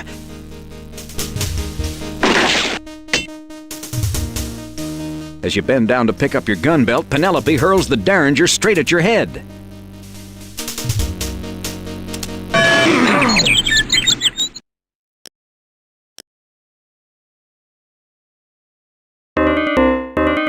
Before I kill you, Mr. Gunslinging Stranger Hero type, let's just find out who you really are behind that silver ear. Freddy! You? Yes, it's me! No. Yes, it is I. Boy, you can take the wicked, villainous, hoodwinking, double-crossing, lying slut out of the schoolteacher, but you can't take the schoolteacher out of the wicked, villainous, hoodwinking, double-crossing, lying slut. Why, Penelope? Why? Why on earth have you done all this? Oh, I may as well tell you, you little runt. You know too much for me to let you live. Well, all right, here goes. I had just finished my education back in western Pennsylvania at the local Meadville Normal School when I saw a small ad on the school bulletin board seeking teachers for a, quote, lovely little village way out west nestled high in the Sierra Nevada mountains.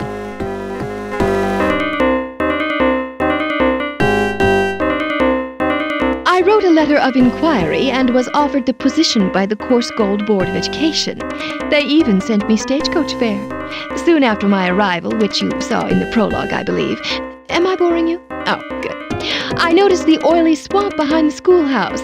Being a good Pennsylvania oil country girl, I grasped immediately that Course Gold was literally oozing money.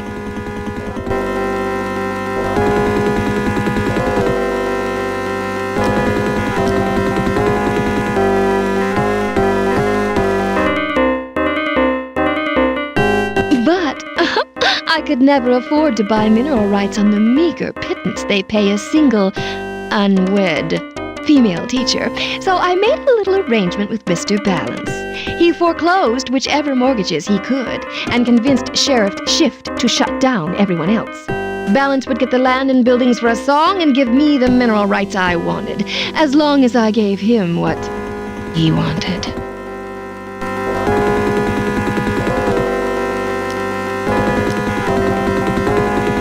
But Penelope, you seem to be such a sweet, innocent young woman. How could you be such a sleazebag?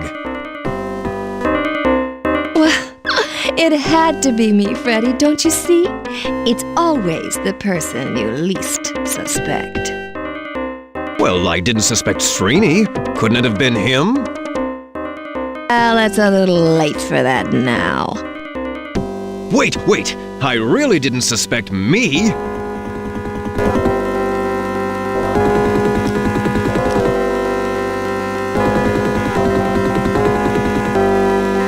Well, if it's you, then I'm doing the town a favor by disposing of you, aren't I?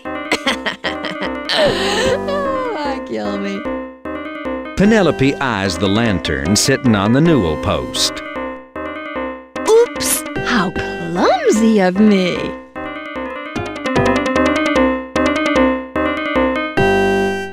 Oh well, Course Gold won't be needing a schoolhouse anyway.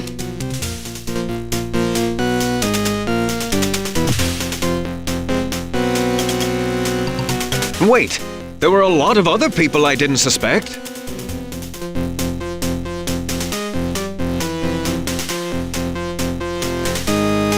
There's no need.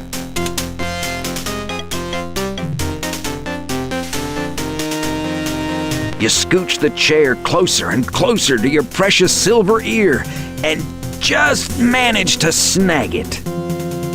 Score!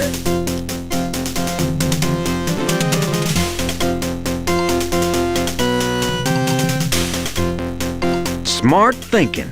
You frantically give the silver ear a few quick rubs on the stone floor.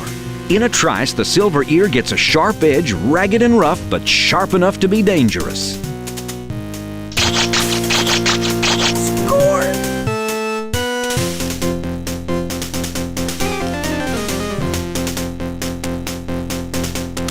You carefully feel the edge of your silver ear. You carefully feel the edge of your silver ear.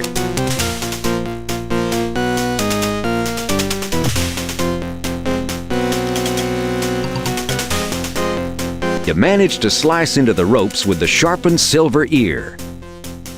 Score!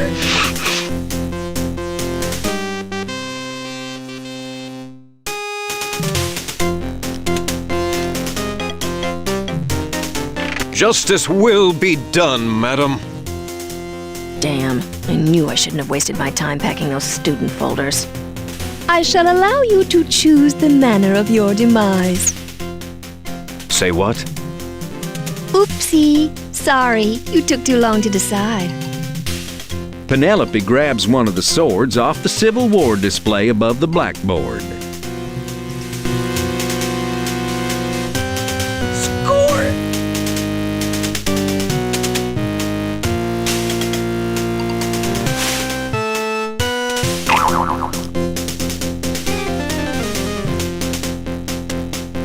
Oh, dear, I wonder, did I forget to mention downstairs that Meadville Normal had the nation's first female fencing team?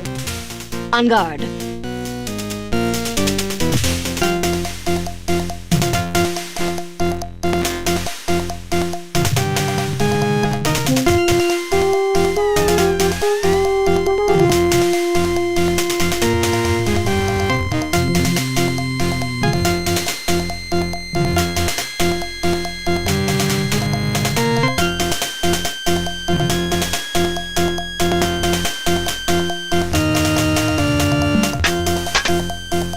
Yep, Freddy met his death at the tip of a sword. Too bad, 'cause he'd gotten so close to saving Course Gold from falling into Penelope's mercenary clutches. So Penelope went ahead with her little scheme. She bought up the town real cheap and made millions in the oil industry. She died just a few years back, but she was so rich that she had herself froze solid till they could find a way to bring her back to life. Ain't that a hoot?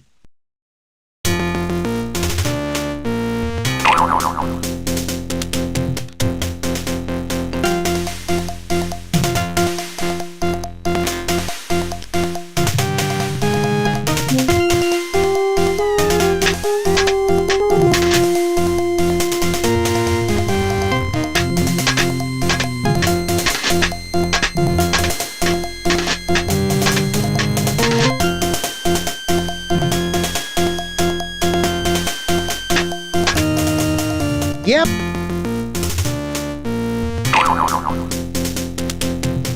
Oh!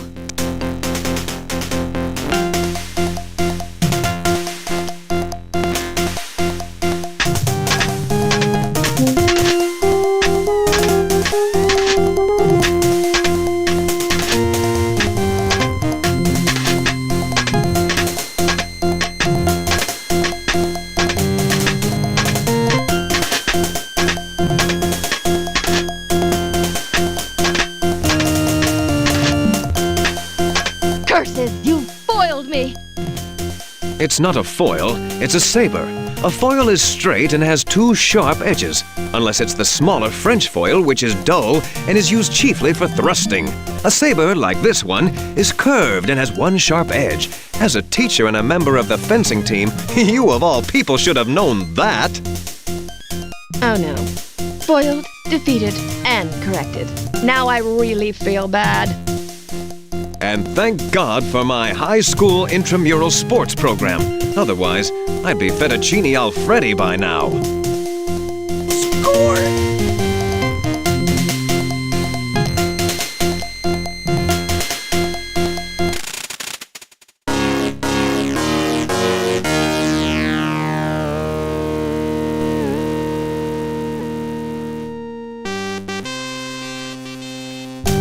Hey, it's you! I recognize you now from the old neighborhood.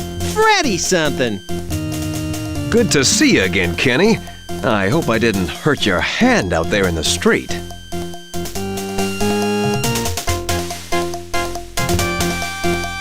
Whoa, that was you out there? I didn't recognize you. Have you done something with your hair?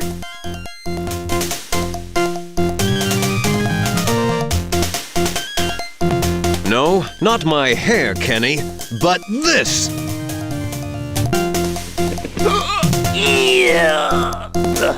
Hurling your sharpened ear like a Chinese throwing star, you whip it at Kenny, catching him right in the throat. Score!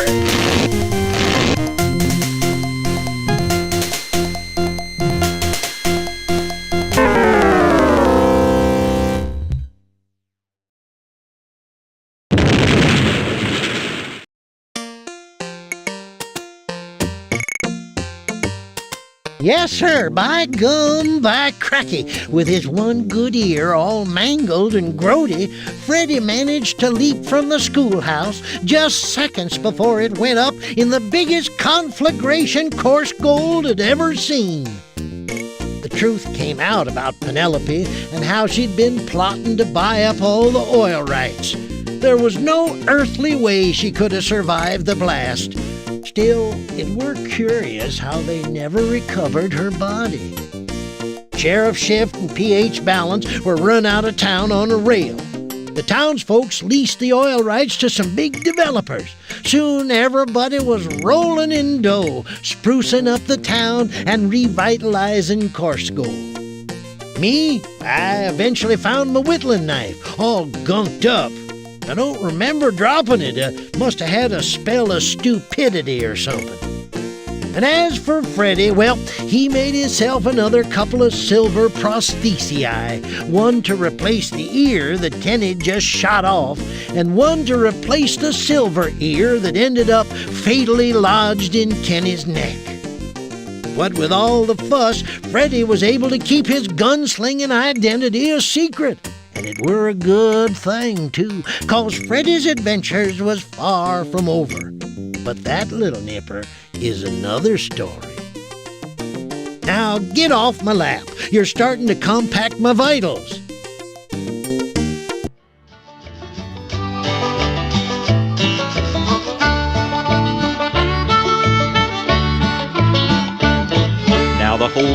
still remembers how the old schoolhouse was blown to embers, though Miss Prim's body was never ever found.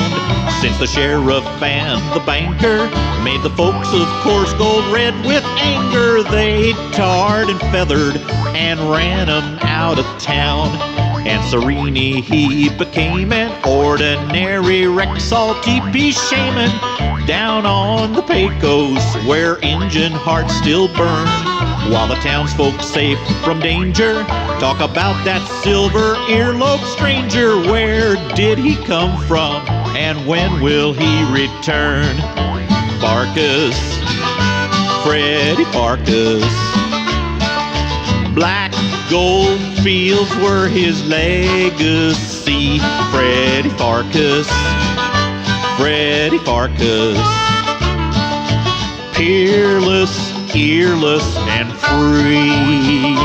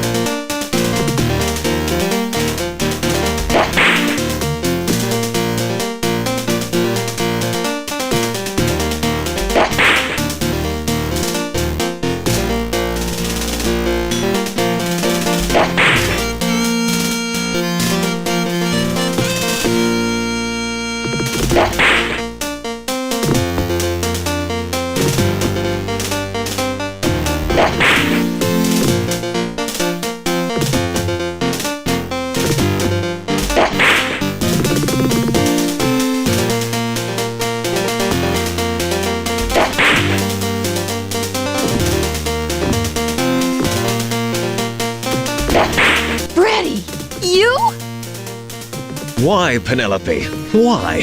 Why on earth have you done all this? I suppose I can tell you. You know too much already, so I can never let you live. I had just finished my education back in western Pennsylvania at the local Meadville. Oh, wait a second, Josh, can I ask you a question? Cut! Shelley, how many times do we have to do this damn scene? It's just that I don't understand my motivation for this speech. Oh, jeez. I mean, why would Penelope reveal all this to Freddy? Why doesn't she just kill him and get on with it, for crying out loud? Just do it, all right? I want to get home tonight. Look, I've got people coming in from the coast. This is about acting, Gil. You wouldn't know anything about that. Shell, it's just a plot device so that the audience understands what's going on. Otherwise, we leave a lot of unanswered questions. Oh, can't we just put it in the manual instead, Joshy, sweetie, booby, honey? It's just so dull. No, they might read it before they finish the game. Ready to take it again? All right, fine, I suppose. And action!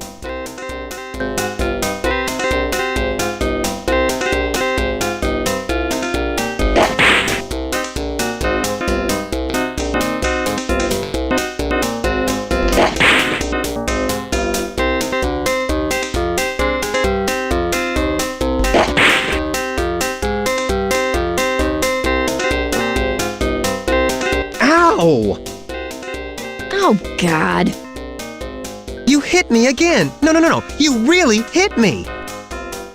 Cut! Yes, I'm cut, and I'm bleeding too. I hope it's serious, you little wimp. Excuse me, can I say something here? I am gonna sue. This is what happened to Margaret Hamilton, you know. Where are you bleeding? My finger. You'll never pick his ear with that finger again.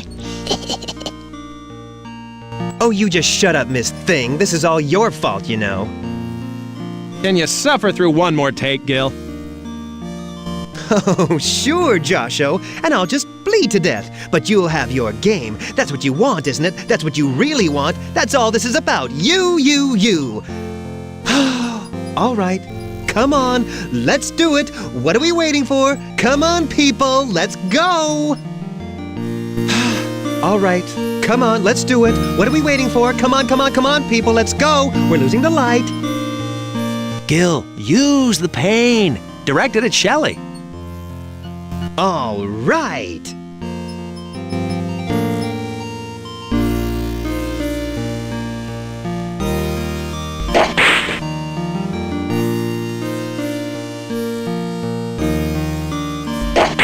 Oh, my formal fellow, I am but a weary traveler from a land far, far away.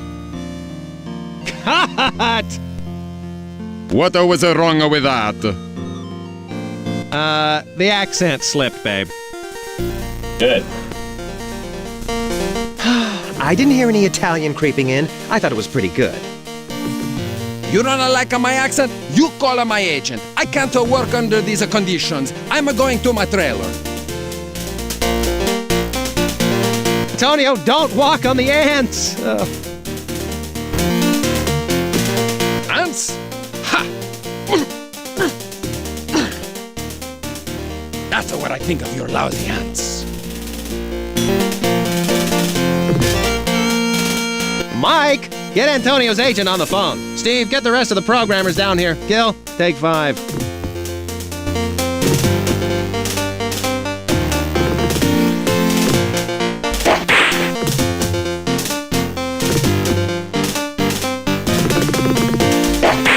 Double, stunt double. Hey, I said stunt double. I'm not gonna do this jump myself. I could break my neck. I'm going to my trailer. Gil, just do it.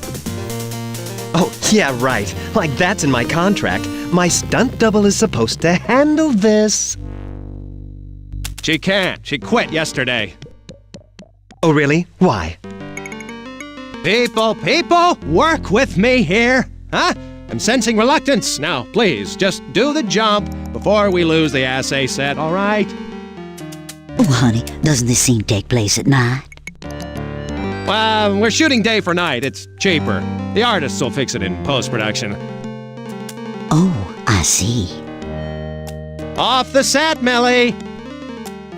Ooh, but I wanted to watch Gil break his neck. Get out! He's nervous enough about doing the scene without you watching him. Ready, Gil? This is ridiculous. I swear, I will sue if something goes wrong. This is what happened to Margaret Hamilton, you know. Just do it. And action! Ow! Workers' comp! Workers' comp! Cut!